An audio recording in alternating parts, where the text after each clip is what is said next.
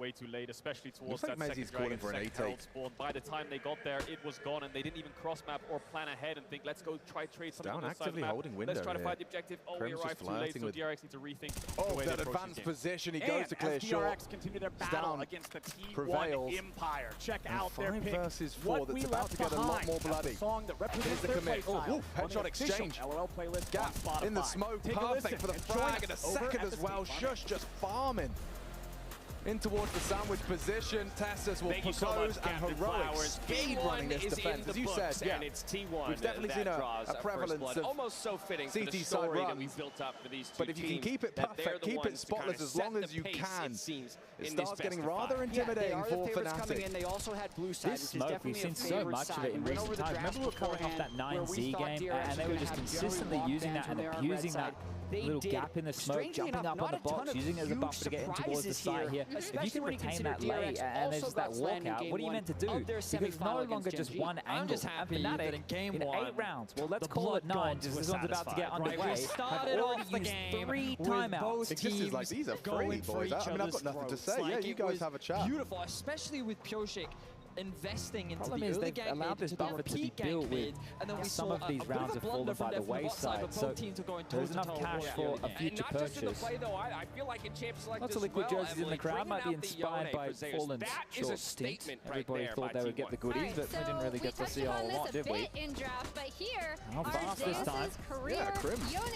Down. That he is undefeated. No problem in this round. This includes the game that we just on a fade. It looks like Roy will go unchecked for now. Fasher tries his luck. Fnatic, they tried some individual plays. On this specific champion, but that you will see they can leave necessarily the rendered a reward. Necessary freezing. Yabi down. Went on the turn. Roy finds the double. Nikodos and Mezzi for the final flourish. Not well received. Cadian posted second in the feed. The Yone, yep, Zeus just bullies them out, and obviously DRX really wanted this. They committed to Herald. This is kind of where little search towards mid. So Cadian likes to keep his individuals active. This kind of We'll look for him. We won't let him set the tempo, but they have given him a little bit of room to work with. Shush is about to call mid clear, even checking underpass. So in combination with Tessus, they can almost confirm it won't be B. The line drawn in the sand by this AWP cannot be smoked off right here, right now. Being a little bit worried that in that timing, Mezzi may have taken an awful lot of space. But as we can see, stuck over towards Tetris, hoping the move comes his way, and now that information is more than secure. From Carrier, popping the spell shield with the shield of his own, and then getting a handshake no longer be alone. The double Molotov gets nothing done. No. Frank's only information back. And this kind of still blind. No info on where these 3 reside. Early skirmishes. You could see the clear game plan from DRX was get Zeka into a position where he could run. dominate in the side lane. You cannot hide. Mezzi down 9-0. Well, I have to bring up a little bit of a fun fact or a bad stat if you're a Fnatic fan. They've only been able to manufacture 1 opening kill thus far in the first 9 rounds of play, and that was Fasher's deagle shot onto Tessus on that light round where they exploded in towards the B bomb site. As far as the come rounds are concerned, absolutely nothing. And that is a problem that needs to shift right here, because Heroic are the ones consistently finding these opening picks and then just playing out these 5-on-4 number advantage situations. We're not able to get that first Drake as well because again, it's down to the pistol, so watch them get a deagle zinger here and continue to keep that streak alive. This is ballsy to be going underpass AWPing when you know you're up against a slightly more hindered by Cadian. Sped the clock up, right? It makes that all the more retrievable. I say that maybe his faith in the setup. What's down behind him. Maybe I'd be confident too if I had that support. Yeah, Yabi in connector and Tessus on short, so there can be a lot of support here quite quickly. And one of the other positives available, if Stown continues the crawl that he's currently on right now, get a lot of information that it isn't B. Oh, perfect. An opening again, and Crims is aware of this. You can see him investigating, and the bullets just don't land. Stereo kills come in across, and they just keep coming. Everybody falling now for Fnatic. There's about to be 10-0 in the favor of Heroic here. Even after the early pressure that was thrown down onto him, he was able to bounce back. Definitely seem intent on finishing this one. This setup, he's confident in what was effectively a 1 versus 3 to walk away with this kill. Beautiful from the go. And I really do think part of it is because he has been here before. If he wins 2 more games, he will be a 4-time world champion. No other player has won more than one. Not going to really account for a whole lot, but the plant would be nice. I think he'd be very content if he's able to make his way out this window. There's multiple bodies ready and raring, and it's down. Okay, there you have Other it. players are still working up the nerves. And the coolest thing, I think, is do you think Cadian, you know, you saw him, I don't know if you actually caught it, it was on Reddit, there was like a little video of it. He's given out a jersey to a fan. There were tears. Yeah, it got me a bit welled up as well, just to see how much it meant to the fan. They're going to be slow. Very heartwarming. They're going to be boring, and this Probably meant a lot to team is Yeah, well, this is the thing, right? Cadian, by a lot of people at home, gets framed as villain. We know Cadian. We talk to Cadian all the time. We always have a chit-chat with him. He's a lovely guy. He's a sweetheart. With their mechanics, and to see He's a competitor, that's for sure. Yeah, no doubt about that. Missed Molly again, or at least from this very game, but far from ideal. They can execute A here. This might be a little bit more of a retake setup. So Roy, I think, will be activated to lurk unless down comes his way. Feels like Heroic already, kind of ready. I think was the Varus first pick, as well as the Yone counter to Aatrox, because that immediately gave them likely prio in 2 lanes. DRX hasn't played that many team comps at this World that are like traditional late game scaling team comps. They need to win lane. Right? Nobody will be playing ahead of these smokes. But remember what we said about the smoke that Shush can drop. He can still stifle one a little bit even further forward, but contact out the ramp, but Cadian just steps into it. Brings the fight to them. They're the ones on the attack, but it doesn't feel like it. Stagnates into Palace. Don't see that every day either. Cadian wants more. Flash off. Crims fires off the Orc shot. That's heard. And there's the smoke. Just scuttled out. This will stall them. Less than a minute on the clock now. And they're clearing mid. This is smart. They know there's a late crawl coming. They've got 2 disposable. Well, there you have it. Thoughts on game number 1, as it is T1 that strikes first blood. Faker, of course, becoming the first ever player. Constantly pivoting between the options. Cadian, look at it! Charges to find the trade. Tech9 works out well. Gap could be exploited. Cadian has gone down here. Flash off has brought them an opportunity to close. Fnatic for their first. Every round worth its weight in gold on the T side here in Rio. They cannot give this up. This has to be a Fnatic round. Get him off the goose. He didn't plant.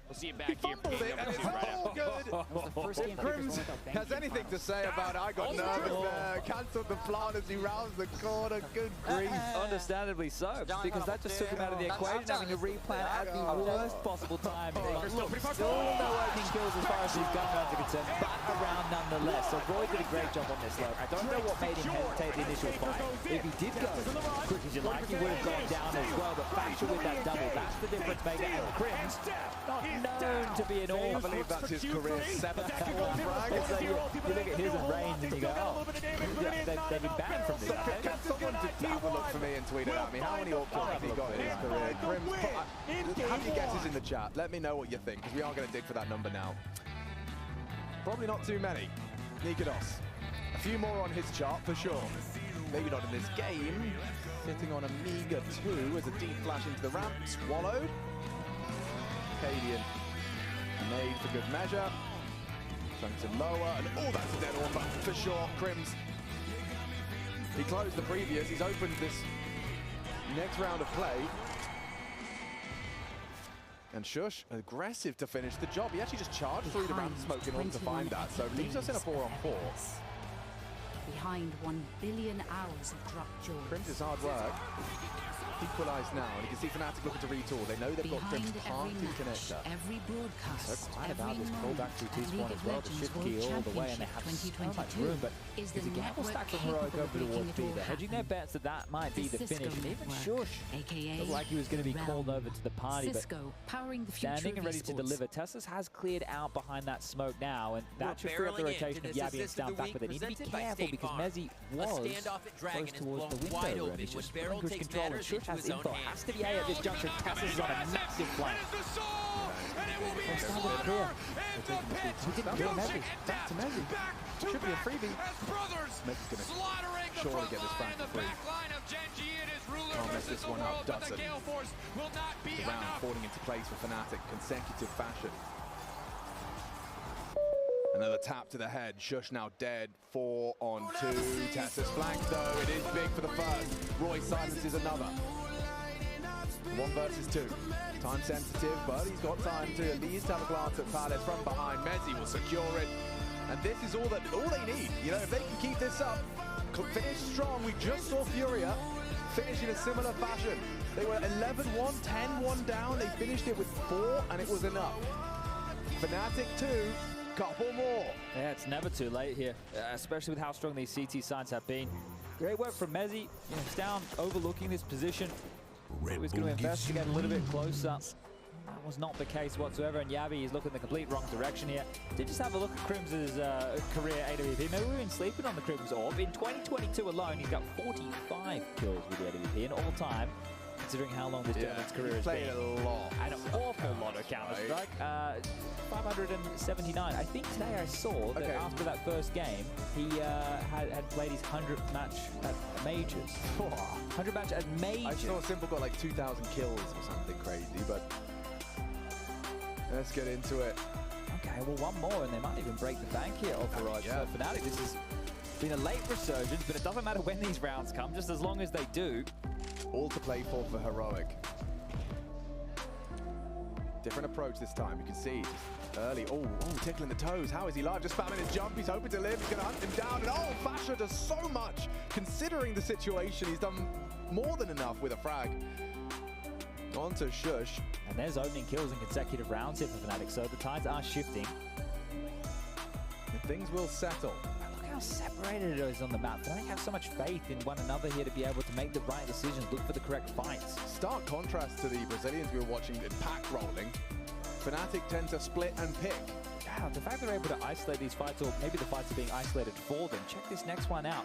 This is such a hard clear for Nikodos against Stown. But and yet I feel like he's got it. Oh, he's so well hidden. Stown, perfectly managed angle, even with an AWP. Nikodos couldn't clear it. Oh, light. He just walked in front of it. Yavi knows he's got company. Just a matter of the fade. I think he's doubting it here. Second guessing it. He still thought he must have blinked at the same time, or he did obscure the light for a moment through that smoke, and now Mezzi's stampeding towards the B site. Tessus might go for a jump for early info. Oh, it's dreamy.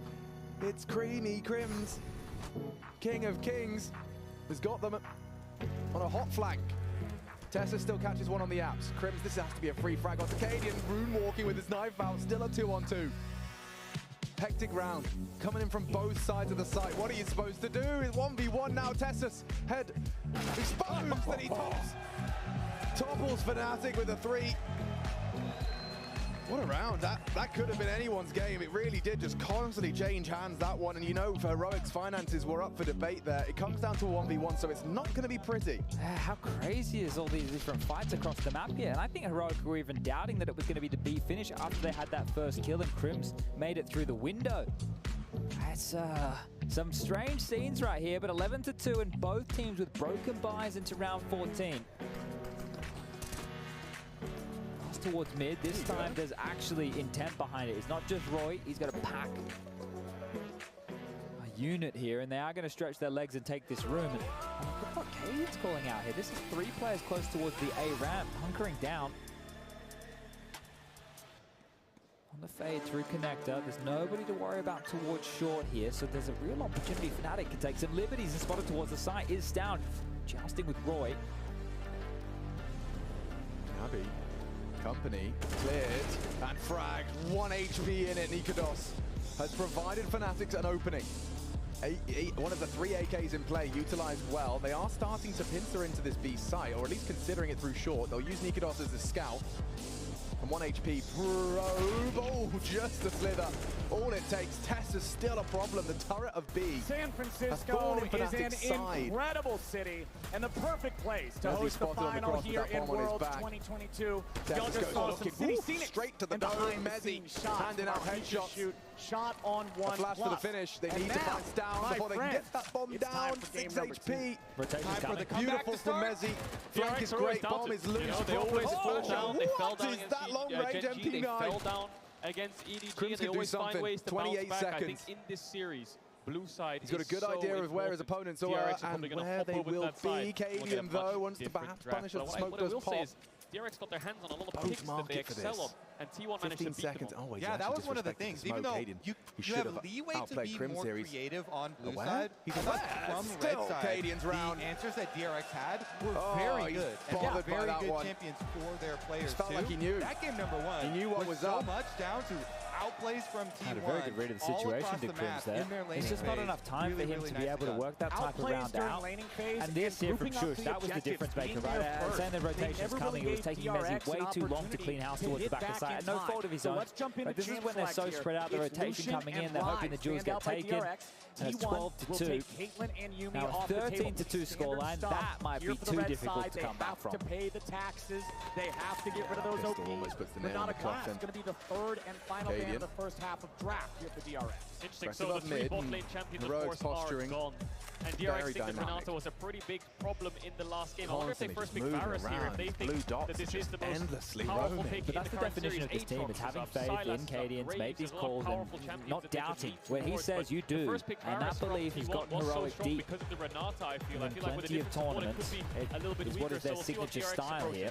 Yeah, it's interesting because DRX, like you were talking about earlier, Deft has not been playing the Aphelios, so it puts them kind of at a -1 in these 80 carry pools, necessitating push bans over and over and over. And so they're pushed into this scenario where taking it away from Guma. Bundle of utility towards Nikodos, he's trapped for a second. Crims is in that window, and I think Cadian's investigating. He's considering it as an option. They know they haven't had access. DRX was running, Diego is up if Owner wants to lean into that. I think T1 have so many this feels options. like a the question is, do they do what DRX did and take away this Aatrox, and therefore does King have a response to that? What? Straight through the smoke to Roy's face. We're getting a different flavor. Remember, this champion was banned on blue side by T1 in game 1. Now it is locked in next to that incredible presence of mind from the day, and that is pain for Fnatic. They've already defeated 13, and look how good that feels. Heroic, no, they're within touching distance of ending day 1 of the Legend stage undefeated. Red carpet rolled out. But they're going to pick up we'll see if Fnatic got anything to say when we return from our break. Aatrox is probably something like Fiora, one of those carry top laners you can match it with. We see Camille as well to great success, but wins after one item. Yosik, does he go for the Kindred? Yeah, you hover the Graves, I hover the Kindred. This is Yosik's answer. The Kindred streamer wanting to get a world skin for his favorite champion, but won't have to lock it in unless you pull the trigger on the Graves. There's the hover from Yone teasing. There's the Camille Fiora. I think that's the direction the team will go in. There's the Heimerdinger as well for Barrel once again. I think they were scared of giving that over to Keria on 3 and not having an answer in terms of having a pushing lane. I also love Camille against a champion like Ashe. You go for her, you hit her, easy kill every time. So now the answers for Heimerdinger lane have been greatly discussed. I'm very interested how deep Keria goes. He's one of the supports with the deepest champions pool. Could go Soraka, could go Zyra. Lots of things pushed around. Could also go Ashe support as well. We've seen it from players like Mako if they want to just flex this to support and pick up an AD carry here. No, they're going to go Ashe Lux into Heimerdinger Varus. Maybe they think they can get a little bit of push. They have a lot of follow-up and a lot of CC. Yeah, super long range, so you can try and fish around for those bindings to get really good poke. Obviously, the volley here for Ashe helping so much with that push.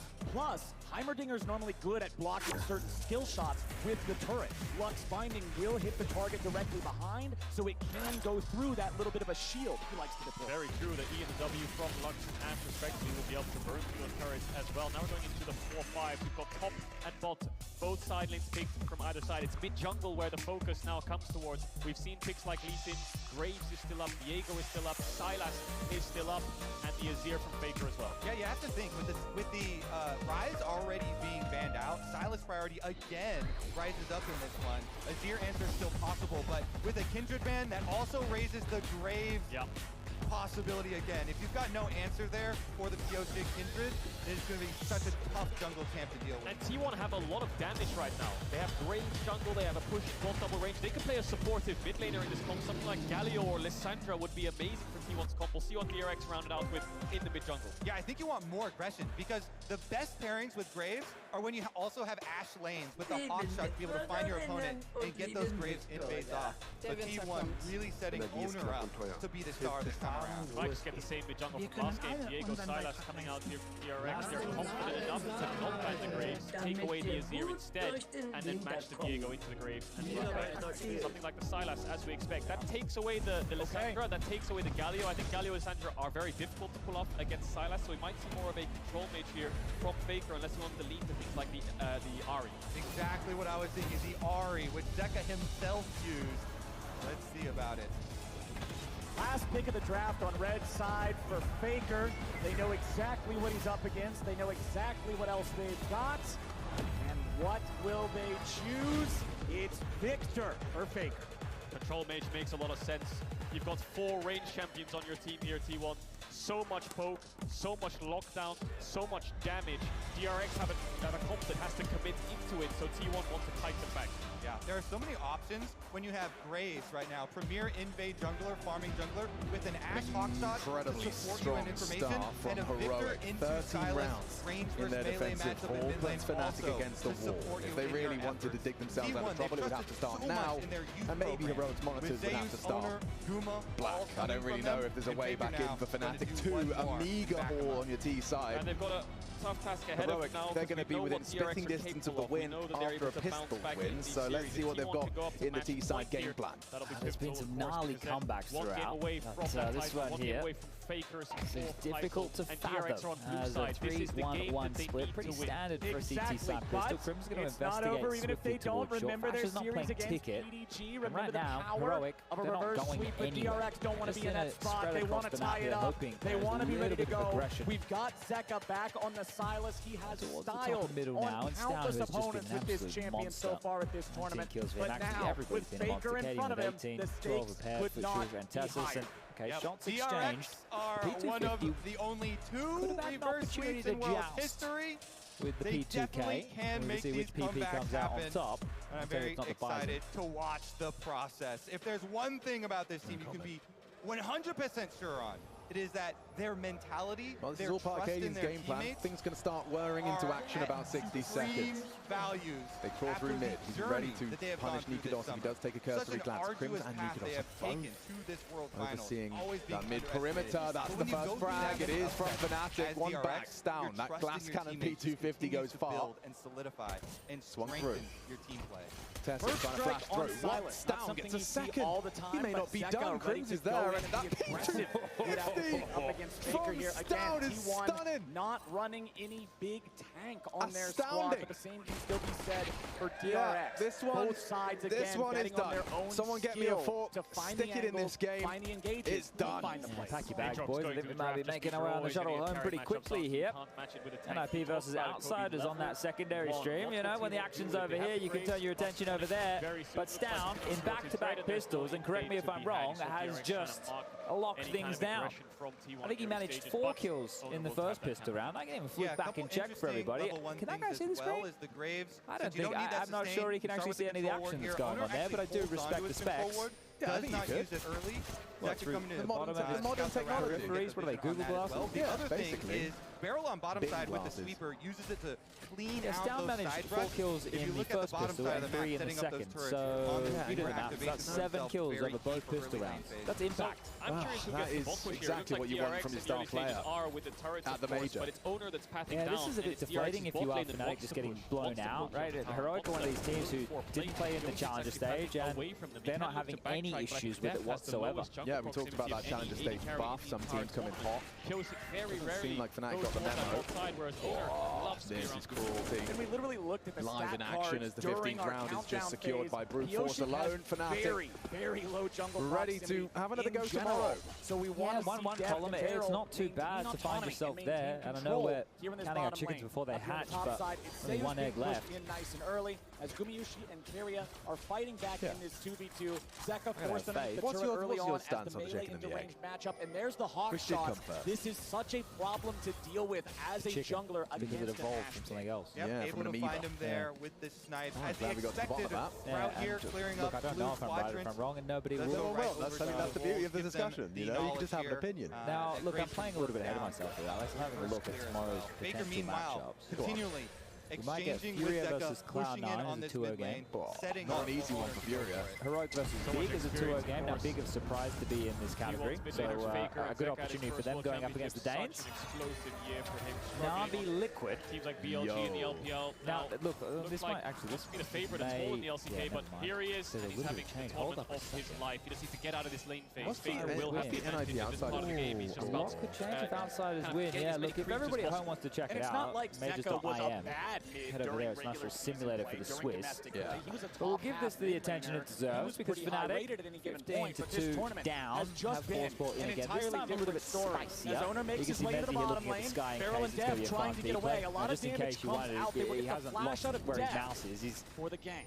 Where is DRX's cross map? Yosik is up towards his front. Zeus is still full HP. I don't think they can dive him with level 4 on Pingen, and this bot pressure is now in favor of T1, where both lanes want to push. Yeah, it was the exact same invades from both junglers. They both used their control wards behind the red buff to go get enemy Krugs. But it's a higher value, way higher value there for Owner, burning the Summoner spell off of depth, getting that bottom lane into ratting through. Yabi catches Crims on that bench. So it's not really worth it. He's not done. Roy sees he does. These AD carries have Watch so the rest much of this setup one from the sidelines. Cadian with his bouncy back 10. Ashwell on the Heimerdinger. Your jungler can follow up so easy on that skill shot. We'll see what happens. Nikidos the same fate, and Heroic the value of going showing absolutely no signs of a slow start here. Day one, Legend stage, and it's a 6-2. Heroic are powering through this stage of the competition. Day one, 2-0, roaming around, wanting and 3 opportunities to secure that Legend stage, or rather Champion stage. God, we are running through it. The playoffs, mate, they're just around the corner. Going to be here before you know it. And I think a little bit astonished with how quick that one went down. The celebration, sure, but that was an absolute clinic. Fnatic, they started the day with a 16-13 win over Rivals, at least as far as the orgs go, NIP, and now they've just been blown out of the server. Probably wish they didn't hang around for this one. I'm sure Fnatic's ears are ringing. It's over already. They must feel like they just sat down. That's a 9-series win streak now for Heroic. They're looking hard to drop. It's a one trade for T1, but they're just waiting for Yosik on the side of DRX. Stopping through group stages, nothing's changed in that regard. Graves is also nearby. Owner lurking in his own jungle. DRX knows down a peg. T1 is trying to stand and fight. Comprehensive victory. They want to take, so they back going to be feeling extra special for Yabi, of course, beating out ex-teammates. T1 have Owner coming down. Nikidos and Roy quite the contrary. Has to give up. They can't take away that keep. But a great first day in the office for Heroic here in Rio. We're trying to grab an interview as soon as we can, I'm sure. First response from the mid laner if you want to allow Owner to get that crab, so small jungle advantage across the team. And a little bit of optimization there from Owner. He waited for the dash up until Yosik was right next to the wall, trying to get the Q1, Q2 damage instantly on the Diego to chunk him out. Still didn't end up working out for him, but now he's back into his own jungle, clearing out again. Bit of a slow early game, but the stun on Tagumi usually connects. Cleanse is down. That opens up a window for depth towards that level 6, and they need to find that window. They need to break their way through bot lane. How many times have DRX made comebacks in situations where you counted them out? Can T1 stand strong? They've only lost 2 games here this joined by entire OG. tournament. We're going to review some of the player stickers for the IEM Rio Major. In the finals. We'll soon find out, but Gumayushi A lot of damage here onto both AD carries. Guma's at about 200 HP, but Beryl has no mana left to work with. Yeah, Beryl keeps landing these grenades onto Guma, though. Got the cleanse out on the first one. Good chunk here as well. If he had a little bit more mana, maybe they push it harder. So it's basically, I think, shows his name in but that. no cigar. The arrow does not find Gumayushi. Deft is looking to stay around, push a little bit more. Wants to get one more wave taken care of before he gets his recall, I would assume. Beryl goes back. He purchases his control wards. He's going to go back out onto the map, look to set down some vision, look to do a little bit of roaming as Deft finishes off the last little bit of this wave. Keria should be around to be able to freeze it and make sure that nothing goes too wrong. Actually, the wave there. Force Deft to base a little bit further back, try to stop his recall. He's going to pull it into the next wave so it stops crashing, and then allows Gumayushi to catch up and get a couple of his creeps that he might have missed. You can see how the bot lane dynamic is playing out. Poke, Varus, lethality build, comment, Vamp Scepter for Gumayushi to try to sustain. Faker, Barrel's ready to go. The grenade finds the mark, but there's not enough damage. Faker deploying the gravity well on top of himself to stop it from going any further. Zeka finds a lot of damage into Faker. He's only got 200 HP left, and Zeka has ulti. The Faker is safe. It pushes everything. That's why Barrel's here, because Herald's about to spawn. You can see Yosik moving over towards it. King is just taking a base to make sure he's ahead of Zeus in itemization. Deft is ran towards bot, so he might see a 4v4 around this top side, but DRX actually not going to start it up just yet. Yeah, super high value gank from Beryl here because of the fact that they already have used their teleport. Yeah, that's true. Allowing the push out, and Zeka on the Stylus. highest CS in the game. He has He's so good at these Sylas and Akali melee mid-lane champions that have to trade their health early and focusing on CS. He does such a good job of getting that money early. Keep your eyes on the map though, because Gumayushi's around mid, Faker's come out of base, Death is sprinting towards the top side, Zeka on the way as well. It's going to be a 5v5 around this Herald. Zeus is looping up with his team. Kingan's prioritizing top wave, the Herald misses. Level 6 on everybody except Barrel. That is a big factor here. He's not even close, and T1's got 5 men on the top side river. Owner did something interesting there. He used his regular smite on the Rift Rail to transform it into the 900 damage smite in case there's a smite fight, so he has the empowerment. All right, let's see it. DRX ready to contest. Gravity well over the wall. Gonna find Death. Forced to cleanse. Wants to get away. Has to flash. Barely getting away from the snipe. But T1 controls the fight, controls the river, and controls the hair. Same story from game 1. T1 are first the objective. DRX are forced to face check Deft over steps. He's out of the fight. 5v4. DRX have to give it up. Oh, and there's so much long-range threat with the Graves ultimate, with Victor ultimate, Ash arrow here from Guma. Now Deft, no summoner spells. Mid lane T1 pushing in the aftermath as well. Faker wants some money. Middle ground from Mirage, but absolutely no meddling in this one for Fnatic. Flawless from the Dane through and through, and lightning fast to be closing that one out. No less than 2 rounds dropped over the entire course of the map. Doing just fine. Meanwhile, Barrel up here in the top lane. Grenades and rockets, not going to get a whole lot done just yet. Barrel still not level 6. Kingan goes in, Owner's the target, but now Zeus is locked down. Carry is here on the wall. It's first blood over to Owner. Probably the most dominant map of the tournament. Fnatic had no window into long-range rounds, let alone the game. That was an incredibly good show by Barrel. Yeah, we've had some dominant affairs going down today. I think you are correct in saying, Alan, that was probably the most sniper over the wall with the Lux ensures that Zeus stays upright in this. What a beautiful skirmish from T1. They bait them right in there, calling over Keria, lands the combo. You hit it right there, Kobe. Keria saves the day. 3 kills to T1 in a play which DRX were looking for. Sending Barrel up towards that top side, having kills to cover around, look for Zeus. Try to find that pick. T1 read them like a book again. Keria's there to respond. Zeka very low. Barrel gonna push Faker back so allow his mid laner to take a base. First focus more on punishing all the aggressions, all the stuff that they're gonna do on the map, overthinking about what they're gonna do. Honestly, like, game number 2, this was just a heroic show. Played from T1 in that top side skirmish, but the Herald is still in the inventory of Owner. They can still use that anytime in the next 2 minutes. But right now, their sights are on the drink. This is something that we've talked so much about in the pre-show. T1's ability to outplay in these skirmishes. And we've seen it in the semifinals, in the quarterfinals, them just dodging so many skill shots, setting up these even-number scenarios and getting the huge advantage out of it. Another arrow lands into a full combo. It's just a big chunk, but while they're also getting the too many of these and they have the Herald as well, so they can push in these bot lanes, force DRX. We're not really playing the right way for the sort of defense that's being put on. That's what we saw in this game where, for whatever reason, they did try some different rules, but nothing was working. They could never get an advantage. They could never get into a post plant in a 3-on-3. And that's normally an indictment that we're just running on strategy. Just the wrong game. I want to win.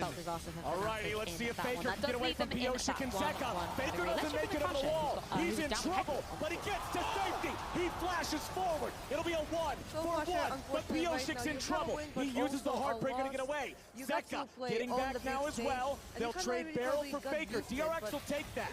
T1 domination right now in these skirmishes. DRX try their best to fight back. Faker has to expend the flash, but he expends it aggressively rather than trying to flash away to make it a 1-for-1. They don't get the Herald down, but his bot side's in their favor. Kingan fighting against Zeus. Zeus with the World Ender active, trying to chase Kingan back. However, the ulti is about to expire, so Zeus is going to back off there. If we can refocus on some hope for DRX, it comes back to one player. Never mind this one-on-one. It's so close. It's all away. Kingan with the flash to get out of the way of the Q3. Barrel shows up, but he doesn't land it until the very end. Barrel, both rocket sniper gets the kill. But now Owner's ready to go. Buckshot in his back. There's no way home for the Donger. Say good night. Owner picks up another. Time and time again, T1 respond to everything DRX are throwing at them. They're going to trade 1 for 1, and they're going to place the Herald down, funnel all this gold into Owner.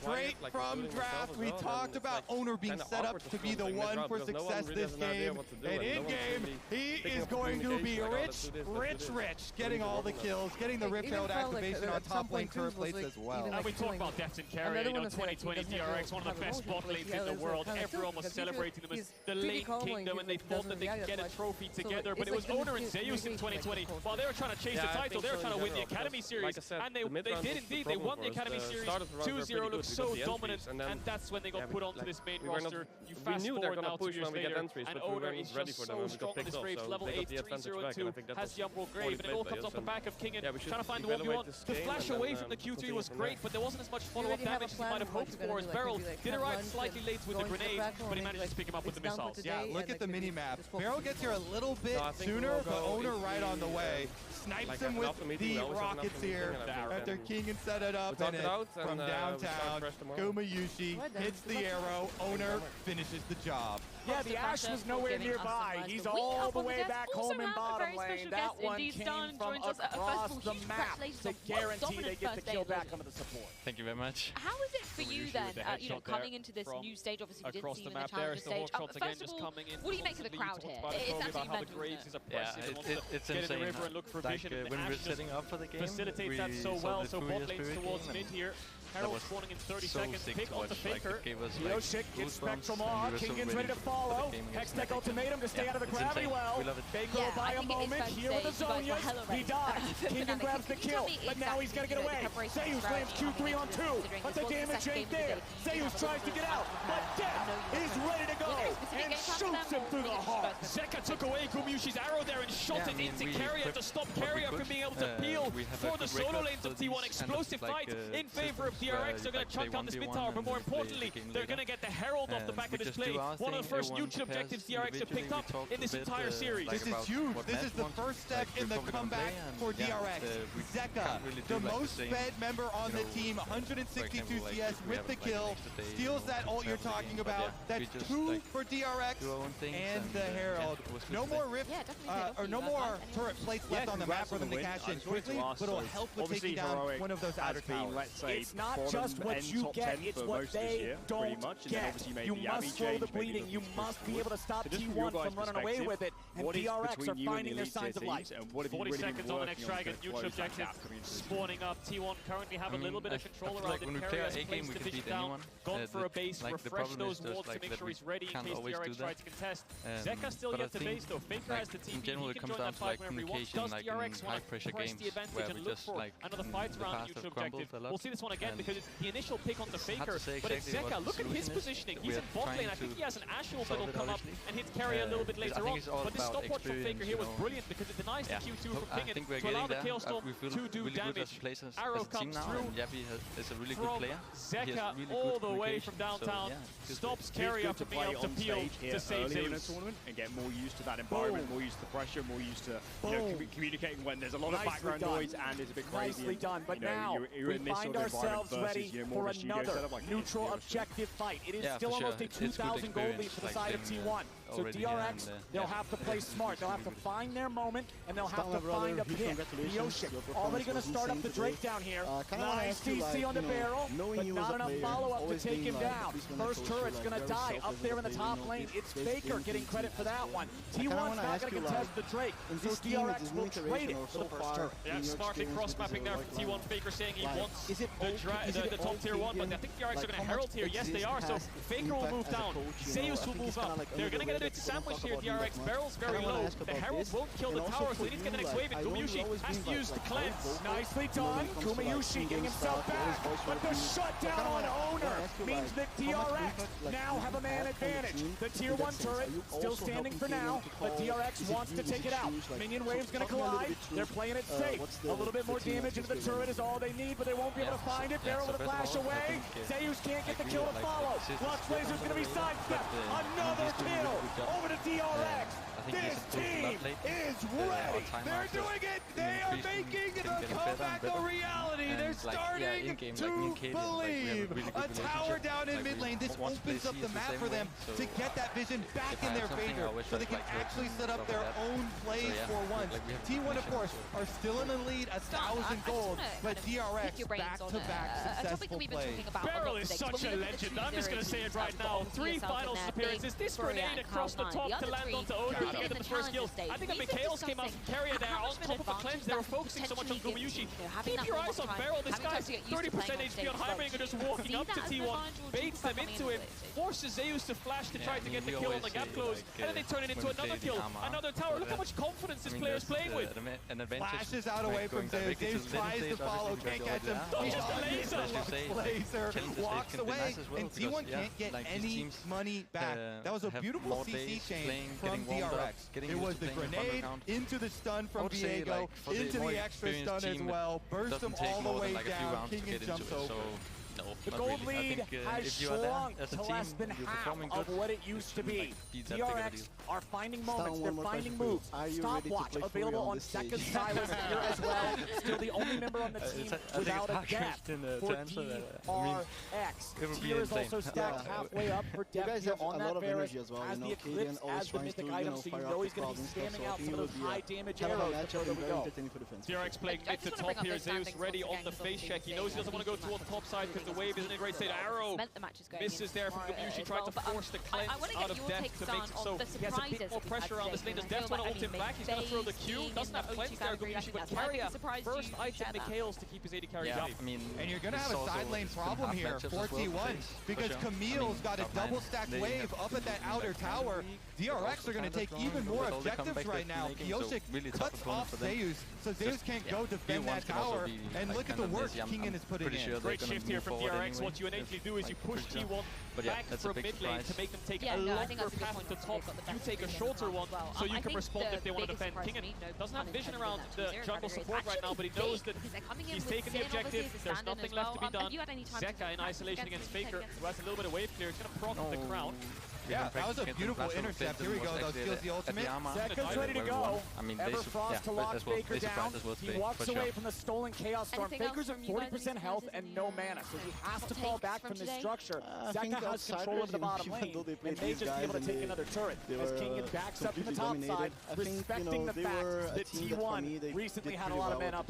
TP coming in from Faker. He just picked up Sonya as he has it for the dive. Can they pull it off? We're going to miss the stun, but they find the second. There comes Stasis, cross map arrow. Faker has no ulti, remember it. Faker's got no way out, and Zeka gets the kill. Welcome to the bottom lane. Teleport complete, and DRX welcome Faker with open arms. That means the other side of the map. T1 knows they've got the numbers advantage to take away the jungle. They try and push in, but no kill. Yeah, they can't pressure this tier 2 either. Kingen can just kind of sit in their face and clear away the wave. A lot of pressure in mid here from DRX means that they can collapse quite quickly. The bases are coming through to run towards top. There's Beryl on your screen. For me, you're the most well-rounded DRX player at the moment. Tier 1 falls, and DRX have a gold lead against T1. It's been an entire year of best of threes where they have not had a game state this strong. It's actually so crazy how many comebacks. If you come back from that inhibitor respawning game, you come back from anything. Whoa! I love Beryl. I don't want to doesn't even way too good about myself, but yeah, I mean, I'm just trying to blast call, man. He didn't even care. Now Device is also back. Maybe he can get back to his level, but only ever time DRX had a game state like this was round 2 in summer 2022, where they had Zeka on things like Akali similar to this in game 2. But it was the GP from Zeus that stopped so much of the cross maps. DRX's macro was just too weak to go up against T1, but we've seen them take a top tier 1 from a shift to mid, take a bot tier 1 from a shift to mid, set up around these objectives, make sure they're first. The bounce back from game 1 is incredible. And I love exactly those little plays that they make to try and help out the macro when they're pushing top lane for Kioshik to go into the jungle and cut off T1 if they're trying to rotate and answer the play, ensure they get the objective. Now they're up in Dragons as well, stacking this one with no counterplay from T1 because they pushed out both side lanes. T1 need to approach these fights by kiting back. Kingan's going to jump in. It's a much closer affair than what we had on the Diego. Death and Beryl are going to play at range. So that means Zeus now needs to play frontline for T1 and try to help them burn through the divers of DRX's solo lane. Ooh, Beryl eats a little damage there from the laser. But one of the big reasons I think DRX we're out of the way of the best ones. Yeah, every game now is every game found that ambush for the 3 kills in the top lane. By the time we get to the best of breeds, at least, elimination or progression for every single one. They're keeping enough distance that they can stay away challenges to from late stage is one thing, and now but for a lot of teams getting into a major playoffs, that is after all we've like talked him up, after an amazing a lot of these teams year at Worlds, an amazing tournament. Can he actually carry the team fights versus Faker, the greatest of all time? He's the most fed member on DRX. He has the extra kills here on his signature Silas. Don't win, then they'll be playing up against me. I thought for sure that might have got there. I thought we might have got the 0.25 last seconds of the recall to interrupt. Not quite, not quite. Every time the camera goes onto Beryl, he's being really cheeky, isn't he? He's just playing. He's a very stubborn player. You know, I'll speak to Ashley Kang in terms of how he approaches communication with his team. Sometimes it's dragged in down one. You'll say players like Nuguri, you're a good Fjord, just lock it in, don't be scared. Just pull it off and we'll have a good game. So he just plays with so much confidence. Yeah, Zeka has said the same thing in his mid lane matchup when Beryl gave him the confidence saying, we are up, you know, your opponents are going to be scared, play more aggressively. Exactly citing this player. These arrows haven't landed, have they? T1 trying to get Death's cleanse, but Beryl in trouble now. Owner jumps in. Beryl's going to lose half HP, but without Gumayushi's arrow, DRX knows they don't really have any way to catch up to him.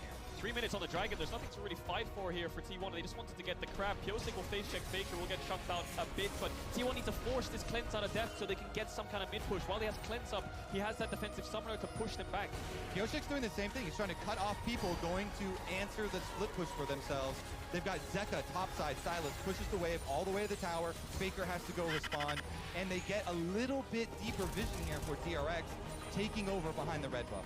Thus is the nature of a tankless draft. Beryl with a flash away. He'll avoid any more follow-up. Gumayushi still no arrow to try to lock them down further. Beryl drops the giant turret there as he makes his exit. DRX lose the flash on their support there for the attempted pick of T1. Still 2 minutes to go on the drink. Those are the timers T1 can play around. When Zeus can push out bot wave and move towards mid, DRX need to respect it. They didn't do it in this case, but Zeus will have to go back bot, catch the wave. Kingan has pressure on that side lane. Zeka has pressure on the side on the opposite side. 3 pushing lanes for DRX. Allowing them to take away jungle resources. These lines of wars, they fought pretty heavily for Pyosik to get this one behind red. Blue buff one stolen away as well. They're getting themselves step by step in the position to force T1 to those longer rotations that you're talking about. So they're always going to be a few seconds behind. It's all about time management and tempo in this game. Making sure you're always first. -1 cannon though. Did get it there. And the next spike for DRX is this Rabbit on Zeka. When that Silas has 3 items and gets towards level 16, that's when you'll see DRX really start to press their advantage, try to force around Barons. Their Baron damage isn't great, but their turn is with champions like Camille and Silas. 1 minute on the next Dragon, they can play towards that Ocean Soul point as well. And I want to go back to a little bit ago now, Cadril, when you pointed out DRX finally taking the gold lead in the game. It hasn't been by much. They've been 100, 200 gold ahead. We are dead even. 26 minutes into this game. Teams are getting strong enough, both of them, to be looking towards the Baron if they find an advantage. This is the point where everything rests on a knife's edge. It could go either way, depending on a hero play from anybody. And Kingan is here off to the side for DRX. As T1 is picked up in the mid-lane. Area goes fishing again. Just not a whole lot to find. Remember, both AD carries have that cleanse. So looking for the picks on the other members. Ash Arrow on one side. Zeka not stealing ultimate quite yet. Going back for his death cap right now. Ooh, he cancels the recall though. Kingan gave up a bot wave just to hover around for so long. You can see it's at the tower now. He has to run down and catch that. T1 were spamming question mark pings in their blue side jungle, wondering where the top laner was. The poke is getting dangerous. 3 item spikes are coming in slowly. 10 seconds on the Dragon Spawn. DRX are first. T1 grouping up towards mid. Zeka taking the base, has the TP ready if his team needs him. Faker lost the crown of the Shattered Queen there from the arrow that came out from Deft. But the Rabadons is up for Zeka. 3 item power spike is in. And recognizing that, I don't know if T1 will be willing to contest the Drake here. He also has critical level 16 on the Sylas. Advantage over Faker, so T1 got to give that up. It's really hard for T1 to face check. You've got a Camille in Fog of War, a Varus ult. Zeka can take away the Ashe ult. You've got two such strong single target damage lockdowns that T1 can't afford to step up. They're going to face a DRX on Soul Point now. It's only going to get worse. They're going to be forced to face check in once again in 5 minutes time. And we'll see if DRX move towards the Baron. Exactly. 5 minutes is a long time in League of Legends, and that means for those next 5 minutes, Baron is the big thing. We expect to see both of the teams play around. Faker pushing out the top wave, likely going back to purchase his third item now as well, I would assume, as you're going to see recalls happening across the map here from both sides.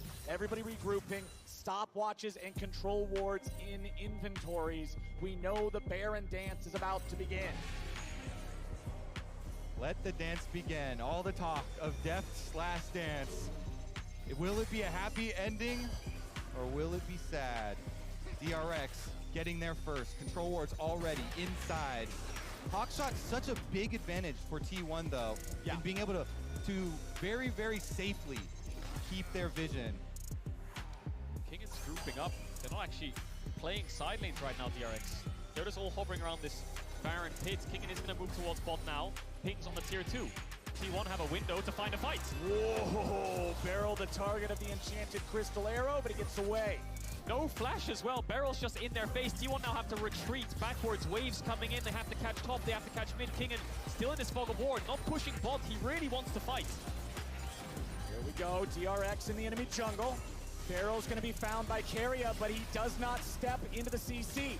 Zeka now being chased, has to flash out. Faker flashes in. Zeka goes for the Kingslayer. He's trying to find any sort of a chance he could get, but he's 1v4, and he hits the floor. Shut down over to Zeus. Really good timing here for T1 to commit to the pick onto Zeka. It's still going to cost you an extra turret as DRX are able to shift over to mid lane, but getting that kill, Flit and Jame in window. Flit's going to jump out into underpass and be aggressive.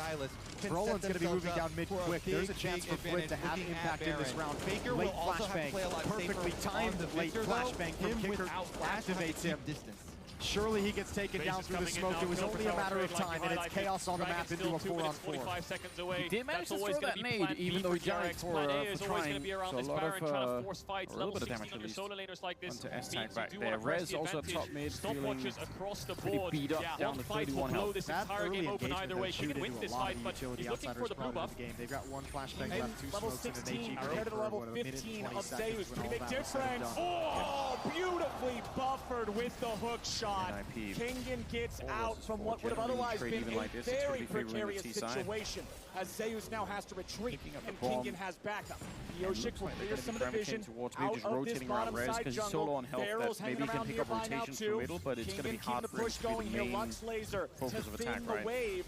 Zeus wants to try to get rid of as many of these minions as he can. Kingen's going to step up, trade with him here a little bit. Hook shot right back over on the The objective for DRX remains the same, though. They want to continue with these same setups, where they're able to push in on top and bottom first. That way, even if one of the side lane pushers gets picked off, like we saw Zeka last time, they still get an advantage, are able to trade a turret on the other side with the extra pressure that they mount. T1 take this little timing window, though, to hard shove mid and hit off the flank. It's going to come to a halt really quickly here. 17 seconds. They're going to be walking out again. No grenades thrown. They want to try and beat the timing, and they do get the rear track on Jame. It's not bad at all. Kicken is down in shadow. And he'll pick up S-Tag. Hampers, he can't do anything about it. Time has run out, and his teammates are dead. 14 to 12. Outsiders 2 rounds away from taking a step forward here. Beryl, in some danger, has to flash the chain, but they get the ulti out of Zeus. Summoner spells blown across the board. Still 1 minute on that dragon. Everyone needs to take a base, get their health bars back up, get as many items as possible, refresh wards, come back out on the map and contest these waves again. It's a dance around mid. DRX can't commit too hard into T1, and T1 really want to kite back. Yeah, the biggest takeaway from that fight is that the next one, there will be blood, because flashes are getting very scarce. players. The only two remaining ones in the middle, although they've already lost Rez and Alexis not that far from following him. One deep nade up there. I'm sure someone eventually will find a way to do it. Will be so much the wrong position, but I guess the M4 will do the job anyway. And just as big as Summoner Spells, Gumayushi has purchased the stopwatch. Kingen used his in that fight, but has upgraded it into a Guardian Angel, and Pyosik still has his. 10 seconds until what will be the soul spawns for DRX. Yeah, the back suffocating and being My eyes are on crushed by that Mikhail's outsiders. cooldown. See if it comes up for Keria in time. Did King take away that trap? No, he didn't. Zeus got it. So the Mikhail's needs to come up so that T1 can face check. They need to use it on the Varus ultimate of death. Pyosik's off to the side. That's going to haunt them. Looking for an angle, finds himself on a control war. T1 need to stay as a death ball. DRX really want to sandwich them and squeeze the carries backwards so they can kill the front line. Pyosik walks out, using the mist to cover his retreat. Zeka's here on the flank. Kingen even further behind. Again, beautifully buffered with the hook shot. He's so good. Really quick reaction times there, and now no Ash Arrow for the pick for T1. Probably more than one in this round, to be perfectly honest. Norbert's going to take all of that away from them. James on the follow-up, taking down S-Tag. It is 15 on the side of Outsiders. They're 1 round away. And you know what, just to bring it back a little bit to that 24 round that I was talking about it. I feel like in another game, maybe you could try and leverage an accusation against NIP and say, maybe they're overthinking the round. Maybe they're thinking too much about things. But honestly, you're playing Outsiders. Is he?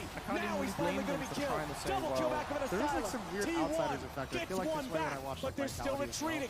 Zeka, flash in. Zeka looking for the triple. Buys time with Zonius. Kingen's ready to back him up. Faker goes over the wall. Zeus tries to fight, but the damage pours in. Zeka grabs a third as they're now going to find Faker here in the bottom lane. Kingen and Death do the work, and that's money in Death's pot. DRX will cut them they've practiced all those rules. Like that's why they want to play.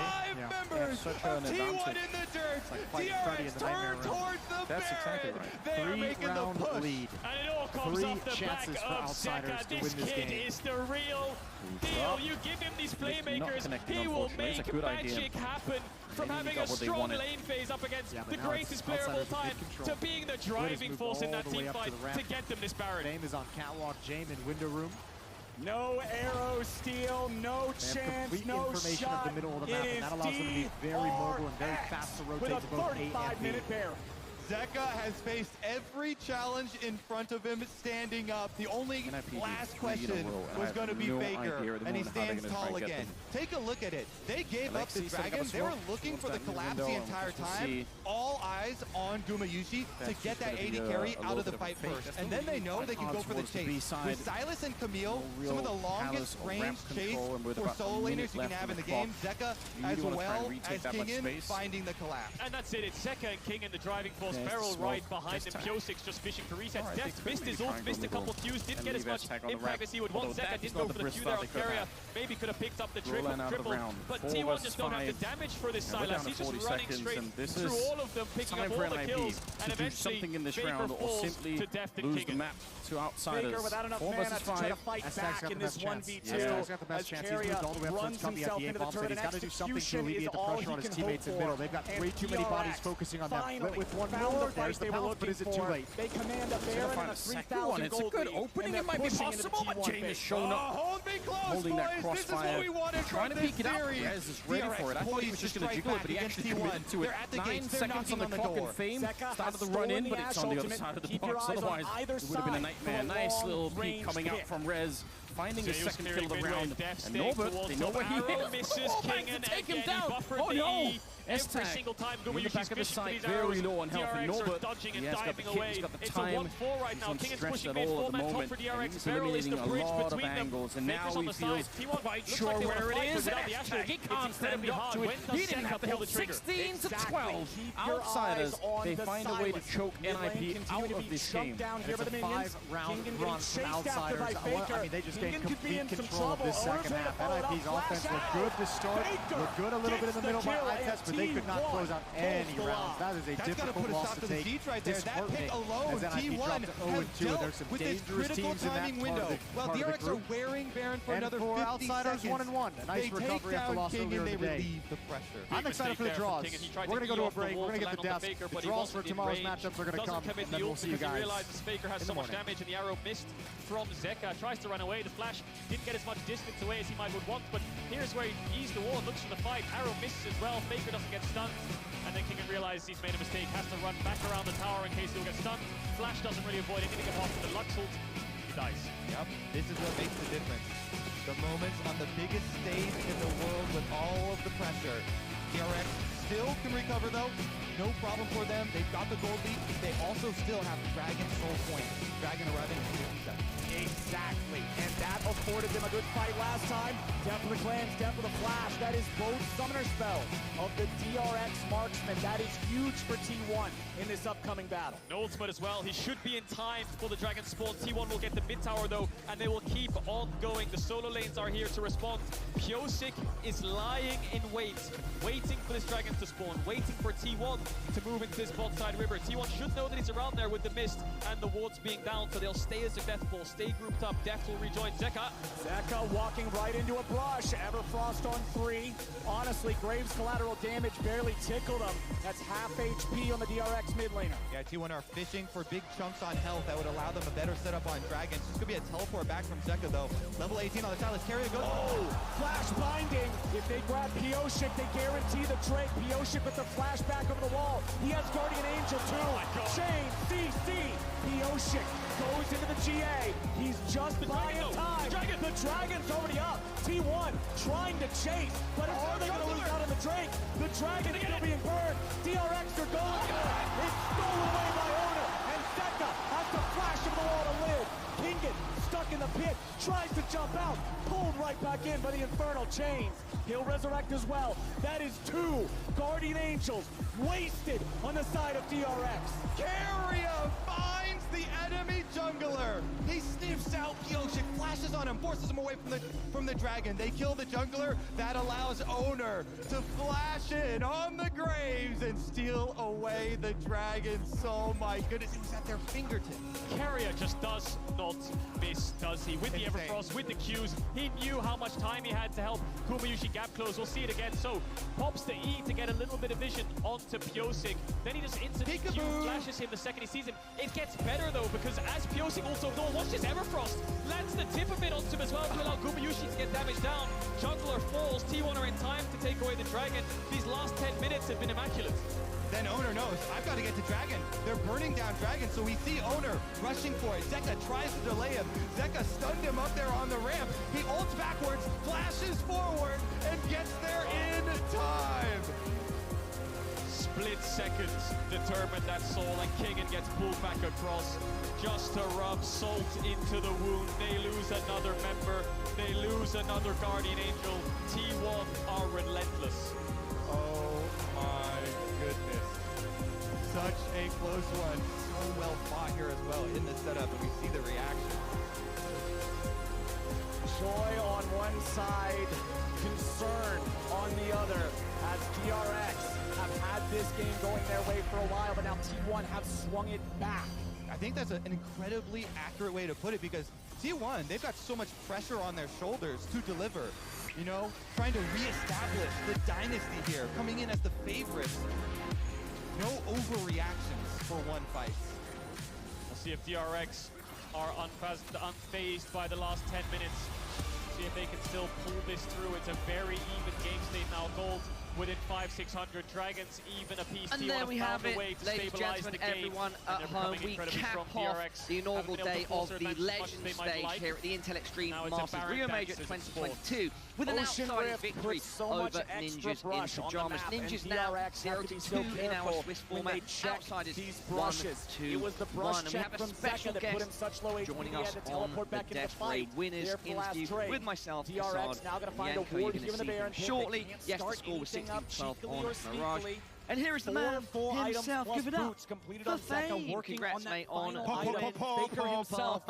Yeah, crowd was going wild. Fame, how are you doing, mate? You feeling good after that victory? Have really struggled in these last 2 fights, but they faced way worse heartbreak in their series against EDG. So Dev's coming out of base, has the Serpent's Fang, 6 items. Okay, in which case, is ready. Summoner's coming up for Keria. Gumayushi still doesn't have the flash.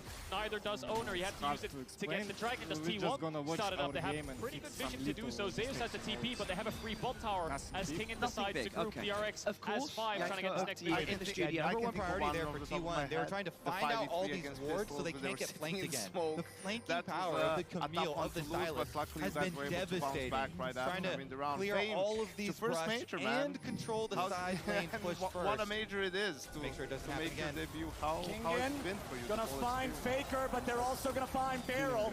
Kingen wants to get away. Beryl nearly dead. Had to flash to save his own life. As T1 have a nice health advantage now. And you'll see Owner, Keria, and Gumayushi heading back towards that top side river, heading back towards that Baron. Def's gonna do as much damage as he can, poking with these piercing arrows. T1 continues to stay together as Kingen tries to cut the wave. Can you hear it all from where you're sitting? It's crazy, right? T1, the Drake spawning in 1 minute, the Baron still up as they fight for mid lane control. Faker's Victor is a really big problem for DRX right now. He scaled to the point of 4 items with a crown, with the Rabadons, and it just means that with this full build Victor, how do they get on top of him? They have to proc the crown initially, the ultimate comes out, Beryl instantly has to flash away. Kingen has a little bit of magic resist coming in, but this full item Victor is doing so much work to allow T1 to push forward. At least DRX have been able to buy time for their Guardian Angels. They just had Kyoshik's cooldown come back up on it and very short on Kingen. 30 seconds on Dragon. T1 first to the river. Kingen in a position to look for a flank. Def needs to arrive. He's trying to clear out the mid wave. Luxul from Zeka pokes out Owner, but Kingen trying to sandwich T1 here, who want to stay grouped up, who want to look for this Dragon. The poke wasn't a ton. The fruits are going to heal it off as Owner grabs all of those, and the Drake is ready to go. T1 has stopped this so long enough that now it's guaranteed for either side. Whoever takes it, and we're done with these Ocean Drakes. T1, they're going to start it up. They've got the aggro. They're going to burn through it a little bit, but they're taking their time. Kingen's coming around from the side. Keria trying to keep him away. Def with a piercing arrow. Faker goes in for the flash engage, and the Dragon's been taken by Owner. T1 ready for the chase as Zeka and Beryl run for their lives. Zeka's going to be isolated. Zeka's going to be caught. Is Zeka going to be killed? He uses stasis to dodge the arrow. He may be able to use the Kingdom to get away, but no, it's Zeka traded for Keria 1-for-1. Now a TP coming back into the mid lane. Not many players can say that. Not many players can say that. That's a really big achievement. Of course, they're so good at using these timing windows. T1, they focus everybody on pushing DRX off of the Dragon, allowing Owner to get it. Pioshik is sticking around for the Baron transition here, but Keria also sacrificed his life to keep Kingen out of the fight. It's a 4v4, they started up Baron. Baron's gonna burn fast. He's already reached HP. Yeah, absolutely. Also at half HP. Pioshik and Def ready to fight. Chains of Corruption fly out. They're gonna find 3 different targets. Faker is low. Faker is down. Zeus tries to fight. Owner in the back line. Pick one back up. Def gets Guardian Angel out of Gumayushi. As Pioshik is ready to fight. Sword bursts it. Done. And Owner has to run away. Def has one shot to kill the king, and he doesn't miss. Faker falls. Gumayushi and Zeus as well. Second TP in, and he has the TP as he spawns. Do they go towards Baron, or do they look to end the game? It's only Keria and Owner for 40 seconds. They gotta focus on the minion waves. They can't do it. They don't need to focus the minions if they're going to be able to focus the enemy team. Keria drops as Owner is now the target. DRX, a couple minions at the back. They kill Owner. Kingen wants Owner, but he ain't going to find him. The push continues. Inhibitor. Finally a stage game for boys, and I hope he gets a little phone here on the last minute to switch something around. How have you got the insane? Now I put them on. Did you get what's happened? Did you see it on? And they will tie. Okay. Then what will call you here? I can pass on my headset. Fame, you should be on the A stream unless things change. You're excited now, hear that. And Kicker, I'm going to pass this to you after our question. Was clawed back by T1. They had a soul, and they went for a Baron. As opponents, that's a big one. Who shoots the arrow onto Faker, gets the initial kill. Once the Victor is down, the rest of DRX can clean up. And with that one single window in the last 25 minutes of the game, DRX end the game. It's a good team, so what a win! What a win that started off looking a lot like game number 1. What team play coming out from DRX to keep themselves going blow for blow in what is now the longest game of the tournament so far. That beat out Game 5 That was some nice ad-lib stuff there. Nice one on Damwon. making it happen, Yanko. I'm just going to move my wire. Give me a sec, guys. It was a mid-game drought for DRX. They couldn't get as many kills as they wanted. They Got some highlights towers. They up on lost 2 or 3 screen. Yeah, dragons big in a row. shout out to Outsiders. Thank you to Fame Heroics and the rest of them for joining us on the desk. Always nice to revel in the victories. I'm sweating, boys. That on was the other side that was of this equation. Of course, I'm sure NIP right now, Casado not feeling very good. That's a tough loss. They're 0-2 right now. Definitely, I don't think they should be happy after this one. They had a decent opponent in the first and the second round. They managed to lose both games a lot. A big, long road in front of them. And I can say it again, the playoffs starts tomorrow.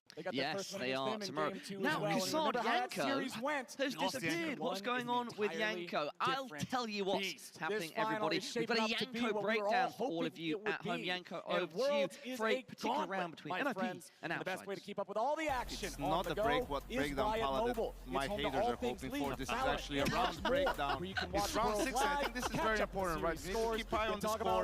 So 2-3, it's a reset round. It's going to start not great for Outsiders, really. You know, Jamie is going to get pinned down behind the middle boxes. Molotovsky smokes it off, he eats the nade.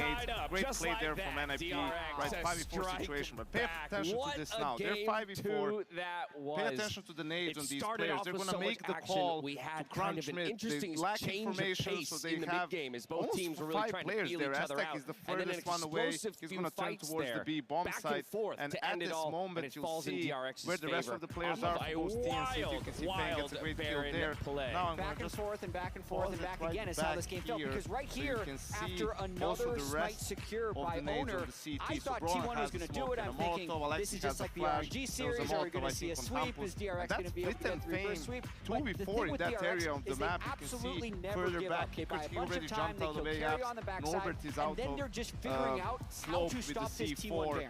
And that's just now a 3v1. As you can see from all those trades, it was a little bit chaotic, but it ends up being a 3v1. Aztec is all alone towards the B bombs, and he's going to have to save. So the problem here was the timing of the push. They were 4v2 in that middle area of the map. It was very uncoordinated from NIP. Also with 40 seconds left, you know, I understand you want to go for information. I don't mind the call as much, but maybe use some of that extra utility. They throw the molly under window, try to use the flash for some of the players on Cat to make it easier to go for the push instead of just sitting in the smoke. Fleet and Fame, unlucky for NIP, two of Outsiders' best players. They just punish that push, and Outsiders avoid being reset, instead go on a couple of round win streak for themselves, and that really enabled them to have a strong very crucial moment. A lot of teams would just keep Yanko they do the call to end, breakdown. Yanko breakdowns. You get that trademark, Yanko. And yeah, unlucky for Yanko on chain. I think for NIP, as you said, unlucky in this instance, but just overall, you know, they did not have the tools to do the work.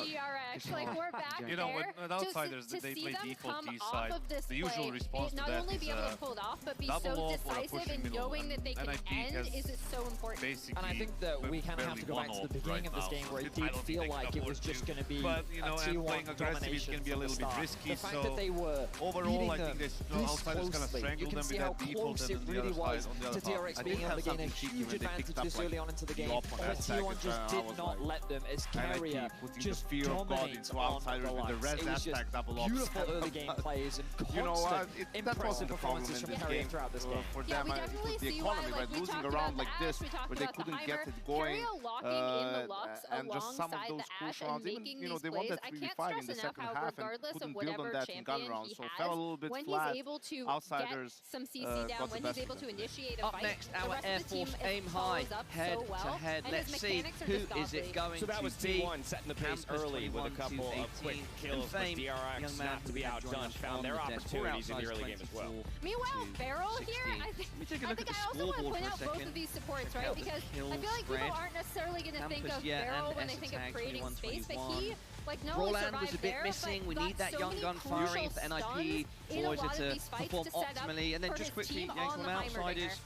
You know, as they say, if you can't helium or that's what I was going to say. They're always all and close up there. You know, sometimes demonstrated that ahead of the perfectly rest. for us with his Heimerdinger performance. So here's the thing. Been a little bit quiet, like, you know, it's the Heimerdinger joke. It's the but still He's using the Heimer joke. I will say, I said it before when he played Heimerdinger, his Heimerdinger mechanics, he must have played hundreds of games. He knows every angle, he knows every reset for the turrets, and he always knows the right output to use. They adjust to their opponent, even within every round, not just the match as a whole. This fight that's what really was one of the big swings in favor of DRX because we saw many close dragon fights, and this one was really where we started to see winners. DRX It means we have losers as well. In this instance, it was coming online. This is the player that we hyped up so much in the pre-show. This is the individual that we put so much emphasis on that you needed to focus on, and getting his hands on the Silas once again. When you give him the resources to be a carry, this is what he's able to do.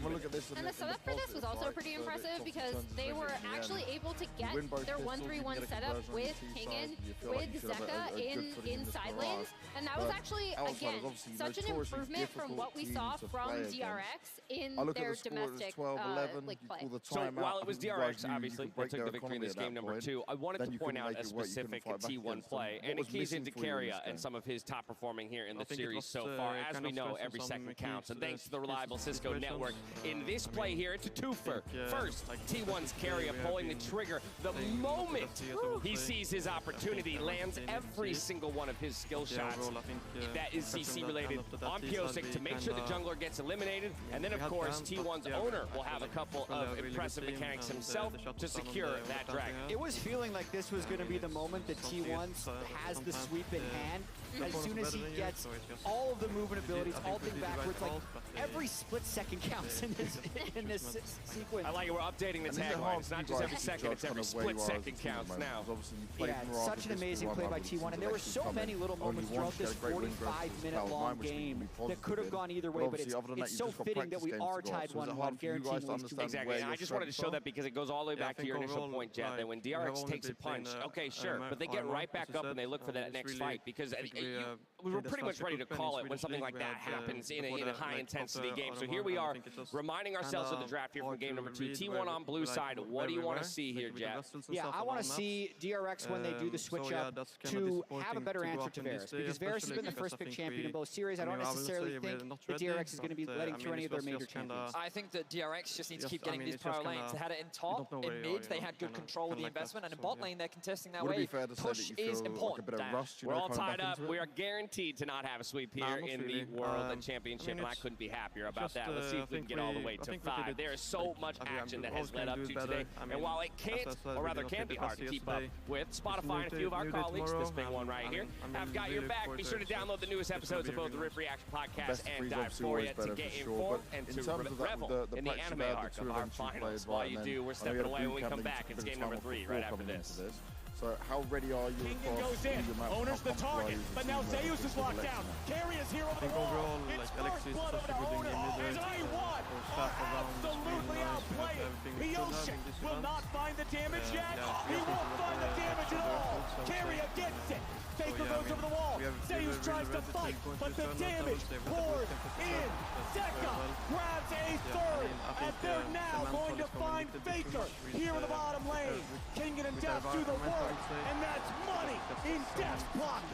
The push continues. Inhibitor falls. DRX want to make it happen. Owner trying to flash it, trying to do it, trying to save it. Let's go. DRX rise to the occasion. Thank you, Banks and Braun. I would like to talk about that NT4 a bit for everybody at home, as you can see on your screen. Understand you'll be flashing by, so you can take in what has happened so far. But yeah, in that interview, I don't want to put words in Braun's mouth or tell you what he's feeling, but he looked very defeated, very low energy.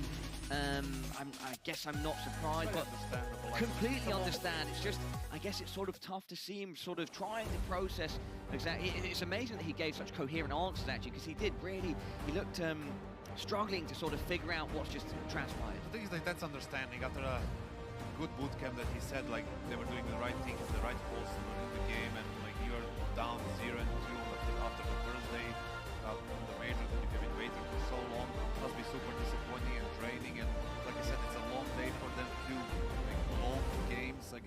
that are playing different style of Counter-Strike, and they managed to lose both of them. So I'm not surprised that he's disappointed, but that's how it works sometimes. You know, you can't win them all, and you are in a tough situation a bunch of times. It's just you need to look forward. Tomorrow is another game. It's a best of 3, and it's their first day at the major, right? I mean, they might be much better tomorrow. They're playing Sprout tomorrow, and it's a wild one here. Like, after these results of day 1, there's a universe in which you could have all these teams in the 1-2 bracket.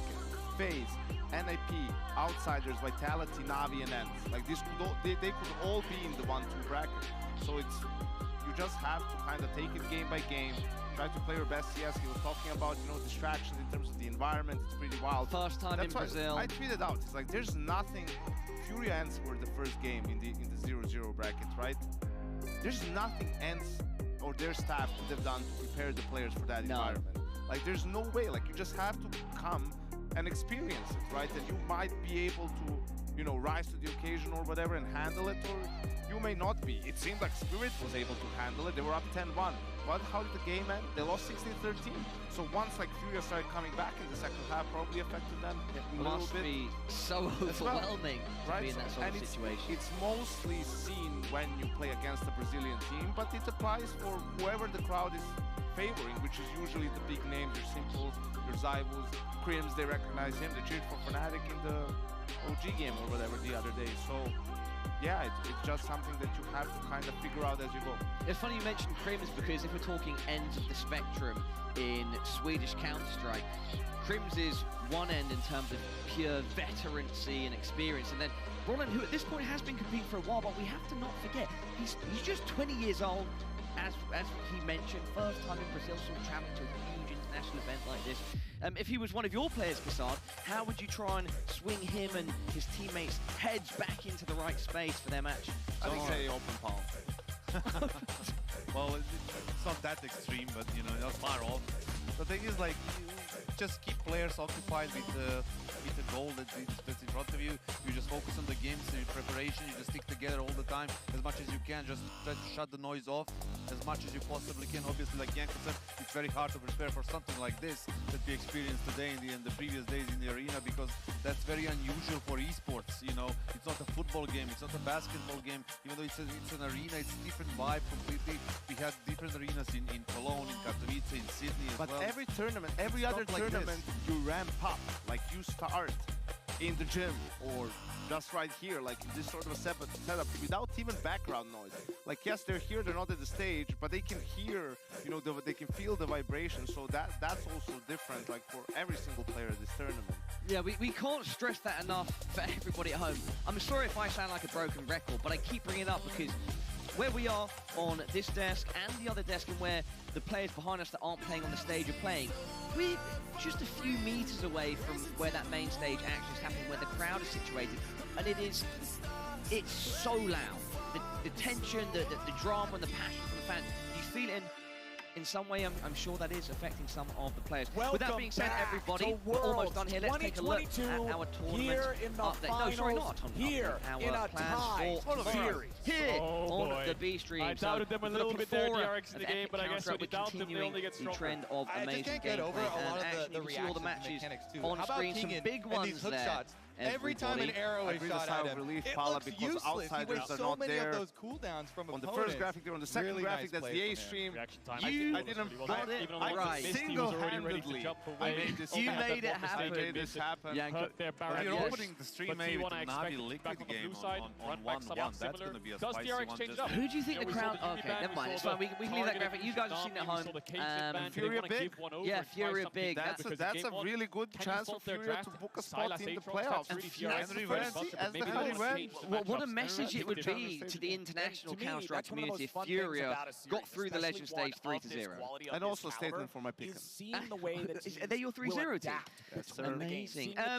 Yeah, we could potentially bring up the standings once again, just to make sure all of you have seen them. We'll get them up on the screen. Yeah, we had them before. Yeah, and interview, but if you guys on the desk want to say anything about them, any details stand out to you, big the big fans of the Maui Snakes out there going crazy right now. If you want to flip it that way and not talk only about Fury, I mean, look at Big.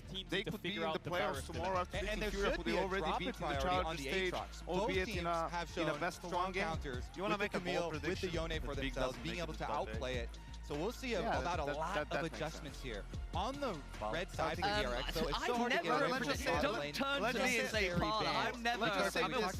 If they play much Aphelios, you can play the Aphelios plus Lulu into the Lucian. So Yumi and Lucian move on to our second page. Probably the Caitlyn, unless you want to pull out the crazy. Who would have thought? Look at us. Takeaway Renata. They've left that open. They've banked it into Kalista's locked in. Kalista Renata. That's their answer to Varus. Will it work? Is the question. What is T1's response here? Do they go for some kind of feeling support into this Renata? Do they play Varus Karma to try to contest the push? The problem with the Karma is you have to have a lockdown onto the Kalista. And also, I think we're going to see at the end of this stage how much it will matter the fact that Cloud9 phase, Na'Vi and Vitality played each other so early on. More because aggressive fight over the priority in that pushing bottom lane. Means, you know, if you go with something like Leona or Nautilus, looking for the all-ins, looking for the kills, you guys finish immediately picking up for Faker. So any other final thoughts from you, Kasar? Yanko as well. Quick ones, guys. We've got to end the show. Well, actually, Paula, have you heard about this new wave? As you expect, they're just going to go Kasar, would you like to add anything? I think Yanko said it pretty nicely. Yes, Yanko had a brilliant summary there. Thank you once again, gentlemen. It's always a pleasure to be united with you guys on the desk. So and everybody at home, thank you so much for tuning in. This is the Intel Extreme Masters Rio Major Legends Stage 2022. Tomorrow we've got even more epic Counter-Strike action, and we will see you all then. Thank you for joining us. Much love. Last time around, he actually had more CS, even with all the harassment from the Azir. Great ultimate to take away as well. Varus ult is just going to be so powerful to throw. Yes. There's a Yone ban, so I think T1 might have to ban away Aatrox. DRX might look to pick Aatrox up on 4 here. A lot of powerful champions up and available. Camille, Fiora, Aatrox. We're looking at champions like Graves, Diego as well. Kindred is up for Pyosik as well if you want to look for that angle. Well, Aatrox banned away. When we talked about last game being another no tanks kind of matchup, you guys said how it was Aatrox that wills that into being carry versus carry style. Now with him banned away, with Yone banned away, we might see some big frontline for the first time this year. I agree, especially if it's both Varus and Kalista, two champions who really struggle to get tanks down. They need to be careful though, picking Ornn for T1 against Sylas, you just give them that engage onto your mobile terror. They ban away the Kindred answer to the Graves, so it's up to DRX. Looks like Graves is wide open. That would need to have Zeus on something with CC though, because if they pick the Graves, then they've got no lockdown. Is Poppy a good champion here for T1, I wonder? I mean, it's a Kalista, you can really lock down the Kalista. Vi is another one that has to be locked down. Nocturne is something we've seen, but he doesn't have the follow-up. Yeah, I think something like Poppy here, the Graves is great, but you're playing 4 range champions again. And they've done it before. T1 have been the team to play all damage, all range. It could fall on Zeus to be the melee, to be the front line though, with some CC setup. Well, we do have the Sejuani banned away early on. That's one big team. But we'll see which other they decide to lock in. The Gragas hover lasting for quite a while here, but there is no little bit of time on the clock. They will lock it in, which is Zeus. Yeah, I think with Karma, you need some front line there. I wouldn't be surprised to see if Ornn come out here. Drop King and Aatrox is removed from the equation. Double tank matchup. I worry for T1 with this Graves again because you're playing 4 range, but if you can punish early, then it will give you profit in the mid to late game. Of course, the champions can do well on all the damage, and they're playing with triple threats. The meatballs have arrived in the World Finals, and now we get to see some of those big frontliners and huge engages. And that means increased focus on the bottom lane, especially for DRX here, investing their picks in the Kalista. This Kalista has not fared well at Worlds. Have to play it aggressively, pairing it with the Renata from Barrel. I want to see how DRX game plan looks now because we already got the Faker versus Zeka mid lane matchup of the 26-year-old versus the young new hotness. And now it's looking at bottom lane here, Depth, 26-year-old on the other side versus Gumayushi, 20-year-old hotness as well.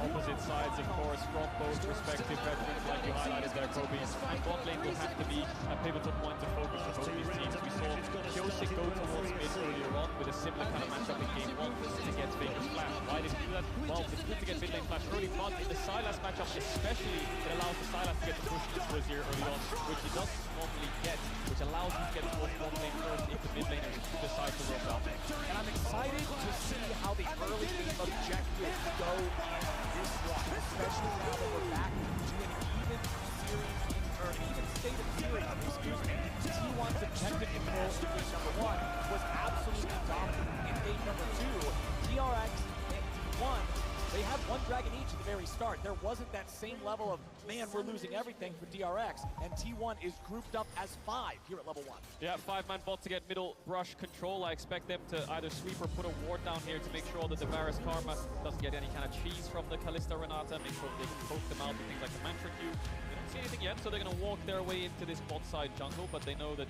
death is in the river, so T1 are first to bot brush, which helps the bot lane matchup level 1.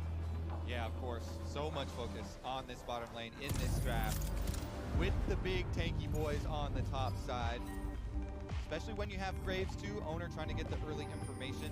Defensive ward from DRX behind their red though. Trying to see if there was any attempt at getting that invade.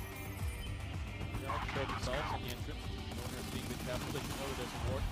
And Gumyushi's playing with lethal tempo, so I expect him to go more towards the one-hit Varus build. You won't see that poke Varus come out, normally see things like Comet and Hail of Blades in that instance. And it makes so much more sense this game, right? You don't want to have lethality versus the Ornn. You want to be able to chunk through the front line. Alrighty, we're going to have a top side start here for both of our junglers, which goes exactly like what you guys were expecting. Attention on the bottom lane. Junglers will be passing down here to see if they can interfere with this and make something happen. And there's a commitment here of Zeus. Strong leash on the blue buff for Owner as well. So not only did Owner get Graves, he also gets the stronger leash. Will be accelerated in his clear to try and slingshot down to that other side. I'm curious what Pyosik decides to do. He's on Red Raptors. He's going to move towards bot side. He doesn't do a camp that gank him in and tries to relieve pressure on Faker. That ward on the bot side jungle could help him look for an invade. Alrighty, as we see how the lanes are going, remember to make sure to grab the exclusive Very Nasus Much Wow emote from Prime Gaming by connecting your League of Legends account with your Prime account. As Kingen has the push here in top side, Gumyushi and Keria have it in bottom, and Faker and Zeka are pretty evenly matched. Yeah, I would hypothesize that Pyosik would reverse clear up to the top side Scuttle Crab because the bottom side pushing here with the Varus Karma means that it's so hard to fight over the bottom side Scuttle Crab. And it would be a little bit dangerous, but his sweeper doesn't see the ward. Oh, man. Pyosik walking right past it. He's going to wait here in the brushes. Keria and Guma are staying up. Pyosik with a flash engage. It doesn't matter if they knew he was coming. They're still going to grab first blood, but it's a one-for-one trade.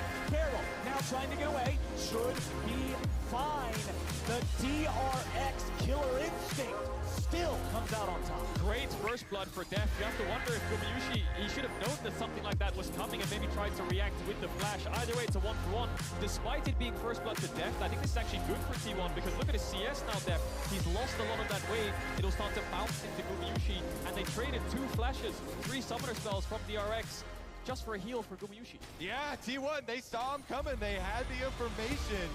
Guma still goes down to the force gank there from Pyosik and investing the flash as well.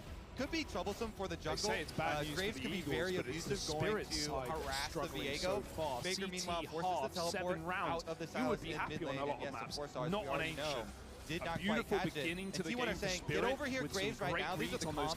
We're going to outplay him. But Pyosik was so quick with the flash. Guma did not react to it. And they just stand and they want to trade 1-for-1 instead. And with the Ignite going down, Keria gets the last hit there. So let's see, will we be crossing over? As you said, though, the wave meant a lot there. Soaring high. And they did get the kill. Yeah, kill gold in DRX's favor, but wave state and summoner's blown is in T1's favor. So I think they'll be pretty happy with that kill. And it's a Keria, which isn't the best, but can help in the early lane phase, has the early amp to try to poke them down. So now this wave state, going out. DRX plays it out. They see what Pyosik does to try to help. Didn't really go too well from Owner hasn't done his red buff yet, so blocked it just right where they wanted it to go. Could be first, but DRX Let me help you align that. Disadvantage here. Pink ward, double ward in the river, including the crab, another pink smoke ward. Kill scenario. Can't die and spawn. They do have it would suck to lose it here. Walking around, trying to keep an eye on everything. Pyosik has his own Aatrox on the other side of the map. Owner finally going Magic's to close. pick Now up he's that got a red. trap scenario will isolate the fight and even get out. To get Temple, you're going in from CT spawn. You need that kit on the site. Smoke will come through. How's he going to have to spam? He is gone. Re-gone. Spam. They're already sticking it. They're already sticking it. And the shots missed, but just saved by the Bell. Siren picks up the kill. He's sticking again. Now he's off it. No kit, no chance. And on Spirit the bottom win lane, it. you see the power Only of just. the Varus Karma. There was a second left on that defuse when the smoke spam comes through from Siren. With the Comet coming through and Guma landing as well. Continually. That's how close the rounds were in the first half, though, Harry. They're going to their own continue. side. Slow pushing bloody wave good here. thing that they just kept spamming the smoke, right? T1 are actually I think creating their own that many bullets in from that many building up a big minion wave to then either bring Owner for a dive or force more losses thankfully, from Siren DRX. did just keep going with that. Really wanted this to is turn DRX's whoever was response in to the that Varus. smoke If this doesn't work, then into it's going to really suck when they go back towards red side. If this does go to a game 5, they need to break the Varus fast up first. through the lane. They want to try and take Cave away. One Flashro is here with the 5-7. Knows it and he's hovering around. Piosik has the level advantage. Not too far away from leveling up, but he's making sure his bot lane is scout over at long. Both junglers also on the same purchase and the same charges on the knife. So nobody has the enchanted smite yet. Nobody's really close. Smokes come down just in time, and the spam as well. These 5-7s brought to life. Control for Gumayushi and Keria. They are going to be able to keep that control ward alive. Zeka stealing away Faker's ulti, but they are both level 6. So it's shuffle for shuffle if they decide to fight. Yeah, that right there is why Owner invested so much time and the control ward money to protect his bottom lane, to allow this to continue. Giant CS lead ballooning because of all that bottom lane attention. Zeka trying to solve some of the problem himself as well, though. Reaching level 6 onto the Sylas with the flash play as well. That's the power of the mid push. Yes, you might lose 3-3 or 3-2, but if you have that extra number, then you pop it down. Magic's that very much hard weaker to now. push out the wave. They're going to use everything they have there. T1 bot lane on the wave, so DRX are just going to start up this tag and try what to is going on there? trading it for a crab. Smoke was in the wave, you wouldn't know. Wouldn't have known it. Finds one with the Deagle, and 3v3 now presents itself. The response from Bad News Eagles. Def knows this is to come through here and now. Stay there, so they can give that one over to Piosik to smite secure, and Def can make his way back down to the bottom. Ross tag, but it goes both ways. And you can see here, he's going to spam Re-Gon out, and Magic who was tagged out. The 10 points of health earlier on by this scout has still been putting up numbers. In order to secure that. Patsy joins in right at the closer, and it's all 5 kills from just 2 players on Team Spirit. Kind of the payment there. Well, right? The re-execute into B, they don't doubt themselves at all at B&E. It's the paranoia on both teams. While Spirit are checking flanks, B&E, who were at one point 4-5 stacks towards B, they go, wow, they've gone cold now, we don't know if it's still B, and they even pull out the bomb site, lose 2 picks, suddenly you're smoked off the round start. Great body slap there by Zeus to interrupt the knockup, but it's going to be a 5v5 around this Herald, and Gumayushi is still on the bot side map. How much can T1 get on this Herald? Does DRX just take the Herald and whenever you kind of try to see funnel force-fire everything rounds into get really weird, it's when you don't get that trade that you lose the first man, but it resulted in the eyeball being unable to that's normally where all the problems occur. Both sides ready and yet for Spirit, it feels like a real strength for them. It's like they don't really want to look at the lane matchup. All you have to notice is that they are keeping Guma and Keria bottom, so it's going to be a hard push for T1 towards bottom tower plates. Just give up this Rift Herald and see how much money you can get off the other side of the map. Meanwhile, Owner also counter-jungling off the blue quadrant. Being able to T1 trying to get as much as possible. The race is on. DRX want to get this Herald quick and use it as fast as possible. TP there from Kingen to try to clear out the wave. Can they dive in? 3v1. Kingen's down here, but Owner's ready to follow up and make it happen. The ulti from the Orange used to clear out the wave as Owner's going to get jumped on. Zeka's ready to go. Owner with the dash back over the wall. He'll stay fine, but DRX will hold there in bottom. Beryl lost his flash off screen. Zeus threw the ultimate at him and tried to knock him under the tower, so the Renata doesn't have flash. Death isn't level 6, but Piosik is around. He's taking the blue buff right now by the looks of it, and they can't get any plates, so they need to place this as soon as possible because T1 are currently winning. Okay, Beryl, okay, Def. Let's see how much money you can get up here against Zeus Gragas. That bottom lane, the plates are still just being hammered like Gumayushi and Keria. Both pistol rounds, both in very good positions. Piosic's coming top. Can DRX make the dive happen? Gragas would be the target, and he's a pretty tanky guy. Piosic's going to step forward here, connects with the Spectral Maw. But Dev's just going to be able to chase him away. Zeus tanky enough to not die here. All they got to do is take down plate number 3. The Herald will be able to finish off the last 2. Dev and Beryl, that's not quite enough. They will not die to this. They can't get the tower. The charge, there it goes, okay. The turret's still standing. Zeus, however, is not, and Piyoshik will grab the kill. He was focusing so heavily on trying to deny the turret that he gives up his life, and DRX aren't done. Oh, but bottom side, it's T1 also trying to hard force here for this turret. We're still 4 minutes away from plates dropping. It's not like these things are going to become squishier anytime soon. Piyoshik will grab the crowd as Owner makes his way into the top side river. Piyoshik should be able to get over the wall there. Has to splash to do it, though. Ultimate on cooldown, had to use it to kill Zeus. T1 still pressuring this bot side. No jungler or mid hovering. Kingen has no ultimate either. T1 really want to get this bot tower, but no ultimate on Gumayusi. Planning to take a base soon, has a lot of gold in his inventory. And I think, Overall, slightly even, but T1 favored because of how long it took for DRX to set up. Will they get the tower? You know, it's pretty scary. Even the fact that we're on Ancient, right? That was like the big discussion. It's like clearly Spirit of Prep, clearly they're prepared, they're feeling confident on B&E's best map. So I think we're going to see a real breadth of ideas on this T side. And of course, this one, though, really simple. They've locked all this util over towards A, and they're trying to use Bad News Eagle's strength against them, these A plays. Kingen's going to be late to top one. Oh, the openers go back the other way in an instant. Chopper and Siren. They're slowly bleeding out here, DRX. They're trying their best to speed the game up. Side of the map, they leave Siren here. Dragon in 50 seconds, a 2,000 gold lead while being sell the A play. Just shows you how much has been built by T1, getting all these plays, getting all this money, and getting nearly double the almost second in. Siren is super low. Chopper's looking worse for wear. Chopper's actually committed to crossing mid, which is just mind-blowing because he has the ball. That's one hell of a read to have made to just call the block on Scenarii, but it has opened up a route to the B plot at least. For them to continue, see how much they can commit to it. Forward already, you're so convinced. We heard him Radona, but even it's very difficult though with bottom lane already having outer tower down. T1 can just push through this bottom side and get the early move for a possible point. And T1 have the team as well, so that's DRX the round for Team Spirit. Would love to deny, but we'll take the kill anyway. 11 to 8. That is a stolen round by Spirit. Push in bots, move wow. towards river. This has been the best BO1 of the tournament, and we're not done. Well, the silver lining actually crazy. Like that's the equivalent of being on like 20 in blackjack and then just doubling down and pulling an ace. How have you done that? That's not meant to happen. But they will. Oh, I love that rotate out for getting even the play that he makes in middle, like and we get ourselves Siren in sight and to rotate out is so nice for Spirit. The last 1.5 minutes left to get more plate money. That bomb went first. Has been doing a really good job of here so far. Zeka tries to jump in and go after Faker. No E2 means he won't be able to follow it up with the stolen shuffle. Carry is hanging around nearby, as are Piyoshik and Barrel. Faker with the flash away. Zeka with the flash follow to throw Faker back into his own team. But now Zeka stands alone. He'll try to get himself away, and Barrel provides covering fire. Zeka for the re-engage back after Carry, and Zeka will finally time the arrow of Gumayusi. Now you gotta look at Zeus. Factory's gonna go through as well on the tag. He misses his spray. That was a great opportunity presented, but instead it will all get pulled apart.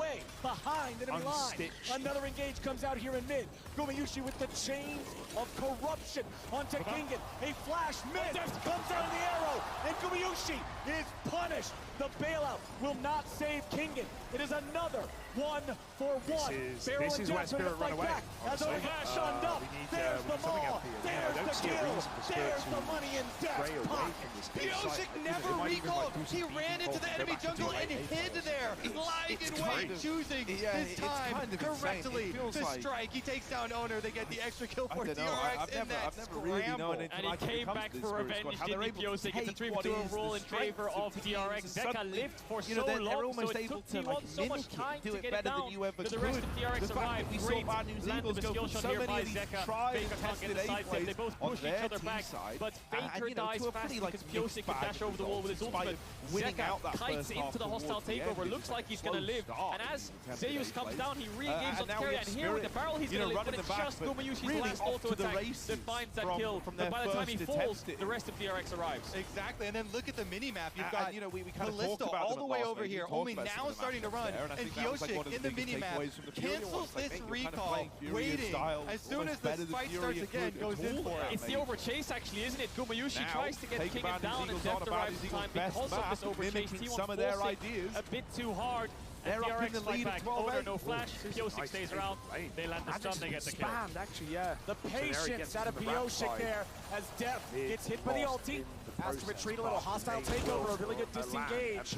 But Kingen and Def still got to get the hell out of town. Pyosik and Zeka, in the meantime, have taken the second Herald of the game. Yeah, that was an incredibly big cooldown here. The flash off Gragas, the Gragas flash engage used onto Def. They only got the cleanse.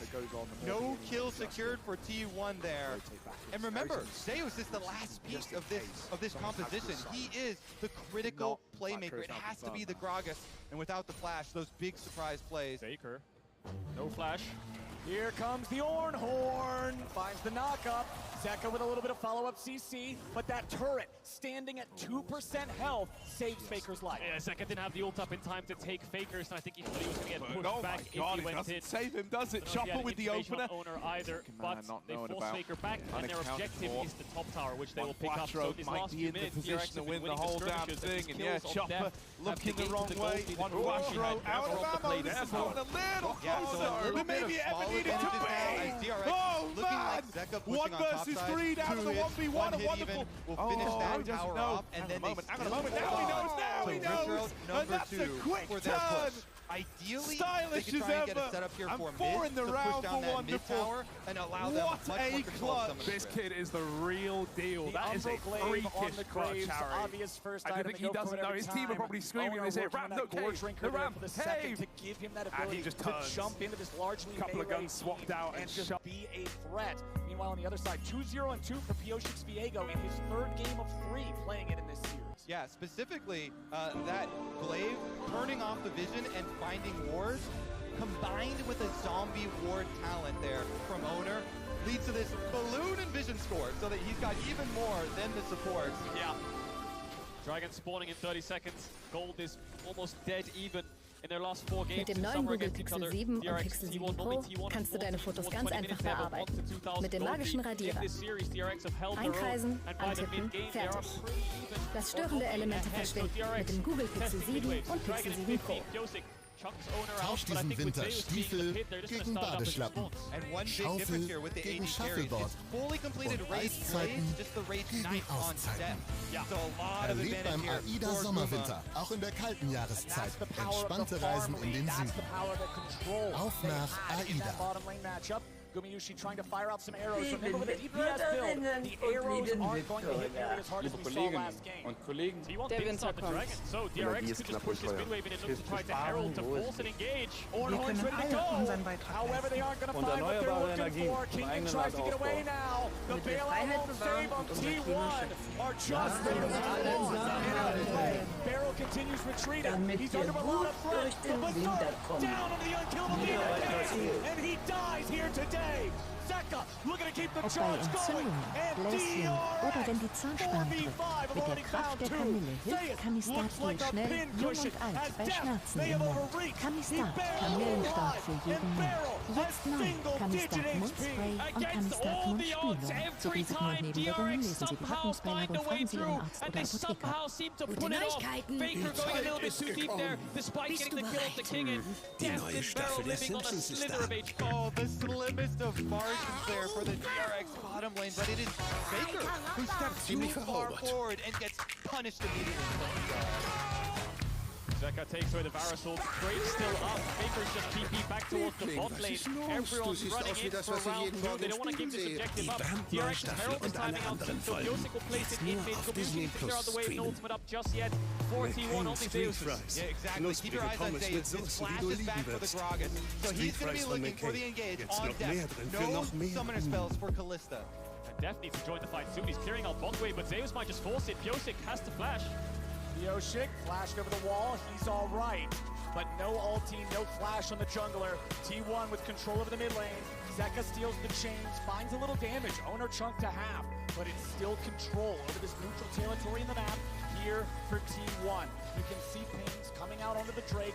They're going to move over to the objective, and you can see DRX has no interest in contesting. They're not in any shape to do it. It's only second Drake of the game for T1. Or is it? DRX walking up now, seeing if there's anything to find. Ornn ulti's ready to go again. They knock Zeus you can up in see the that air, coming but together you as can't soon as just the commit Amaranth on the drive tank. flat throw. Wonderful. Has his ulti ready to go again. Unbelievable clutch too. I think that wins the game. I think that kills you. That kills any chance of coming back. The unkillable Demon King. That could have been a huge swing in favor of DRX with Baron spawning in 10. But he just gets out. Considering like, true to his name the round was right there. He was planting the bomb. One Baxter had it. That should have been the moment. Look at how it all started though. On to Guma. And then it was the pick on the front line. Blood gets pumping. The adrenaline's coursing through him. Trying to do something here. It's really hard to put a stop to it. Bad news 30 Eagles. seconds You can't even until begin the to imagine T1 what this is jungler like. respawns. Mid lane Tier 1 gonna die now too. I don't Back think in the they go challenger towards Baron. stage, Sylas is so open up low, Beryl Legends. is as well. They have no wards left. They're just going to take a base with that pick. But DRX's pace of the game is so quick. T1 are struggling to keep up. They're playing Varus and Azir, and they want to scale with these somewhat immobile carries, whereas DRX just want to keep the skirmishes going with Kalista and Sylas. Yep, this short-range team from DRX trying to downpile onto T1. Finding some scrappy plays for themselves.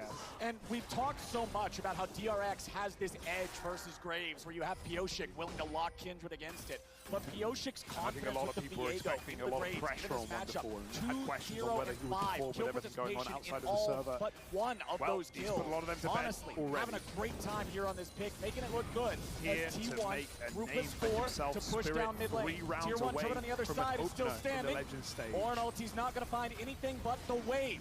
Faker and Gumayushi having to back up a little bit. Zeus on the flank. But there's no wave, there's no play. That flash is now the gone. last couple of games we've been seeing carry tops, which means you have also side laners. This game is tanked, so it's a lot of grouping, a lot of fights. Zeka will root up Owner, who will dash away, and it just turns into this 5v5. Neither team has any real side lane pressure. And as the game gets deeper and deeper, you start to see more of an advantage to the team with the extra range here. With Faker and Guma especially. But it's all about the timing of the engage for DRX. Magic here.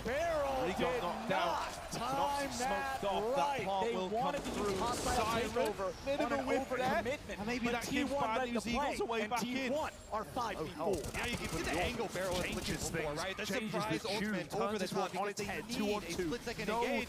But Owner jumps on him, knows he has no flash from the last time around. DRX keep trying to throw spells at T1 to try to force a fight, but T1 aren't getting sucked into it. An Ornn comes out, they back away. A hostile takeover, they try to punish the mistake. DRX are, I think they're panicking a bit around these mid-waves, saying that they need to force the engages, and T1 are just playing at such a range that they can't get the angle. Exactly. Faker and Guma standing from afar, playing defensively here. And when you have that Karma Bad News Eagles there, I think you can really tell the kind of pressure it is getting to they're able to keep realization that this one is when you see really starting to fall away from you.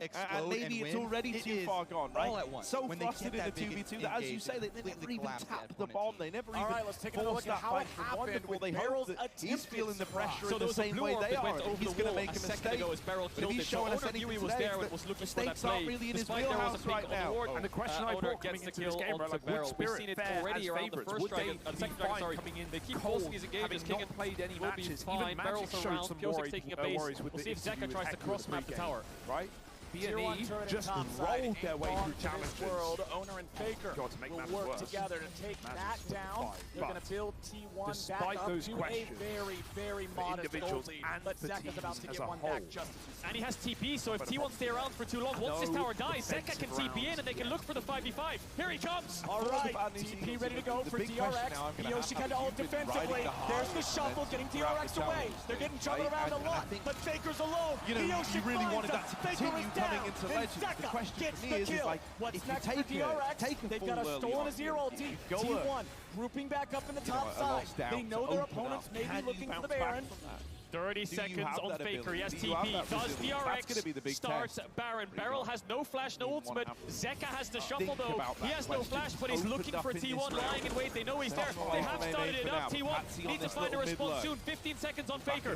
T1 ready to go. Trying to see if there's an angle. DRX are in the pit, but this is so risky. Owner's ready to try to fight, ready to try to steal. Beryl at 200 HP. Baron at 4,000.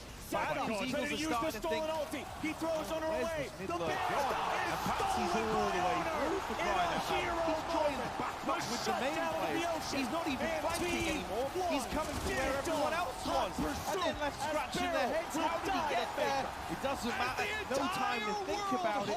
Because Team Spirit are on to 15. Owner steals the Baron away from the Rend Smite combination. He does it again. He stole the Dragon. He steals the Baron. Owner Smites are sick. DRX though, King might be in trouble. Zeus looking for Mazeka's on the way. Nicely done from Keria and from Zeus. Death is just gonna give him another as DRX blending in, mimicking their style. The Smite steal. T1 are running away with it now. That's 4 kills despite losing Faker at the start and DRX forcing that Baron. Owner is showing up in this series with the Smites against Kalista and the Smites from Pyosik. They didn't time it properly and he sneaks his way in despite Zeka trying his best to keep him out. Oh my goodness. All right, Pyosik fishing around. They want to make something? They might just find it. Pyosik flashing out of the Azir ulti, staying alive. But man, this game went from neck and neck to T1 stepping on DRX. There is no way to deal with it when Owner is this damn good. This steal from Owner could be one of the defining factors that makes him win his first World Championship. And it's similar to the one on Dragon. Zeka this time steals away Azir ult, he pushes him away, and he just flashes over the Azir wall. Still gets in there. You always talk about fiddling around, they run him down. Picking a number with your might be the first domino to finish this game. At whatever, 1500, 1800. I mean, once again, with Spirit, they don't even move. They barely even react after getting that. They line up all this util, they wait till they want to go. They've locked it in. A lot of people talk about if T1 win here, it's Faker's fault, but it's also the first at the beginning of such a strong legacy for players like Owner and Zeus. Keria and Gumayushi so young with such a long career ahead of them. This could be the first step in being so dominant and staple names in League of Legends like Faker. Coming to him, and oh, that's the last thing you wanted. Bad News Eagles trying to bring the fight to Spirit, and Spirit waits with the reply. One hell of an opener from the Spirit squad. They steamroll the Bad News Eagles to open up. Bad News Eagles best man. T1 confident to hold their lines. DRX's engage failed. They will protect their tier 3 turret, but just barely. And another wave is on the way. Yeah, Baron buff wave coming in. Summoner's blown from Gumayushi, but no ultimates left. Zeka needs to take a Gragas ult or something along those lines if they want to fight this. Giving it up is not the end of the world either.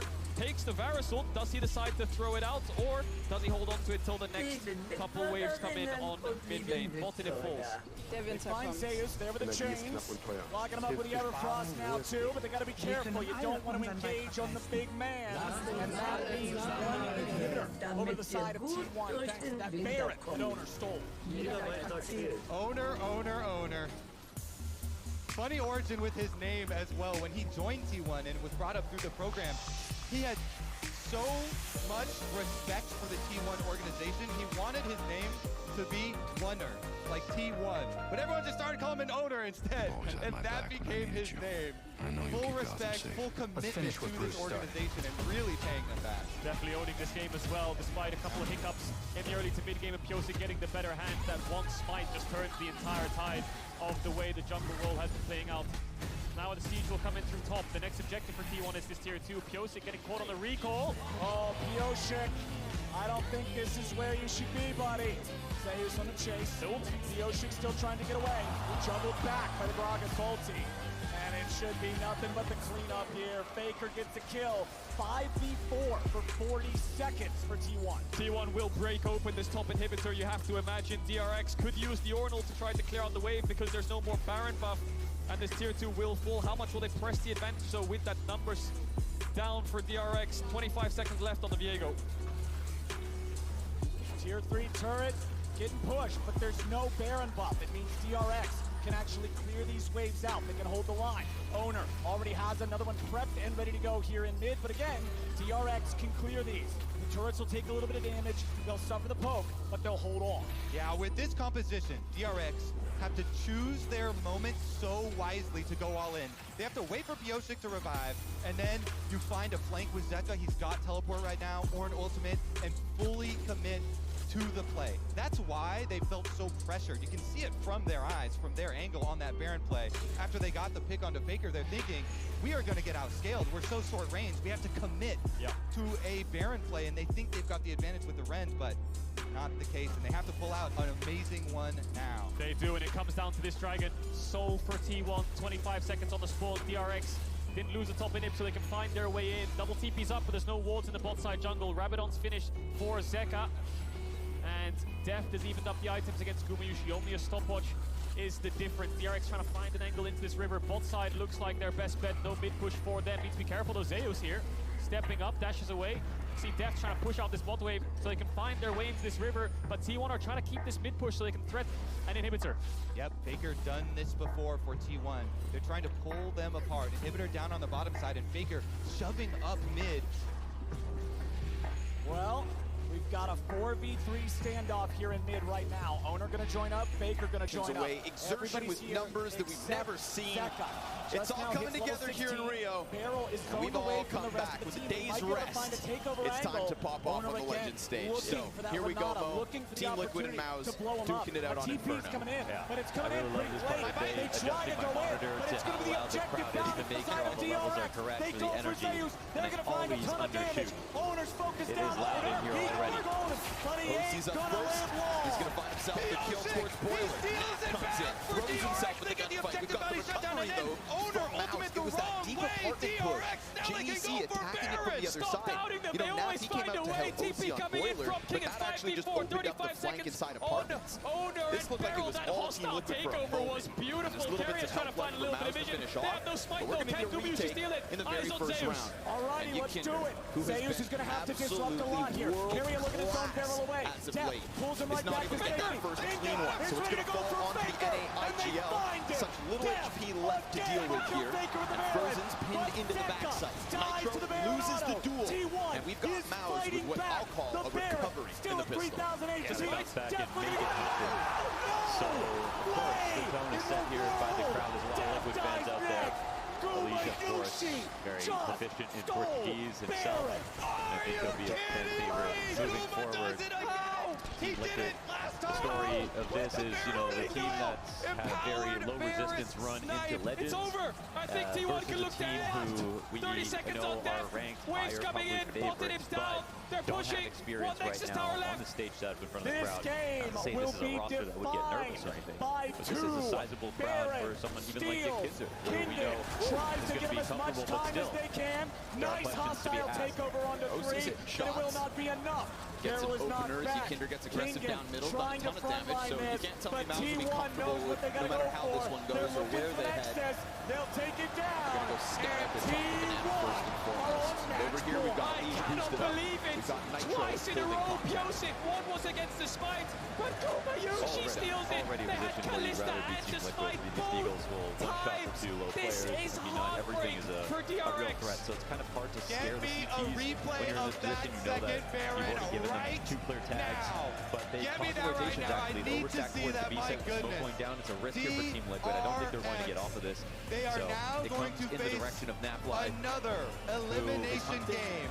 But he actually in the year where they have had to face so many elimination games. The perennial underdogs for Mouse. Must do it again. They always have heartbreaking moments in every series, but this one stings so much. The amount of pressure there is on these players now in this game floor is unreal. Dexter will be At the enough to very plant least, as his this 2 year has rifles give good prepared cover. DRX JDC wins that duel, but it does cost him health. So the strong again, just mentality to deal with the inhibitor respawn. The chances of Mouse's conversion, another smoke that could bode well. Alicia immediately has to turn attention back towards the side of Boiler, and we're going to have a 3-player retake up from short. T1, my goodness. They also never say die. Gets going to wait back into that Baron. try to squeeze through.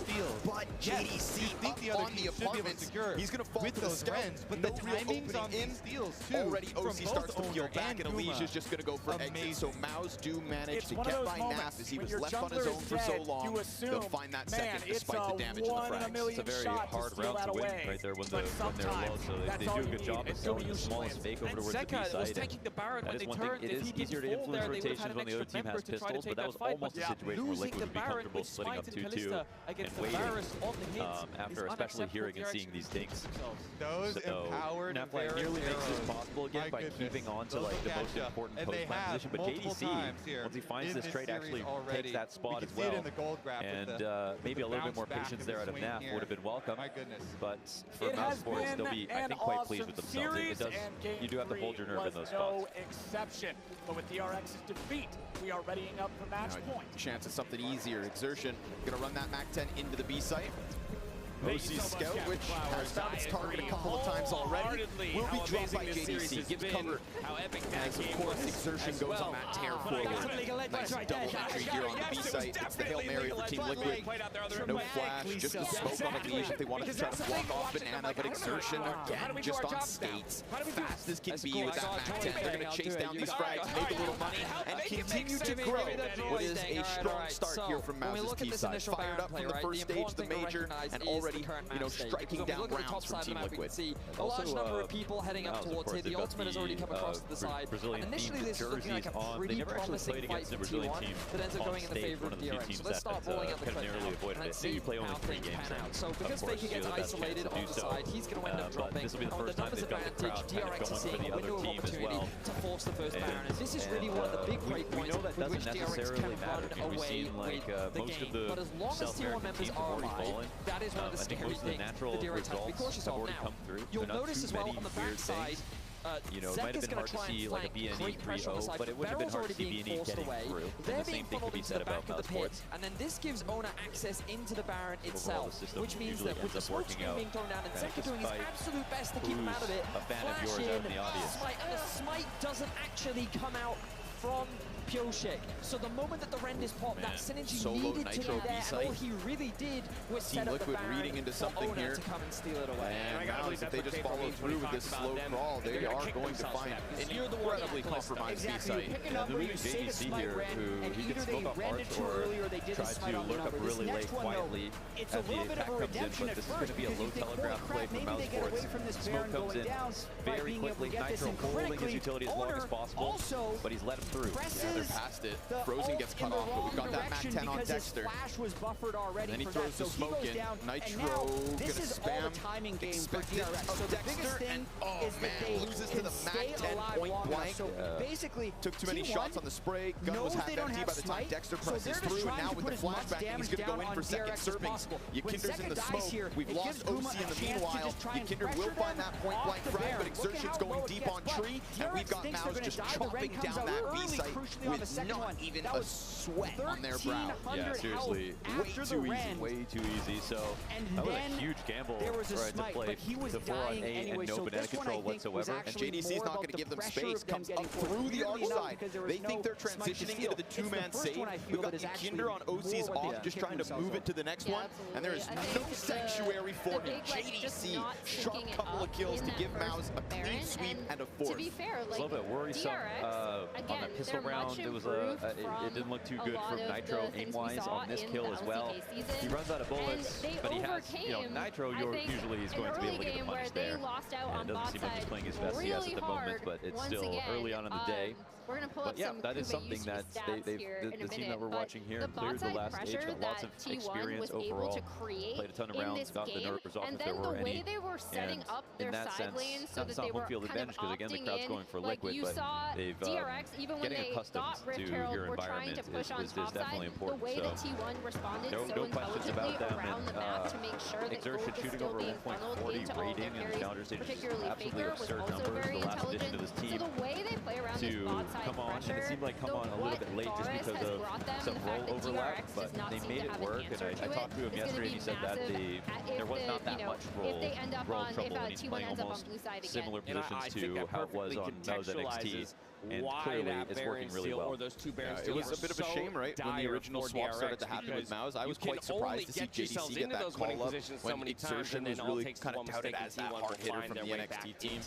Roles, again, as you mentioned, just kind of slowed down his approach, but it really was an inevitability, and it's really cool to see him just slot in at the major, instantly in the first stage, making a name for himself. We'll see if he can continue with it.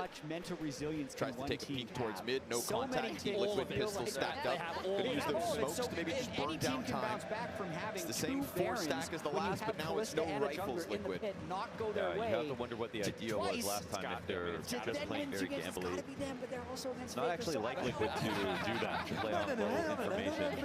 But let's have a look back at like on this one of the pistol big round, turning of course, points won't matter for as much. DRX In fact, it might encourage the teams to come over towards the A site, but they have a full split. So if Mouse plays this well, it should be okay. Now goes through, gets a shot to the shoulder, OC from the backside, connects with the Desert Eagle, but they know there's more bodies in here, and so Mouse will be very cautious as they come through, clearing everything, and Unleash still continues to put up a fight, but not for much longer.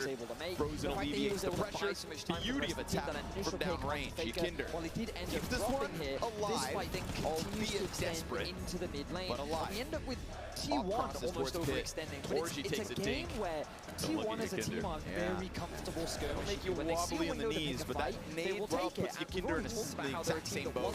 Presses through smoke, dies out to Frozen. DRX is answering them, and I think that's one of the craziest things that no one really expected of DRX throughout this tournament. Because here in the finals, they showed it in the semis, they showed it in the quarters. They are happy to go toe-to-toe with you in these situations. And the second ounce of aggression showed that they will answer that.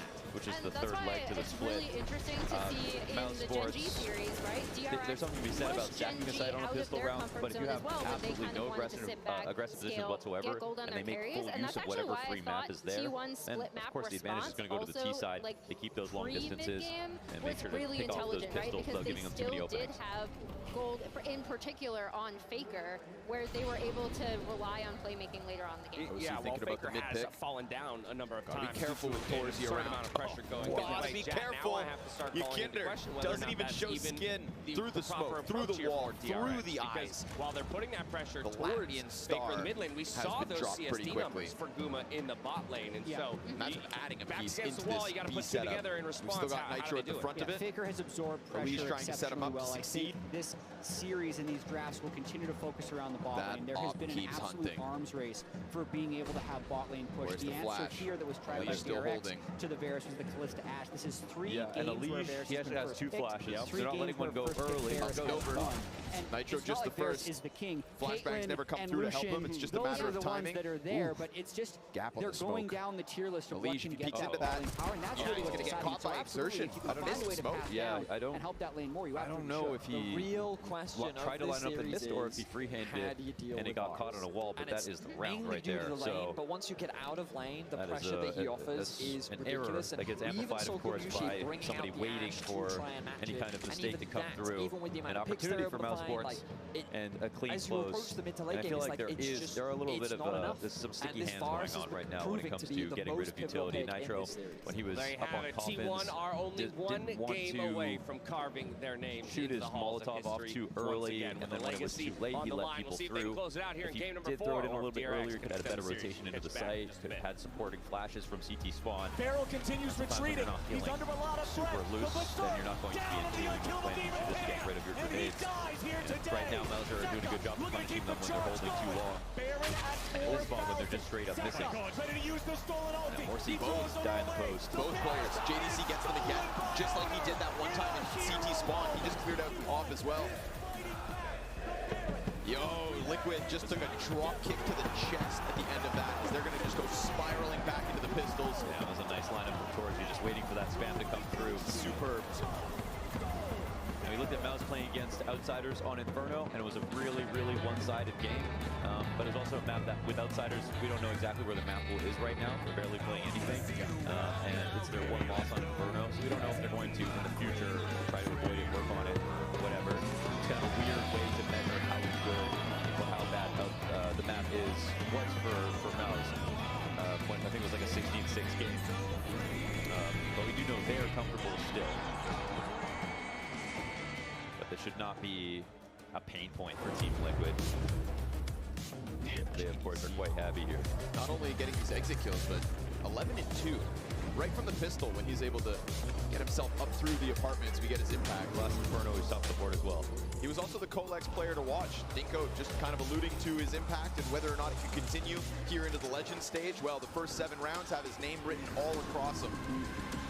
Singular M4 here for Yakinder. Never even got a chance to shoot back. Last round won't here either. Frozen, insta headshot. As he comes around the corner, Liege is up next, and that Desert Eagle damage still not enough. Frozen with the 2K can walk away from what is this half buy from Liquid. Maybe they let Naf go unchecked, but not even. JDC Cerebral turns and gets him. And now as Nitro just tries to peel back with that A1S, Maus will find an open A site for the 7 rounds straight. Yeah, John is frying right now with the cleanliness of the kills. Open sites getting picked, and Maus out of Challengers had one of the best T sides to talk about, which is really cool because almost everybody else in the game is struggling on their T sides. What's interesting on Inferno, they have 58% win rate on T side, just under 50 in the last 2 maps on CT. So they're getting way more of their rounds on the attack.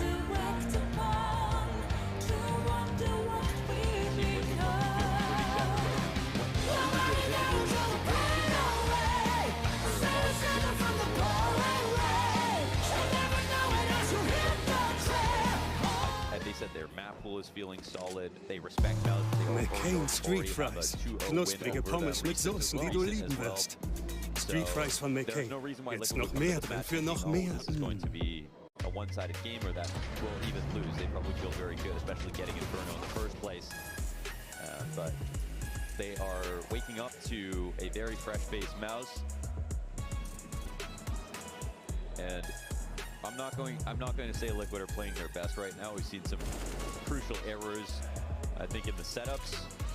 Overly passive, a little bit too gambly, a bit of weird decision-making on an individual level in those couple of Nitro rounds, the missed smoke from Liege.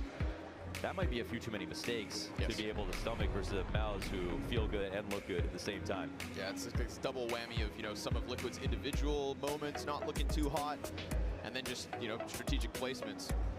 Yeah, even that demo kill from Torzi, I mean, he holds on to that car peak from Yakinder punch.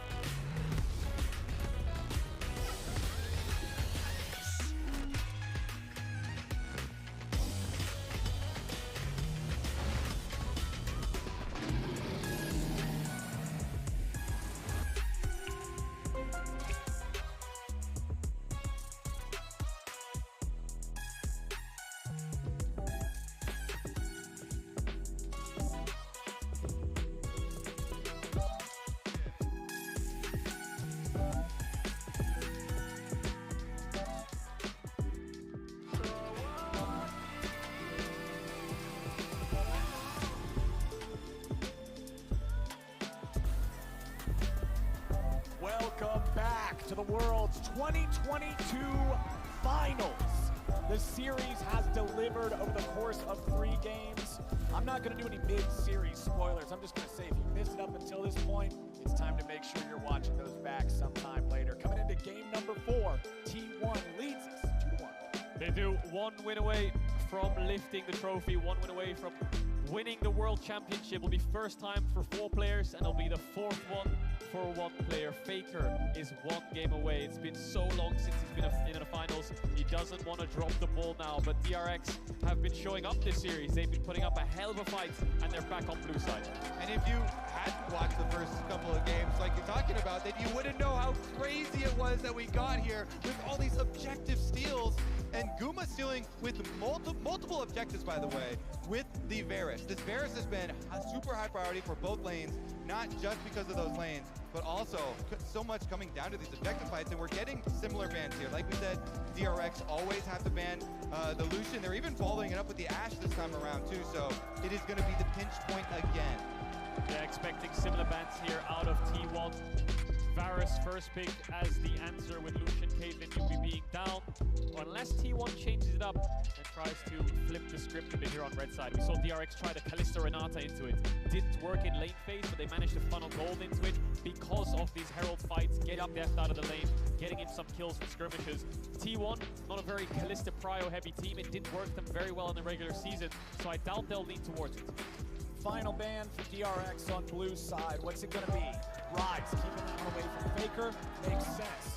Now, what's the response from T1 here on the ban? Do they ban the Varus that has been so dominant in this series? Are they gonna leave up the Sylas Akali trade? Because DRX, with that Rise ban, they're trying to raise the threat of the Zeka Sylas, but Faker has loved playing the Akali into it for the kills early. Yeah, we'll see if he blinds it. I think if I was DRX's coach, I would say to Piosik, and I would look at the games and think that he's a little bit nervous right now. Kindred would be a great pick here. Comfort is really key, especially if Piosik struggling to get these fights down. Everything other than this fight was great. Diego looks good, but ultimate Comfort here in a match point, I think Kindred could work. Also, then he can Kindred ult these objectives that keep getting stolen away and have an extra hand trying to secure that. At the moment. So T1's actually going to go for the Kalista. We've only seen Kobayushi's Kalista once this tournament, and they struggled in summer split to play really heavy towards it and dominate the lane as much as maybe they would like. They're going to continue to pressure this. They haven't shied away from it. They've just not been successful in getting kills because Frozen is simply sharper. Back-to-back 2Ks from him. He tries to chase down OC. That's 3 from Frozen. And now he's going to follow through. JDC's been taking all his kills, and Frozen single-handedly dismantles what is another emphasis on this B-side. I think Kindred Renata here would be great comfort for DRX. We saw how powerful Barrel Renata was, but they could just flip the script. Azir, as he at least puts down Dexter in that bomb, but all it's going to do is piss off Frozen. He's going to cut default to tree. He'll be stopped by Nap, but still 4 substantial kills. And what will be another freebie? Bomb gone to A. They're up against Sejuani, you may save, but that is all that you will find here. You've just been lured into a site that's open so that you can stay there. That is such an unreal round from Frozen. The Prince of Banana with that one. That was just Shades of Freiburg all the way through. So beautifully done. Played that entire situation to perfection with all of his peaks and even off that free ingress. He made sure to shoulder on a tighter angle, close up to make sure that OC realized that he was being waited for the entire time. Definitely affected his aim. Pressure this lane, Blitzcrank as well into those champions. Looks really good if I think about it. But smoking the molly, waiting for a window flash, swinging with it, taking the first duel so fast that you have time to deny the refrag as well. I think the goal there for Mouse is to get a kill and hide or get a kill and do some damage, but not for Frozen to win Banana entirely by himself. So aggressively along with that Kalista. And that is the other crazy part about Mouse. You know, they're missing Shane, they're missing Shuhei, but if Frozen is the guy that Shane first hit, Frozen is still the best player on the team, right? So Frozen is still the best player on the team, still one of the best young talents in the world, period. So now you're probably expecting DRX to ban away the Akali. To that core from Mouse NXT to have a player like him fragging as hard as he does. No slight to Shane. No one was going to replace Frozen. Yeah, that's the piece that got kept. And then Dexter was the question, just because Shuhei is a bit unknown. And we know Dexter has done great things. Building teams and bringing them to the international stage. It was the safer bet. It is still working. Yeah, the Sejuani will need some melee champions with her, whether she's Meanwhile, shout out Shuhei and Gamer Legion. I don't think Faker will struggle to find a champion here. Hell of a run. The Sejuani came up flex short. I'm really concerned about for DRX. Watch their ex-teammates go on. Yeah, Dexter is definitely doing a good job. I mean, again, like I think earlier this year it didn't really look like the calling was that great, but at this challenger stage, having a great T-side it just cannot be understated. That is one of the hardest things to do right now. And Mouse are doing that. Not facing Mouse with bodies, but rather just some util at the top of Banana. Mouse curious to see if they'd be too timid to push through. And now they take it away. T1, or they looking Fakers. Akali. Okay, so I think you do blind the Aatrox here, and then T1 will answer with the Fiora for They're clearly not playing as well as they seem to say they have been in their sprint and practice leading up to this. And I imagine they're probably a little tilted too, 8-0 on day one. To dig deep here because he's facing a Kindred ban. Graves is up, but I feel like they need a little bit, maybe a melee champion. Life comes at you fast. OC, no off. Gonna have to see his rifle work in the face of his competitor. Torzi's gonna ground that corner. Right through those pallets. OC smashed. Now the setup on this A site. It's going to be napped down in the pit. Elige in the corner. Support from Team Liquid just kind of slowly crawling into CT spawn. It feels like the two members in the site are going to be left to do their thing. Either this 2v5 can happen within the A site, or it is a night for Mouse. And as the utility drains forward, Elige pressured, Nap delivers, he sees one at a distance, and Elige also puts one down, but gets pitched in by Exertion. And with 4 seconds left, that Team Liquid hold is just simply not enough. They could chance the retake if they feel as though this score is too far gone. A nade destined for somebody, and a missed shot from Torsi could be that invitation. You know Yakinder's just frothing at the idea of getting around on the scoreboard, but he's held off by another smoke, and so Nitro needs to creep in. Nade has found its target, but Torsi's still up, and Nitro doesn't see the way to unravel this ball.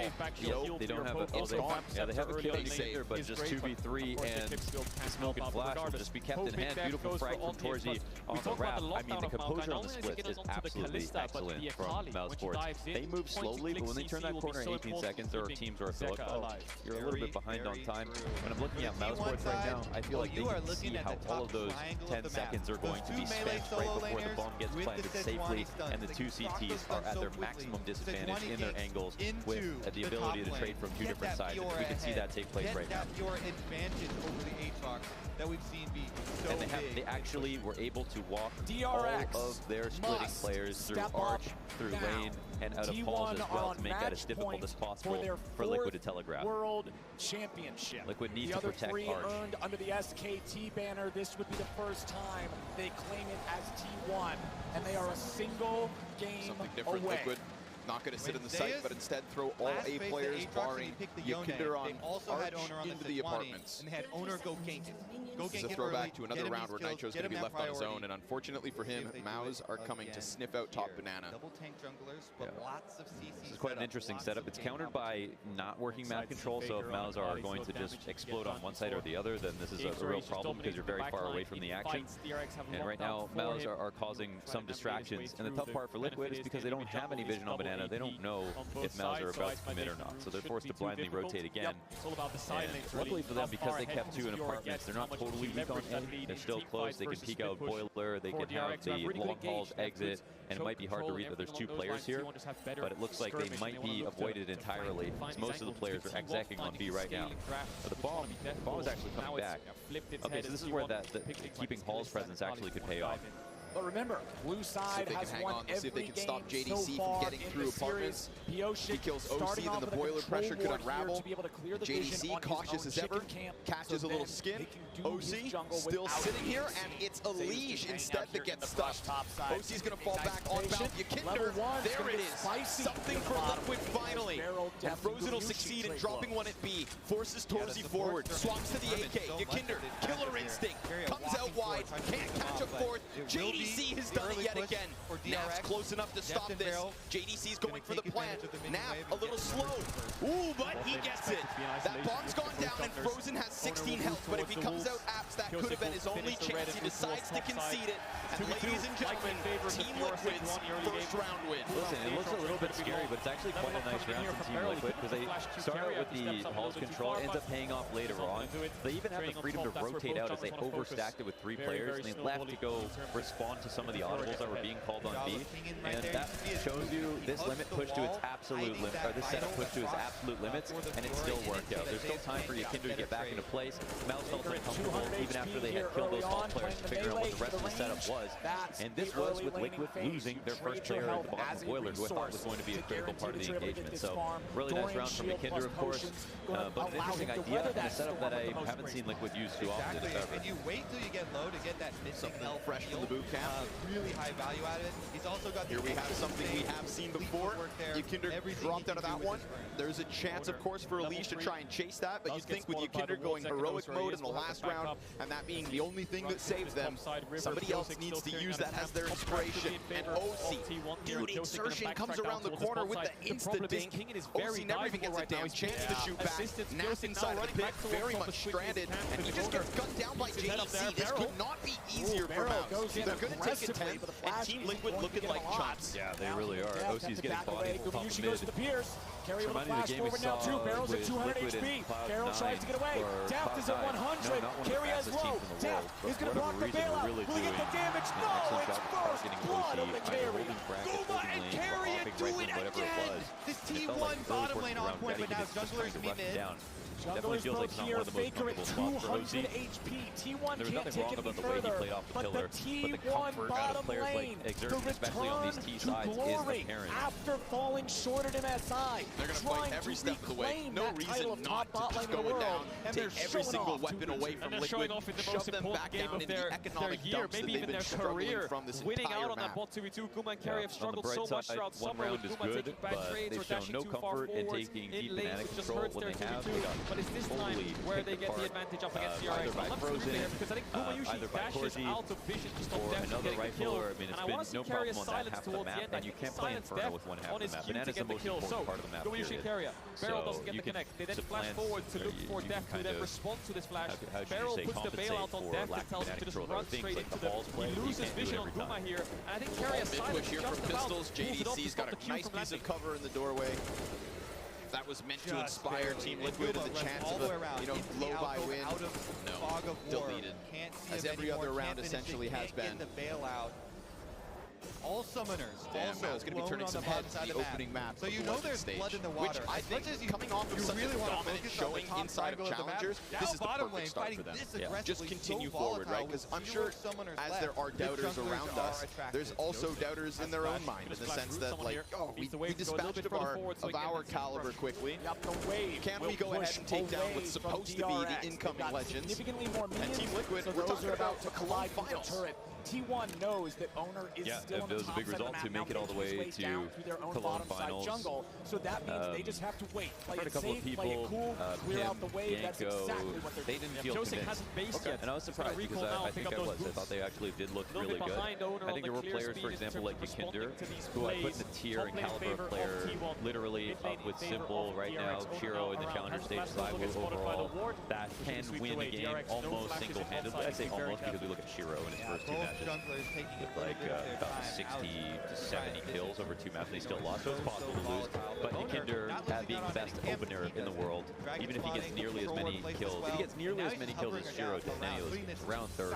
They are the most impactful kills possible. There are a lot of opening duels, which most teams at this level are converting 70 to 80% of the rounds to get the opening kill.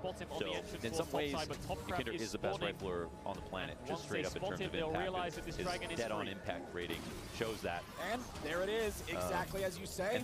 Owner making his way over to that one. Q3 from Kingen. Zeus in trouble, but still manages to walk it back underneath his own turret. Maybe it's inflated. Right now he's middle recall here. Ghost and teleport. Alongside all the other members of Team Liquid, this isn't a collapse from 1 or 2, but simply an outclass from the opposite 5. Making his way up to top as the dragon goes will down lose a player towards the critical heal. the top of Banana. Frozen's done such a good job of being the jackknife in this situation. Doesn't matter what or who Team Liquid throw his way. With Owner. Owner's ready to go. Deft is the target. They're ready to try to fight back, but DRX are 2v3.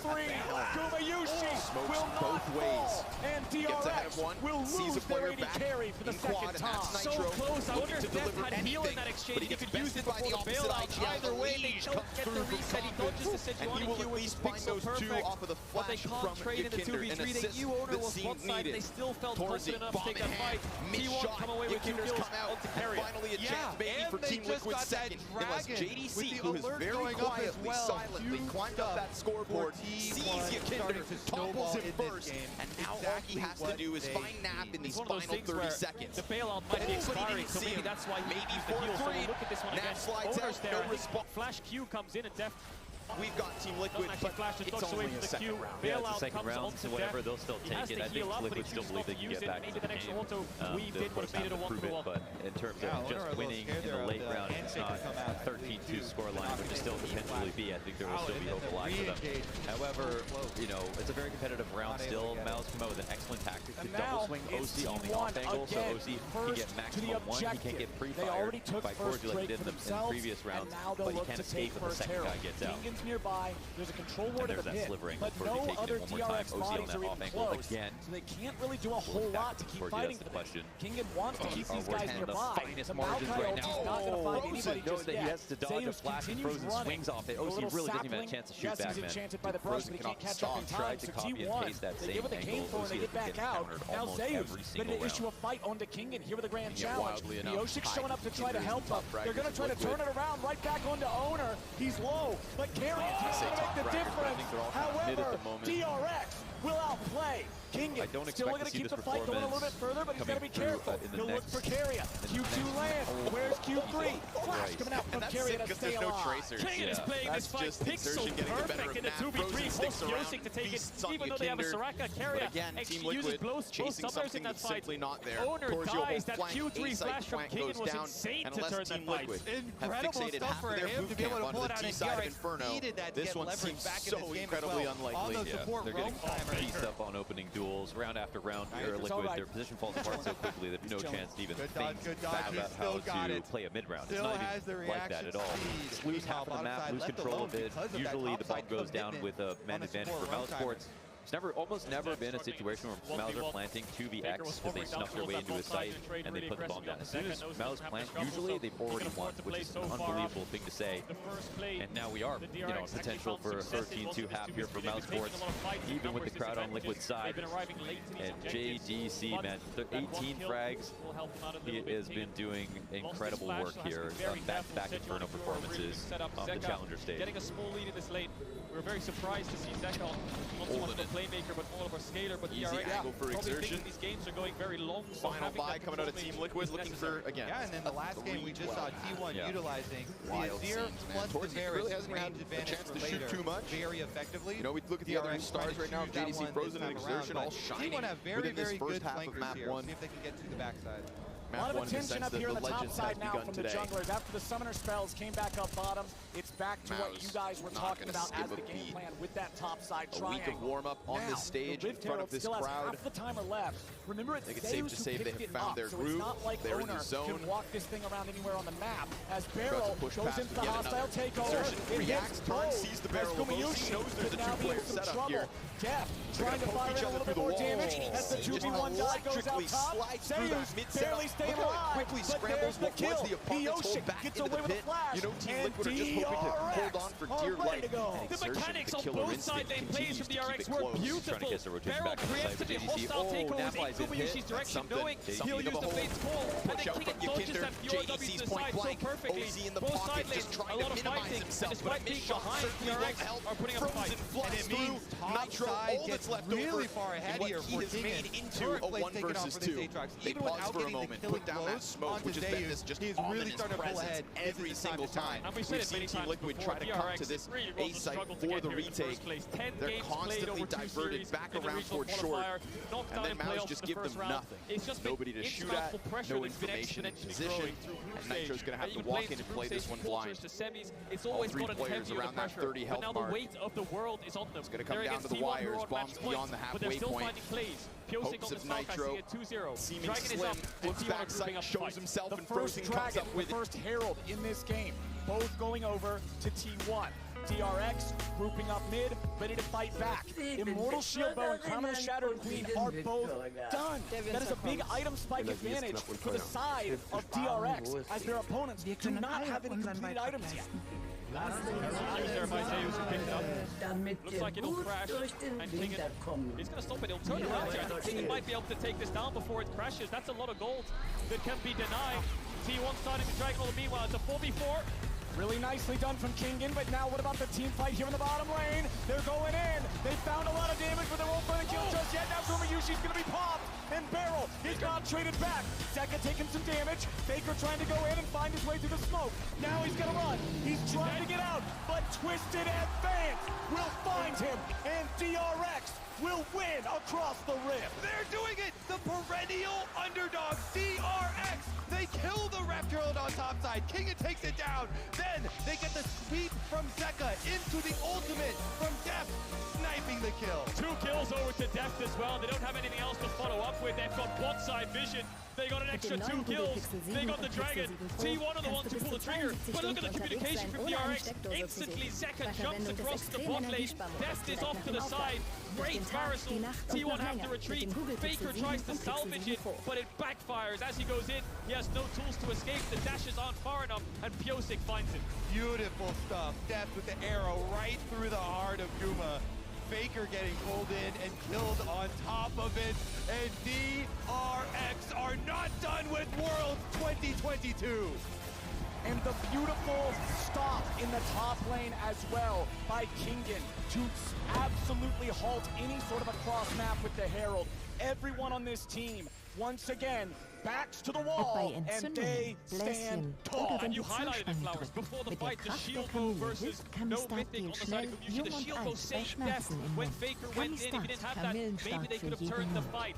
Owner now up to the side. Herald spawning in 10 seconds. Pressure in bots from T1. Pressure in top as well. Team showing respect in case any play is to be made. It's on Pyosik to find the objective. He's moving towards his topside river. Zeka is in hot pursuit, and the bot lane of DRX is on the way up. Yeah, look at this. The overcommitment. It's going to be multiple players trying to hover up on with top side. They were expecting hard play here from DRX to start this legend stage. We'll be back in a moment to see if Team Liquid can kick it up a notch, so they're just going to get a even beat it. Ward's already over here. You see towards bottom side too. They're trying to make the trade again, but it's a bottom side recommitment. They're going to get back. DRX, they're going to make the cross-map defense and not give up anything for this repair. So does T1 take the 3v3 then, because they have information? Soraka ult is up soon as well. Faker not there just yet, but is level 11. Oder's in the pick. T1 bot lane now on the way up. DRX are on a timer to take this fight. T1's ready to challenge. Faker is here. Objective at 2K. Faker's going in. Smoke is ready. Zeka getting himself back. Owner's taken low. They're ready to keep the fight going. Kingen charges forward, but now Zeus is looking for Pyosik. The killing spree for the jungler of DRX. Where's the follow-up? T1 trying to stay together. Hostile takeover finds Faker. T1 are corralled in the back of the pit. And DRX executing in a freaking 4v5. Yo, they've got Deft on the bottom side taking care of their turret as well. The only king in that fight was Kingen. He did so much work to get T1 down. Zeus and Oder couldn't take the fight. Tower over to DRX.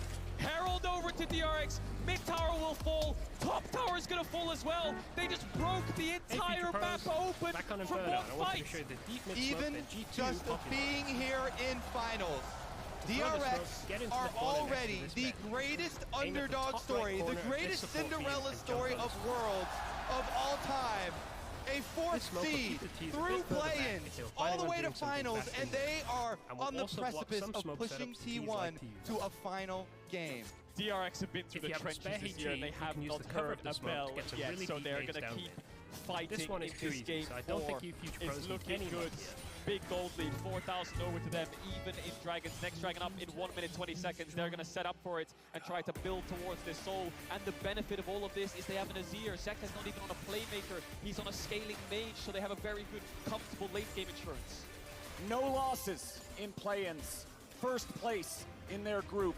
The second reverse sweep of all time at Worlds in quarters, and defeating the #1 seed of their region in semis. Now doing this against T1 in the finals. And if we're looking at the mini-map, you see the commitment of the T1 bottom lane. That's why T1 commit to this, but they focus fire Owner here. Sejuani's so low, flashes over into the hug. Says hello! Of the sapling. Hello and goodbye.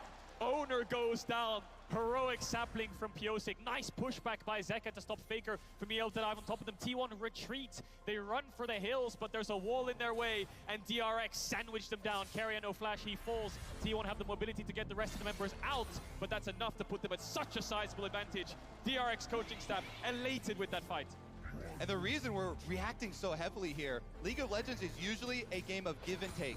You win one side, you give on the other side. But that was such a big jump in health here for DRX. They won both sides with having Depth push down the bottom tower already. That's why we already, 17 minutes into the game, have objective bounties. DRX are crushing. And I think DRX are ahead enough to not trade. They're going to get this dragon for free. Zeka has TP. Put numbers top. Don't put numbers around the objective you want to play for. Put numbers around the objective the enemy team wants to play for. Look John at T1, they all base. They all realize that revolutionizing here in the Legends stage as all of a sudden there is a tremble within the expectations. Team Liquid, now grabbing their second bounce into this one saying they feel great off that fresh boot camp, but Mao's at the moment are the embodiment and I'll tell you what, something like that streak through that challenger stage. Was it an easy run? To try to find Team Liquid. Not for the first 15 in this one. Only 3 rounds away from victory with the CT side of Inferno in front of them. It seems like it could be a quick day in the office. As Zeka retreats away from Faker here bottom side. There are closer than they appear 32 leads. This is R1, finds the E, but now a TP is coming in. Now the ulti's coming over from Maokai. Now DRX cuts through with the double block Faker. The smoke will not save him. And DRX 5v4 again. It's going to need to be a miraculous run in this second half. And they're going to push down through bot lane. T1 are playing on 2 lanes, but the TP salvages that. They'll get this mid tower, but DRX will get the bot tier 2. Into tomorrow with no knowledge as to what they have to offer, but in this post-plant, Tumor go down, it needs to be the ace. DRX will get dropped by They're not even going to get the mid tower for T1. Gumayushi on the way there, throwing the spear out, getting himself a safe distance away from Barrel. Bottom lane tier 2 falls. DRX winning out again. 5,000 gold now ahead of T1. Liquid, if they didn't believe they were going to lose this map, I think that is becoming goes over very real in blast their cone, minds now. finds 2, but it might not be Zeka who's in for a nasty surprise. Keria gets chased, Sejuani ulti on Zeka to get T1 away. You can see which of these 2 teams is feeling the pressure. And guess what? It's not the team that is facing match point right now. DRX controlling the map here, forcing some misplays from T1. Over-aggressive attempts to try and pull the game back because they know they're facing OC getting the countered outscale constantly, that DRX faced not in being the able to last game. control They've got Banana, I Azir. think a They've single got the time Varus in that advantage. half. They have the front line to work behind as well. And so I think DRX they pushing deserve to in have these 2 side rounds in lanes. this game, The unfortunately. map closing in around Keep it real. T1. They're running out of options, really, T1. I think this is really cool for the storylines of, like, you know, this argument that always happens from Challenger stage to Legends, that being here a week early, getting accustomed to the environment, winning games as well. It looks great. It looks fantastic on Torzi. 4 kills in the A1S. JDC is going to get those last 2 with the full house on the arch side for Maus.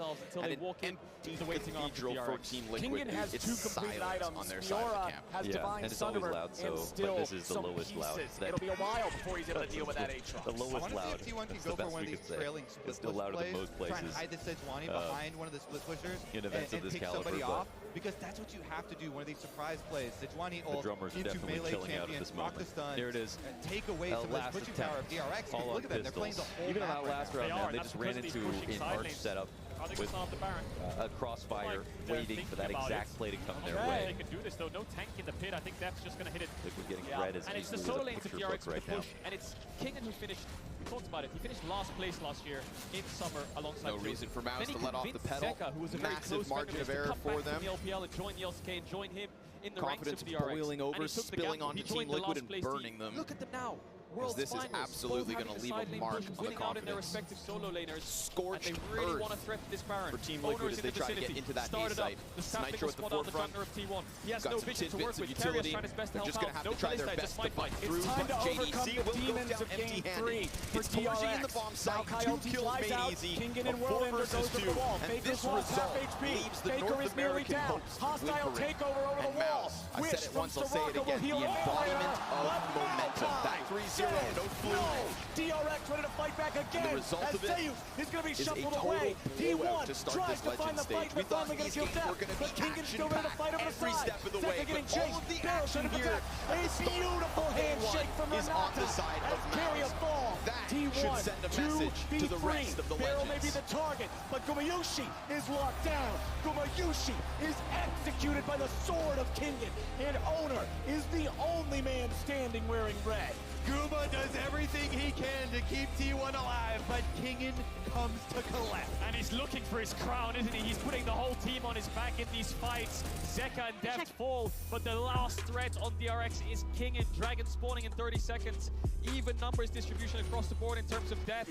No neutral objective started just yet. DRX don't have the damage to take down this Baron without those carries. But with the Dragon spawning soon, resets will come in and they'll start to establish control over the map in these mid-wave pushes. Faker really strong to get involved in these fights. Yeah, that infernal chain barely yoinked him back in. That's the slowly Akali up. Damit wir gut durch den Winter kommen. The Baron got half HP, and then DRX said no. Turn for the fight. They just keep your eyes on King and lands the Q2, Q3 pull back onto Faker, then gets the auto attack in, I believe, as he dashes out. Pyosik follows through across the wall to get the kill. So it's a 2v1 on the top side, but that means it's a numbers disadvantage around the river fight, so that's where T1 find their advantage. King is trying his best to come around the wall and help out, and he starts cleaning up the fight for DRX. And look how much work Guma puts in for T1. They're trying to fight their way out, up the river here, towards Zeka, towards Beryl, chasing them through. But Kingen from behind catches everything. Pyosik with the flash over the wall into the tri-brush, locks him up. And it's that twisted advance, it's that lockdown on these mobile carries that we talked about in draft that is why this Maokai is popping up. Holy hell! 5,400 damage from Kingen's Aatrox in that fight. This is a man who wants game 5. This is a man not willing to let this series end on 4. And this is a man leading the way for DRX. Maul completed as his third big item. DRX now with their soul point status has total control over Summoner's Rift. Jetzt noch mehr drin für noch mehr. Again, he'll look for it. He'll only find Owner. Carry is nearby. He's trying to get away. He has to flash. Nice stun from Owner to stop Pyosik. Very big cooldowns here burned before this Baron attempt. DRX now retreating back into the vision that they do control. I think they might have to force this soon because Zeus is pushing bot. Kingen doesn't want to TP down there. He wants to force Zeus to TP up. So I feel like DRX need to make a Baron call soon, and they're going to do it. They haven't pushed in mid-wave, but Zeus will have to TP in. It's time to go. Objective bounty claimed, and now Zeus is ready to join the fight. Baron at half HP. Owner's trying to find his way in there. He Arctic assaults over the wall. He has no flash. There is no blast cone, but just the threat of the steal gets DRX off the Baron. They got double TP. They need to get back towards mid, clear out this wave, and then reset the map state. No TPs on T1 means their side lanes are going to struggle. DRX have the advantage on the globals. Exactly. DRX got what they came for. They don't care if they don't finish the Baron here. They don't want another crazy steal coming through. They want 2 teleport cooldowns, and they got both of them. I think the second Zeus shows himself in bot, they'll start it up again, but as I say that, they're just going to start it right now. Faker took the base, Keria did as well. It's only Owner that's around here. Kingen will jump over the wall here and start to zone him away. But it could only be Owner that they need. He did a miracle last time. Kingen wants to stop him this time. Baron at 3K. Owner goes berserk. He's locked down. The Baron. We're feeling pretty good about it. It's that big sprout game that everyone's been talking about. This time, everything thrown over the walls there. Owner can't get in. And DRX secure the Baron. And they'll use the Baron as a blanket to secure the soul. They'll keep waves in onto T1's tier 3 towers. Maybe they'll look for the tier 2 top if they want to play 4-1. But the Dragon Soul is what they'll look for. They're playing Fiora, Akali, Kalista against Mountain Soul. Take it down the likes really tough for T1 to find any avenue back take them over the line to get here. Is laid up now to the Prophet. Right out of the gate. Game number 5 here. A lot of success. So heavily advantaged now with Baron buff. You're talking about the instant reset, push out side waves, easily set up for Soul, and it is Mountain Soul as well. So good against Akali, so good against the T1 composition. Tap one, but it's gone. And yeah, you know, organizationally, this one is a cool head-to-head, right? They're committing so many numbers down here to try to find something before the waves start to crash onto their towers. Zeus will get an objective bounty top tier 1, but the rest of DRX are running down mid and T1 are cut off. Kingen's going to spot them out in just a second, but they take the fight.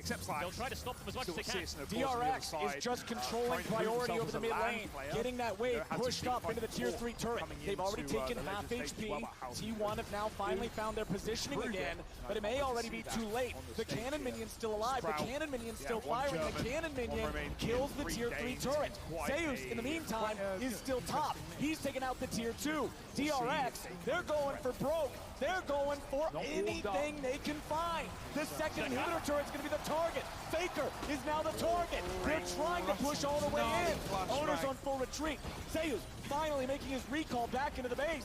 DRX, 5-man push. Still looking for Nexus turret. Kobayushi's going to be caught. Kingen looks for him, but the Ghost is able to get away. Zeus wants to jump in. Zeka still safe. DRX into a now having to deal with Faker. He jumps in. He jumps out. There's no angle. DRX. They'll find the first Nexus turret. Owner charges away. DRX have health advantage. They have stats advantage. They have gold advantage. The turrets are dropping. Zeus is on the flank, but it won't do a thing. Kingen's wings spread wide, and DRX looks to keep going. The relentless pressure here. They've still got 2 cannon minions. Zeka chasing off Zeus, and Beryl comes to join. Zeus is low. He's trying to get himself away. The turret's still barely standing. Carrier now going to be your target. Kingen chasing him away. Gumayushi goes in. It won't matter. They're done. That's it. DRX are taking us to game 5. One game to decide it all. Faker and Def combined have played over 2,000 games. And it's going to come down to one. The King is looking vulnerable. T1 was on match point, but DRX never fail to beat the odds. They're right next to being reset, which is a little bit stressful. The Ghost versus the Alpaca, it all comes down to this. Deft really does have one bullet in the chamber to kill the King now. One game to do it. From the get-go. T1 will have blue side. They'll select the stronger side. That's 100% win rate this game. So not only do they have to win, but they have to win against T1. Undefeated on that side in the series. DRX have trained all year for this.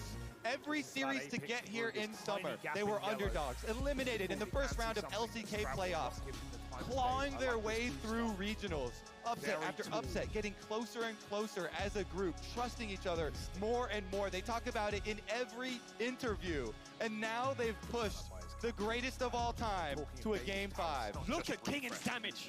He is not getting Aatrox in the next game. The only response T1 have is Zeus Yone. The Fiora did not work. He is playing to perfection in these fights. The top laner for DRX is stepping up. Zeus heralded as the best top laner in the world, and Kingen doesn't care. He does. He really does not. DRX don't care. They don't care to play it. They didn't even expect to get here in the first place. They're making the most miraculous run I've ever seen in esports history. Hold it. Could have been a lovely double there. You don't like gets out of dodge. this Only series, 10 from the second. you don't like League of Legends. This is some of the best gameplay I have seen. If you're not entertained, what are you doing? Twitch chat, we need to hear you too. Let us know, who do you think is taking this series? Is it T1 or is it DRX? We'll see you back here for the finale of this incredible series. But right now, it's time for Silver Scrapes. Slags wants to go hunting for this AWP, and that's the bomb as well. Sit on a mid-range, sure, but he can kill as many as he likes. He doesn't get a chance to win this. The bomb cut loose around with so little time left. That was a done deal. I do really like the decision-making there. Yeah, the sandbags, man. Slags to go push and go hunt. Knock that off. Bomb out of the ring. Sis is going home. He's done with man. He wants to go set up back at home. He only played 150. No joke. But I would say keep your eyes on Cypher right there. He was loud, he was screaming after that round win. And this is a guy also who we've seen in ages gone by, right? One of the key players in that Copenhagen Flames prospect team that were just smashing back-to-back majors, right? And four of the 5 ex-Copenhagen Flames players have made it to Rio now, right? Fnatic, Golden Roy, here in Sprout, Typhon, and of course, missing Foodsie.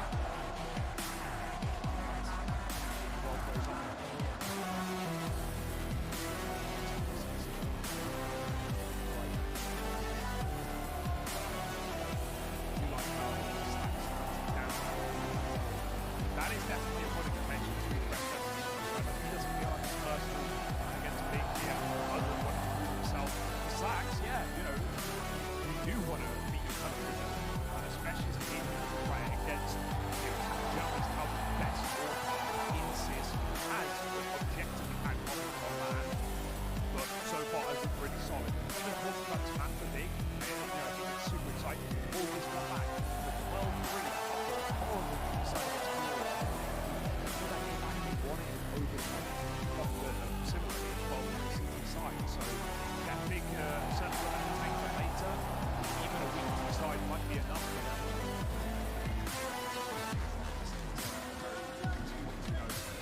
said, like from the other side of the thing, right? I think a lot of people are doubting a lot of O3 picks for me. And a lot of that coming from potentially the standing issues, right? Obviously, this is a team that has been playing now. They've just not been lucky in the past 12 months. With the amount of standings they've had to deal with, the roster changes, Ito in and out, Faven not here, it's everything going on. And then combined with the fact that, yeah, sure, they run 3-1 through the challenger stage, but let's recap those matches. 2-0 over 90 as it should be. 16-6 win over Greyhound, who only fielded 1 win. Okay, they lost to Vianney, and okay, they beat Fury at legit as hell. At the same time, those aren't the biggest and best wins of the bid. They'll have to come here.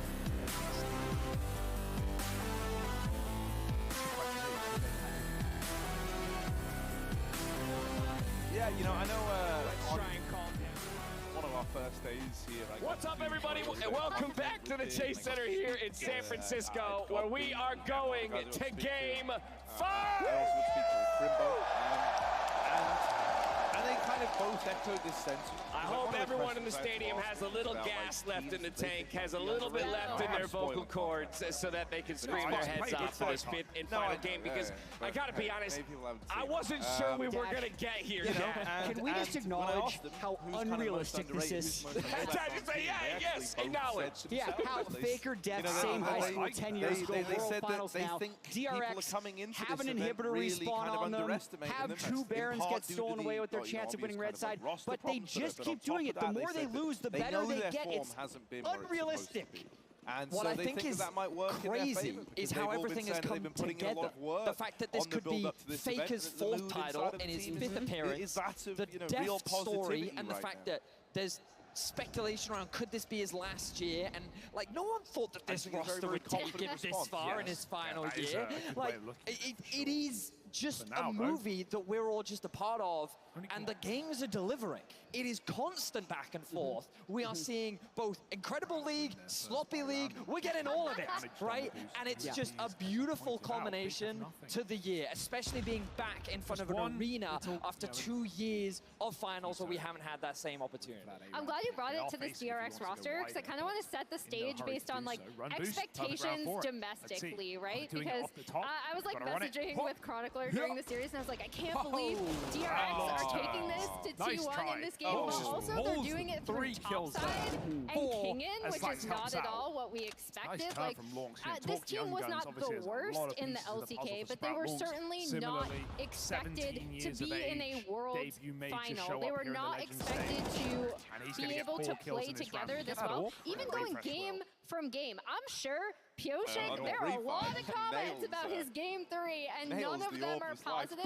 And for him to come out on the Maokai pick in game 4, like you said, the evolution of this team, how quickly they're able to learn is so freaking impressive. The moment he hears that player land, which, like, by the way, is already a very, very fast reaction. Of the day, like, talking about how at every stage of the way, the majority of people predicted against DRX. He then knows that he's going to be getting rushed. There was a good reason for that. You can look at their performance in the series before, and the team they're playing up against, and it's now that is a big risk. As analysts before the series, a low econ round big. Put it all in the hands of them now. And it's because you have Faker and the experience, and you have T1 with the undefeated spring and how good they've been start to finish, and you have DRX, who didn't make playoffs in spring, barely scraped into Worlds, yet, as Emily says, here they are doing it in such an unexpected way. Yeah, and I love that we're talking about the fact that this journey for DRX has always had accompanied with it this idea that they've been doubted. And so we asked the fans at home before we went to this commercial break who they thought was going to come away with game number 5. But much like we did at the beginning of the day for who would come away with the series, I'm curious to see if those numbers will change. It's about him generating more guns, and that's what he's just done with that kill there. 66 to 33% vote from the fans at home, and now we've crunched it down to 52% in favor of T1. Still a slight edge for the winningest team in League of Legends history, but oh so slight. That's basically a coin flip. And again, that he's meant to die, and he does, but that's a little laboured for refresh. T1, right? In a way that, again, like, I can't stress, if you told me this DRX team, not only in the World Finals, Game 5, but the way they're trying to take it to T1 is also by trying to outplay them mechanically is just absolutely, like, I would have been like, no, you're the flank is in, Dinkon to launch, Citizen needs to kill, he gets wallbanged, and Tabson now 1v3, don't count out the king. They're already sticking it though, grabs the ult, they're on top of the boxes, and Tabson doesn't believe it. Around one, but a damn nice try, however, not to be. That ult won't be saved, lost in the source, but talk of a recovery. Both Carrier and Beryl are having a phenomenal series. We've had both teams now just have like really high damage rounds. Crazy and incredible to watch, especially when you think of Carrier being this player that was always hyped and anticipated. In his first year, he left a notable impression. In his second year, he made World Semi-Finals, and in his third, already at the World Finals. What a reinvestment's going to be needed at the end of that, and actually Sprout decides to supports often get left to the wayside, but to me, these two are the superstars of this series. I mean, one stage, a little fun fact there, right? Faker, most games played in the World Final. You know who has the second most? It's probably Beryl. Oh, freaking wild snap, man. Let's go. And these two guys have come up so huge, as you mentioned, for these teams, and maybe a little bit under-discussed up to this point at the World Championship. To be honest, Faker only active player to have more than one World Championship. Beryl could be one to get 2 World Championships in his third appearance. So a lot on the line here. Yeah, and again, comparing their domestic performances, Carrier did not perform compared to like the lofty expectations as people expected. He came out and talked about how he'd been struggling with long COVID and COVID symptoms. And then Beryl has had a lot of ups and downs, but he's absolutely showing up at this tournament. Can you imagine being in the shoes of any of those players stepping onto the stage right now? 20,000 people in this arena, and there is only one game between you and hoisting at that trophy that sits center stage. And it's such a weird sense of pressure for both teams, because for T1, it's about returning to the pinnacle of League of Legends. It is about reclaiming that throne, and you can hear the number of dedicated fans that exist behind this man on your screen. Whereas DRX, there were no expectation. These players go from game to game, aiming on having the best time of their life and showcasing the best league that they can. And now they stand in the face of the Titans of League, with only one game separating them from crowning the World Championship. And I don't know if the people at home can hear this, but as the T1 chance started, so did the combatant DRX chance started. And as you mentioned, this team being constantly counted out and not being expected to go further, that is what has grown this fan base for them along the World Championship. People are fans of this underdog team making a run for it. Now, to get down to this Game 5 and what's about to take place, it is going to be no surprise to anyone that T1 with the final side selection is going blue. Benny, you mentioned it has won all 4 games so far. So for T1, retakes on.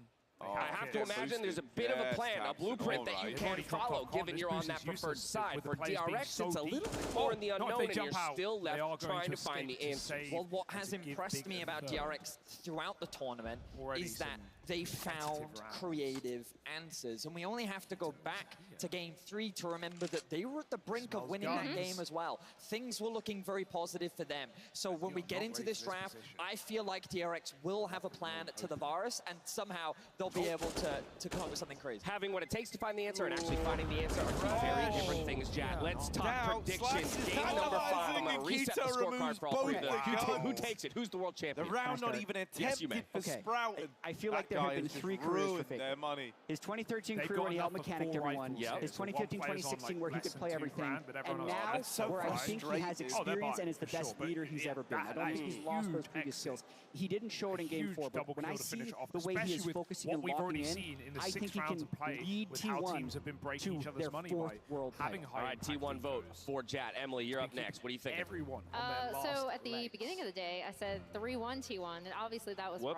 So did I. One thing we weren't able to touch upon here is T1's own narrative arc and how they actually evolved quite a bit, especially in my opinion, the way that they approach side lanes and the map. I do think they're on blue side. Also has a lot to do with it, but I'm going to go T1. Okay, another T1 vote. Vedius, you're the last holdout. What's it going to be?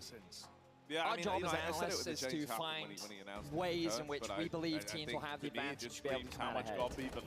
I cannot use that analysis to determine the outcome of this game because I have nothing but undenying faith in DRX. Has done nothing but surpass expectations, and there is something about the atmosphere and the energy in this arena that makes it impossible for me to not believe that they will win this next game. I believe that Deft will hoist these trophies. I believe that Zeka is about to have the best game. It's been over 2 years since I am already over the moon that we made it to this fifth and final game, but it really is anyone's for the taking at this point. Both of our teams have arrived at the final hurdle.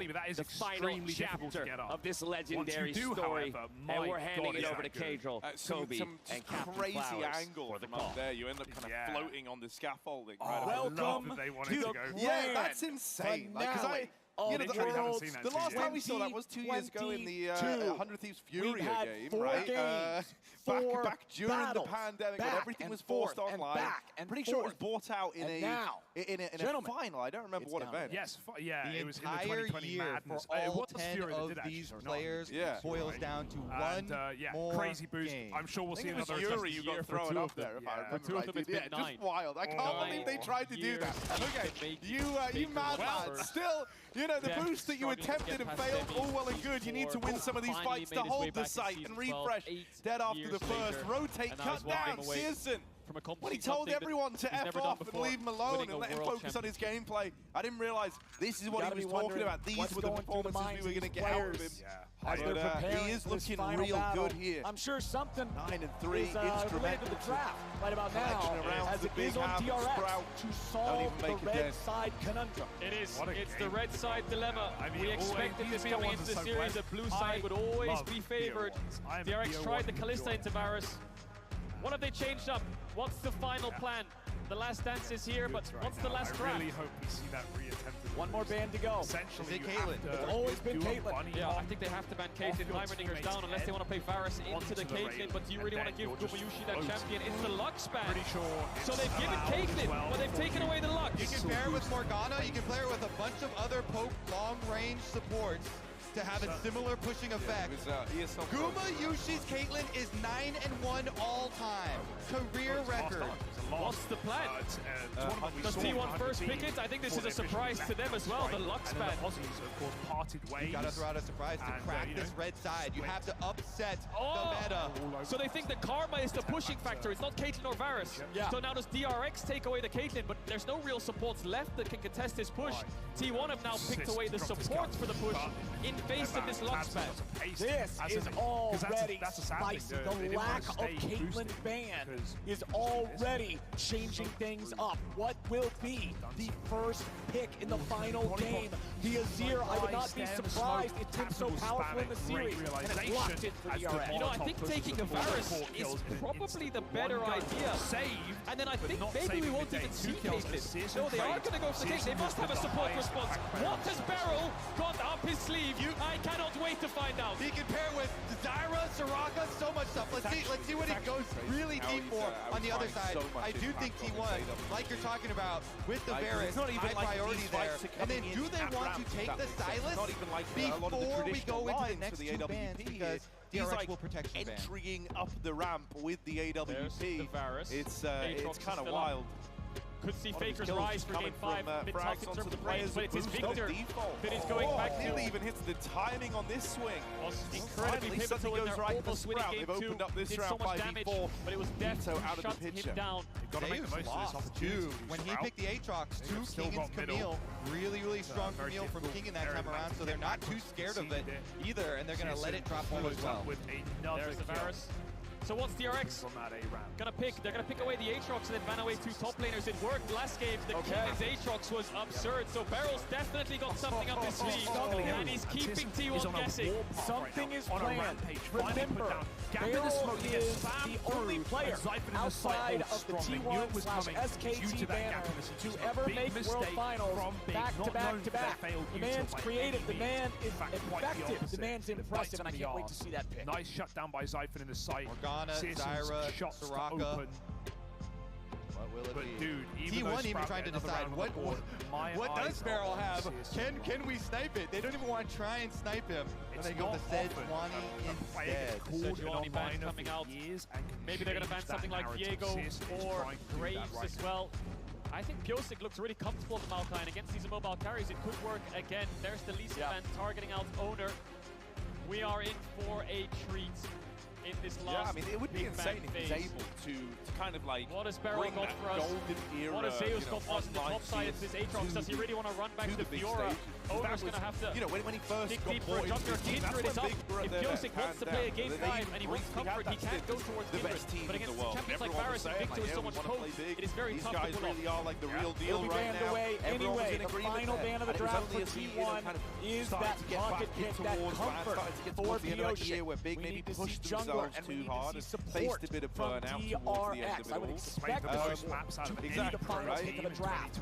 So they climbed the ladder very, very quickly, but in doing so, maybe overexerted. We can get that sort of Searson back, man. Sky's the limit for Big still. It's really open 5 steps. This guy's confident. Receiving end of Barrel it. doesn't give a crap. He's got to run of the map now, baby. If you can point and open up windows here for him to roam around.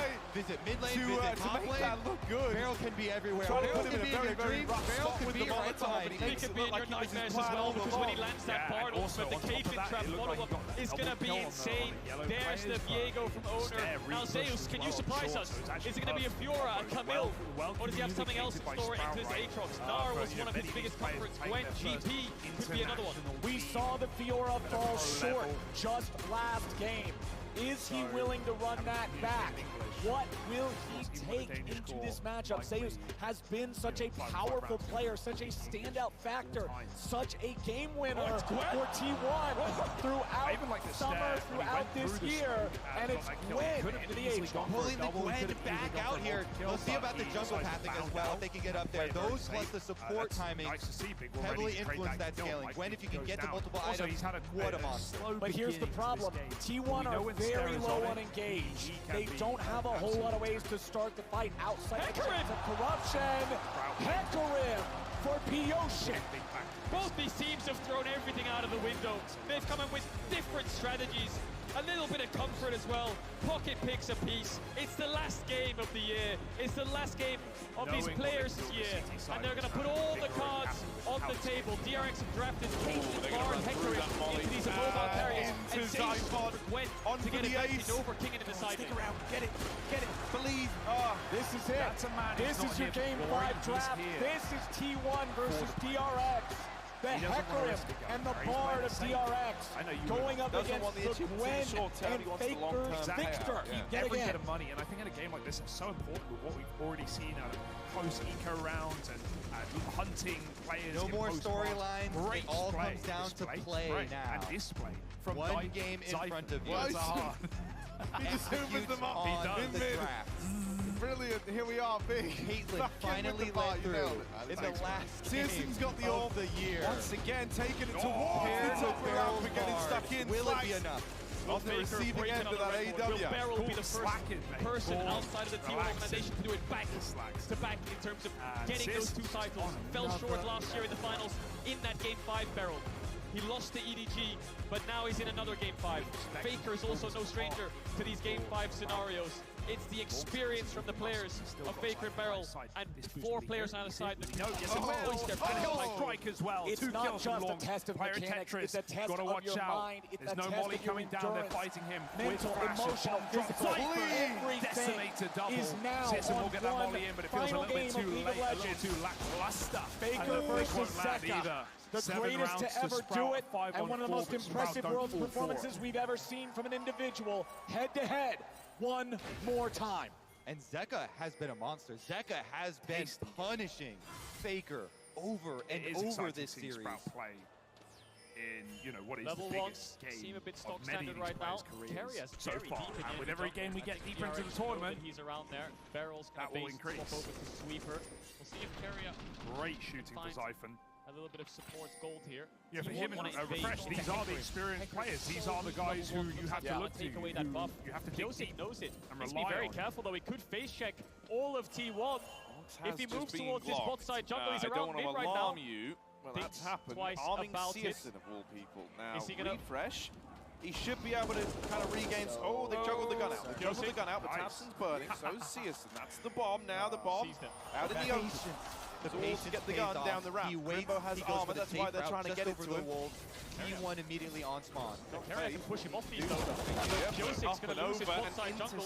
Try to keep the Q-stacks and move towards Raptors. Clear up. What can DRX do with this Luigi? They're going to try and zone away from the lane. Try to deny him some creep. That means you're going to lose out though because Owner got level 2 off blue buff, so now you're pushing the lane away. Jungle coming down to help out Uma and Carrier get right back to lane. Brings into this pick up all team the creeps, and the tendencies of retaking locations on DRX CT get the wave in, and they're facing a split map scenario, but I think Owner will go through mid to top side and try to stacks, plays those really smart, getting the early level 1 invade on the tech run. Very vulnerable champion to getting invaded upon. See if Piozik can salvage some of this. Zeka, mid lane pressure, definitely is a big part in if he can get something back. It's just the blue buff that was stolen away though, and DRX saw Diego going back into the jungle, they so have to go back towards A. That's where they're getting their picks from Searson. And let's remember the state of the draft. It was Caitlyn left open, but it was Karma picked first. That means T1 really wants to be able to have push, wants to be able to have control in this bottom lane early.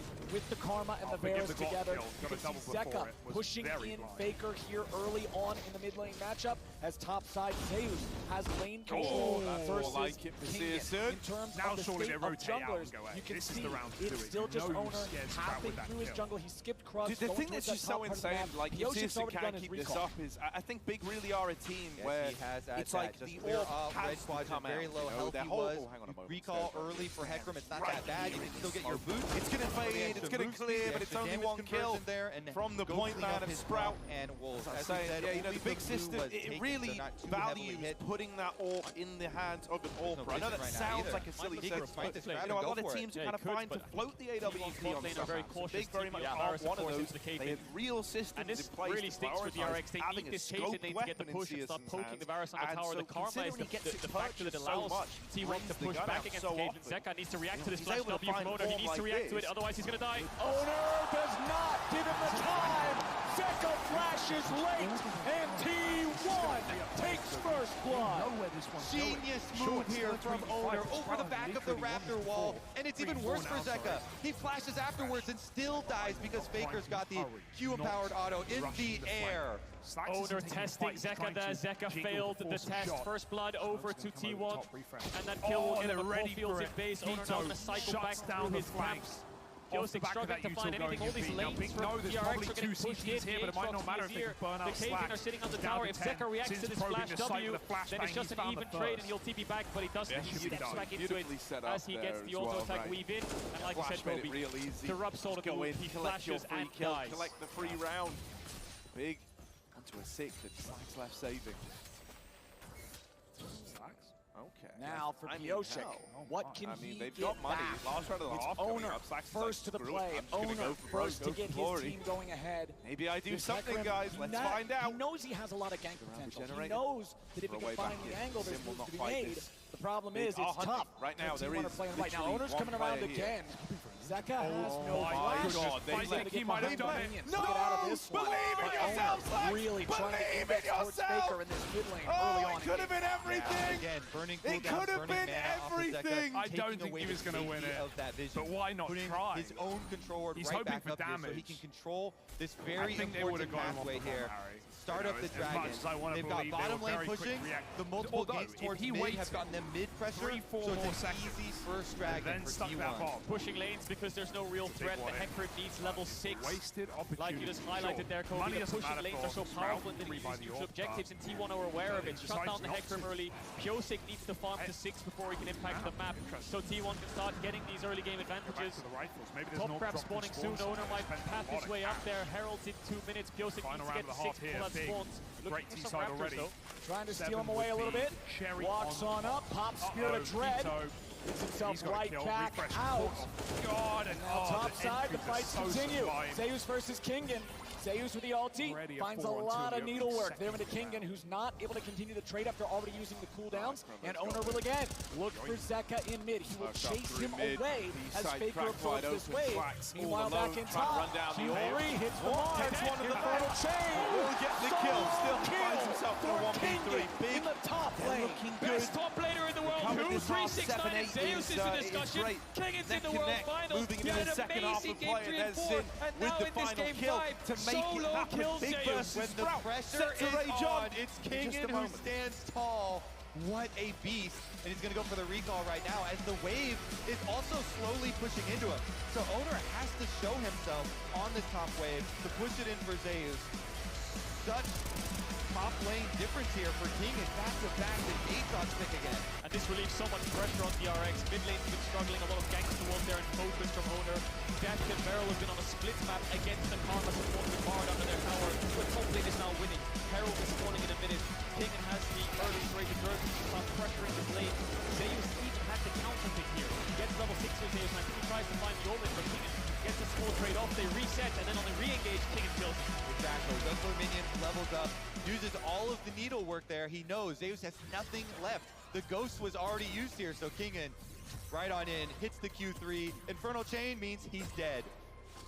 No way out. She turns right back into a doll and falls over as the Aatrox popping off here for DRX in the top side. Keeping this game nice and close. Still 3 minutes until the next break spawns, but Herald's going to be spawning soon. T1 has controlled the early objectives so well in this game, but Owner's also got his eye on the bottom lane of DRX. Def has no resources to work with, and he must take it. They're going to lose a couple plates here, DRX. T1, not only do they get the split map and the jungle invade, they also have TP on Gumayushi, so they get a free base. Def struggling, Kingen is going to start up the Herald. It'll be a cross-map trade, but T1 are going to get so much from this play. Yeah, Kadro, you were talking about Piosik's level 6 and where he's going to go. He's going straight to his winning lane with Kingen here. They started up on Vision, and again, T1 have made the call. They leave Guma pushing those plates on bottom. But they can't finish the Herald. They know T1's ready to contest. Faker's coming up now too. Pioshik defensive ulti over the wall. Kingen with a world ender. He's stuck inside the gravity well, but he goes forward. Faker dies. Zeka gets it. The shuffle to get the rest of them away. Carry has made his way up into the top side. Beryl goes for the flash binding, but he won't grab it. DRX get the kill, and they're back on the Herald. My God, Kingen is playing out of his mind right now, up against T1. They're at a disadvantage from the get-go because Pioshik had to use so many resources to get out, but Kingen goes in. They secure this objective. They were supposed to in the first place, but T1 trying to fight them back, testing the waters in this topside river. And Zeka doesn't miss a beat. He follows him right back up with the Azir. Flash, pushback play with the ultimate. DRX secure the Rift Herald for themselves. They wrest control back. All bottom side though. Gumayushi with the level 6 versus level 5 advantage goes for the Chains of Corruption. Beryl getting away from Faker here as he retreats into the topside river. Faker will chase him as long as he can, but Beryl is already gone. Let's take another look at the Rift Herald fight. Okay, so this is the setup, and you see both mid laners coming over through the river. Because Pioshik goes on this run through the enemy jungle, has to hold all the way around the outside. Kingen then is the one who takes charge. Goes right at Faker. Zeka, no hesitation, follows him to finish it off, and then pushes out Owner and Zeus so they can refocus on that Herald. I wonder if he wants to push them in instead, and he's trying to finish off Faker as he dash forwards. Nevertheless, they get the kill, and they get the Herald. Kingen landing all the sweet spots on that Aatrox, moving back towards the top. Dragons up in 40 seconds. Beryl, of course, we saw off screen. He missed the flash Q like you highlighted, Flowers, and now he needs the level 6. They have the Herald if they want to force through a lane, but I feel like they need to repay Death in this lane disadvantage with the Herald. And I think where he goes with that level 6 you're talking about is straight at Faker. That is a no flash victor now after the last play. So Bard ultimate is prime. The Drake in 20 seconds. The first one already in T1's pocket. You can see them trying to maintain control over the bottom side river. Beryl gets a stun into the wall on Carrier to even out support health bars. But it's Pioshik being found by Owner here in the river. He's got to retreat.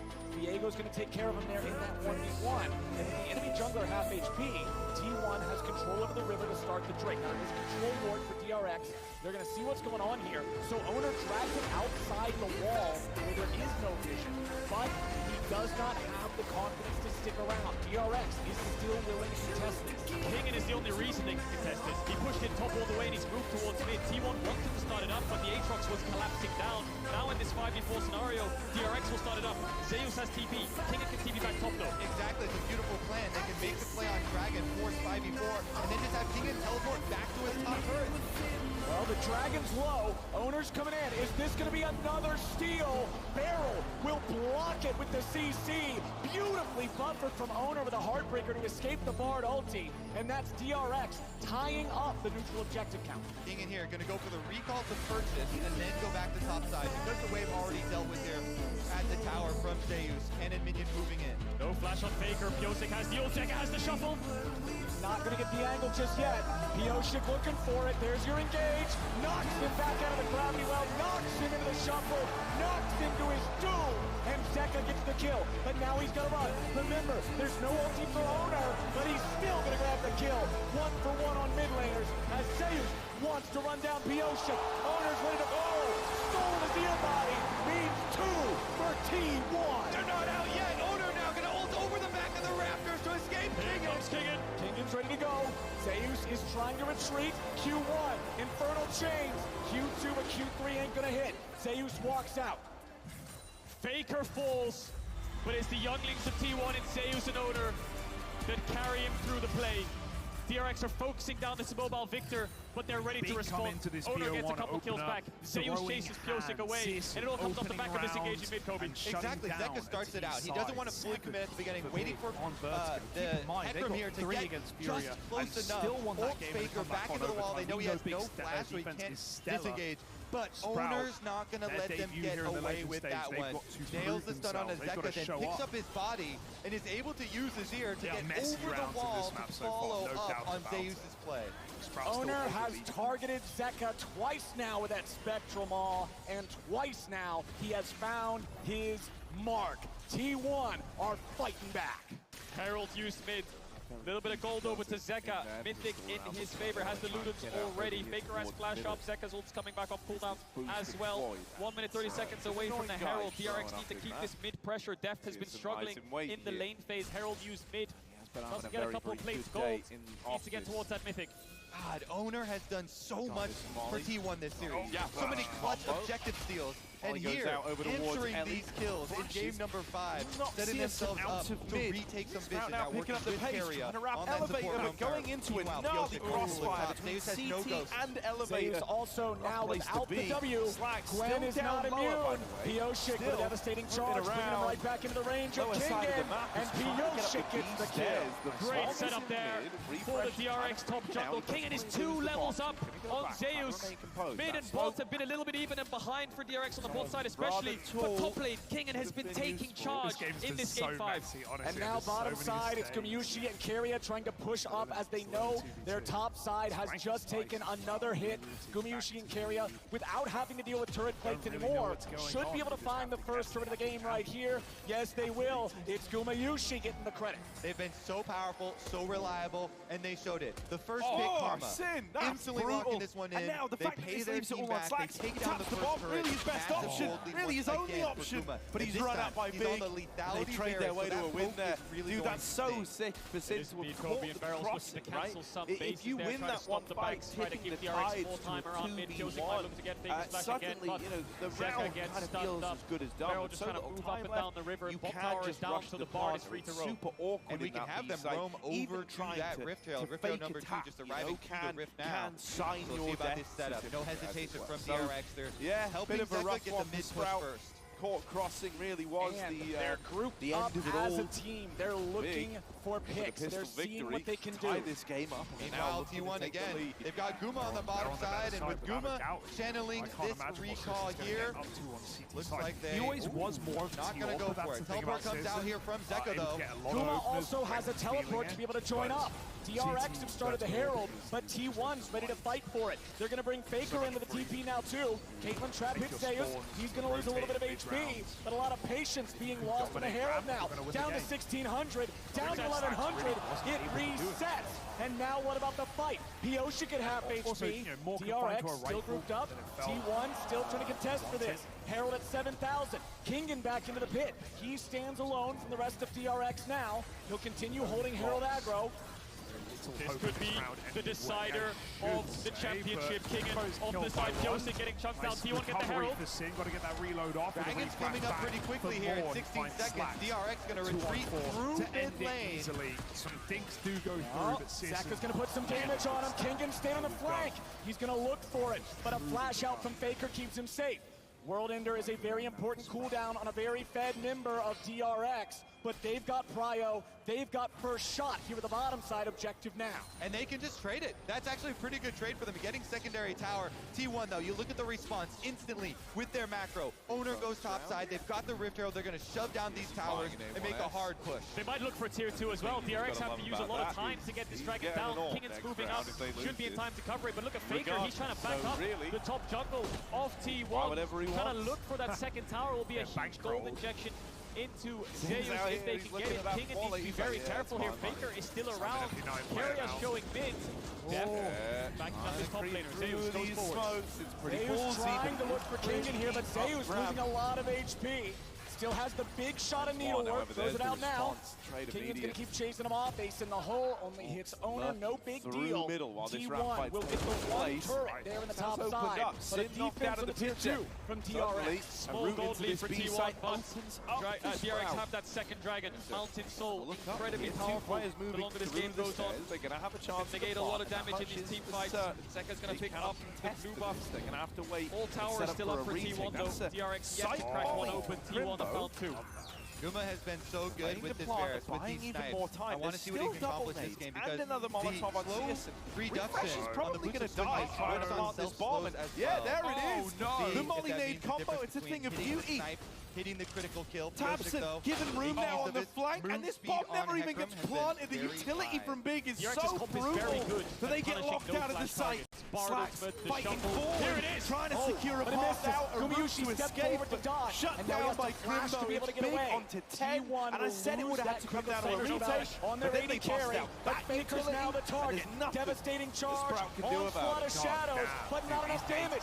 Zeka has to get away, his owner's ready to follow up. Pioshik is too far forward, and Faker takes him out. Now Owner's got the choice to chase Zeka. He's going to look for it. Barrel's ready to try to protect, and he gets him away on a magical churn. It's Owner again to the rescue. He comes in for the counter on the Viego. He was getting hyped earlier when they won that first. Be able to push now, off the back of that. They've got the extra person advantage with Pioshik still sitting on a 12-second death timer. You know, when T1 pushing your coach, you don't get the battle of the mid jungles. T1 coming out ahead. 100% kill participation for Owner and Faker.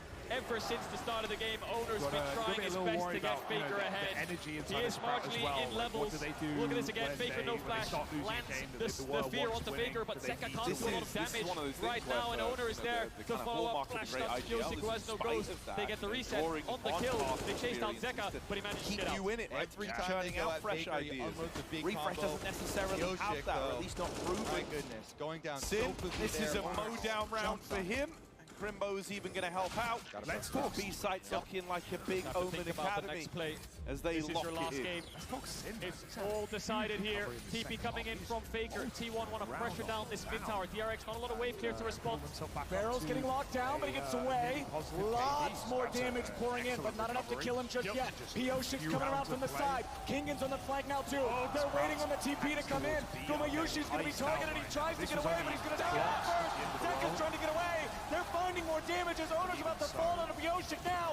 Zeus wants to fight against Kingen. The ball keeps him alive, and DRX is winning the fight. Shadow was still ready. Faker dies.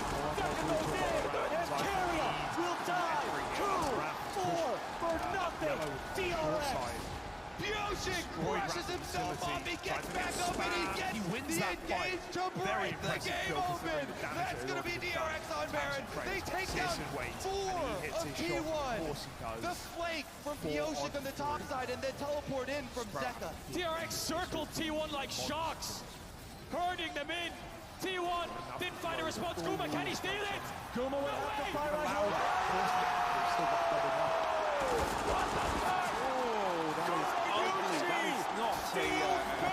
Picture painted there by Stern. Tabson burning in this molly, but saved by Searson in the elevator. Again, with the empowered Q numbers dwindling. Barely up in towards this A side. Of DRX. I'm speechless. As they look to move in DRX. further, this util still very much a factor. It's only going to make life worse as they try to get this bomb planted. Searson with the closer, a big up onto 12, and then starting to run away with this game. That round, not only do you see the experience of Tabson, the team play of him and his roster as well. He gets mollied through so many players would swing that. That's what Refresh wants. He wants to swing again, you're exactly right. This is amazing. Goes over, with the flank comes then in, they get 4 and so he kills just off of stands this. there. He just doesn't move. Chases it We have through a with the 4-3. headroom. His Why would ultimate I came swing? back up. Why would I risk giving They the get only Faker, kill they they get can get Carrier, in this bomb site but away, they don't and then he just sits on his spot. Refresh has to come to him if he wants to pod. And DRX, moments before disaster. Yeah, that's after the fight. Moments before. Oh, the Scooby, you should get this. Does he even have vision? Blue Orb comes in, he must just about see it. Still in the smoke. The arrow of a lifetime. Playing very good. The steal of a lifetime from Gumayushi. That's twice in this series he's done it. T1 grab onto a miracle, and they have a chance in this game again. T1 have more of a chance. They have a push clean in the bottom AWP lane. player in Everybody's ready to go. Zeka staying on the tier 2 on the top side. T1 have already broken the tier 3. They are looking for the inhibitor, and they will already take it. But then you have like showstoppers like Searson, who T1 want to move towards it. They got the inhib.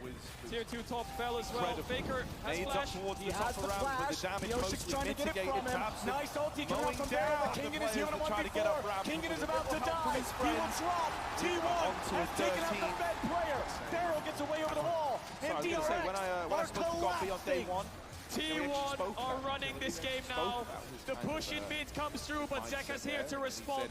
Dragon is up, so that should be a pretty easy exit objective. 2,000 gold lead for T1 right now in this game 5. The power of a single ability, a single steal. He would make up for it. T1 picking up the kills, pick up the Dragon. We all know the stories, and like you say, we know how a lot of the smokes we use today, a lot of them stand. They need to stay composed now, DRX. The siege is over. By this guy on it's heartbreak again, but he's kind of, they've never failed to bounce back every single time. Level-headed, 2 items on the Caitlyn. Azir will be their late-game insurance, but T1 just got a massive injection of gold. Absolutely incredible from T1 when the pressure is on. Leave it to the winningest organization in the history of League of Legends to have the players, to have the composure, and to have the skill to claw their way back. Germacine is very lucky to have this player. Sprout right now, empty T side, yet to see them win around. They've had their chances. What a series for Slacks. Can he replicate what a game or 5 reproduce what Searson's given us? Continue their command over the rift. Take the shot. Moving up, clearing the vision. Kingen is in a very precarious situation, perhaps. They're going to see him there with Owner's Sweeper. It will show the red silhouette. 4 minutes until the Drake, 2.5 minutes until the Baron. Not really any objectives to fight over. Pioshik activated the devastating charge, but meanwhile the T2 here on the top side will fall to T1. Zeka will respond with the bot tower, but a lot more gold into T1's back pocket. The cross map's okay. DRX will be in time to wave clear. Next Baron's up in 2 minutes. I think DRX are just stalling till that spawns. 2 dragons apiece. Small gold lead for T1.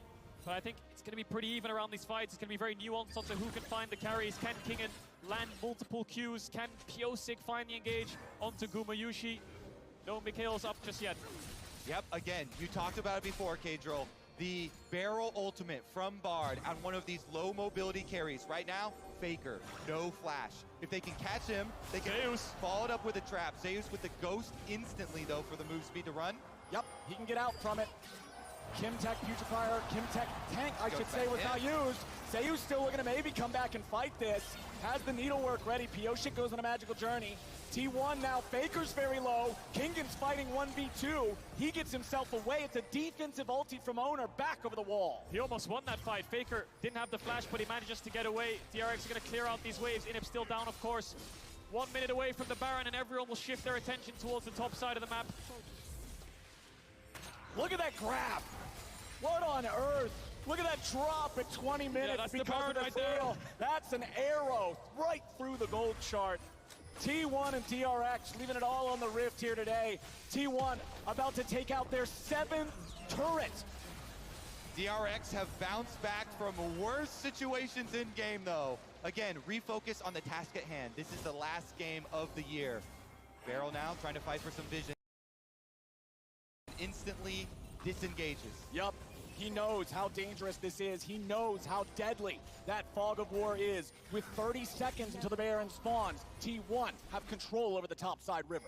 And we're going to keep our eyes on Faker. With this Lichbane build here, you can pump out a lot of damage if you can stay in a dangerous range, auto attack range of your opponents. Can he stay safe though? Still waiting on a few more seconds from his flash cooldown. Purchases up the stopwatch for himself. Yep. Mid push still coming in. DRX need to crack this mid tier 1. It's such a pain to get vision. It's really hard to walk in enemy jungle when that tower is up. T1 still have a lot of topside vision. Faker pushed in the waves all the way to tier 3.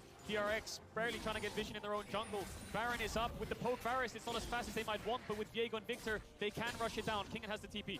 Exactly. Kingen trying to push out that bottom wave and wait for T1 to start it. Here it comes. They don't have the best turn off of Baron. They don't have the best pick here for T1.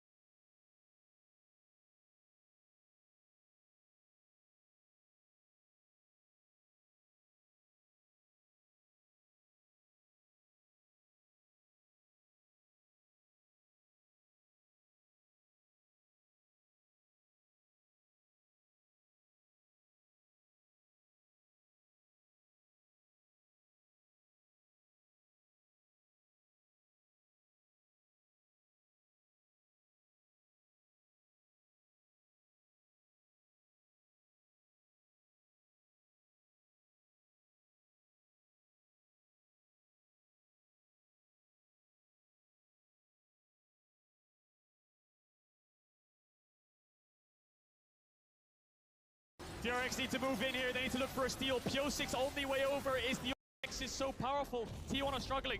Barrel's going to be back up for this dragon coming straight from base. Here we go. Look at P06.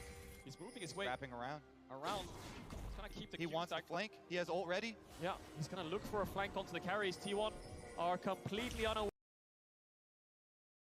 of his positioning. They'll see this push here and maybe spot out Kingen, but they won't know where P06 is. Zeus is going to walk towards the brush, but he won't take a ton of damage. P06 is still behind them. Owner takes a chunk. Drake at about 5,000. Zeus going to move into the pit. He's ready for that angle now. Keria, Owner, both chunked a little bit. Zeka and the rest of DRX are not damaging the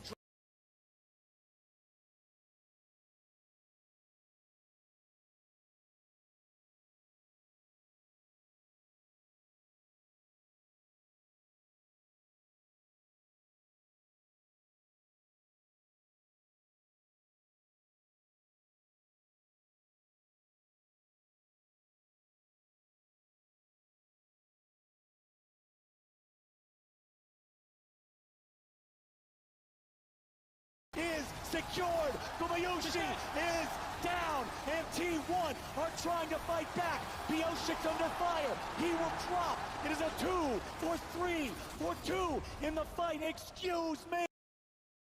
But what kind of League of Legends are we watching? Good Lord. Madness is what we're watching. P06 gets the dragon this time. DRX secure the objective. They secure the smite, and Kingen in the brush immediately deletes Keria. Hello. Yeah, just walks onto the trap. He gets blown up instantly. DRX, even though the flash came in, and then Guma has to flash, so then the Bartle from Beryl lands onto Gumayushi, but I feel like DRX really overcommit onto the Varus and walk into the wave waiting arms of Zeus carry down. They invest so much, however, that Owner gets the resets. Look at that, Owner blasting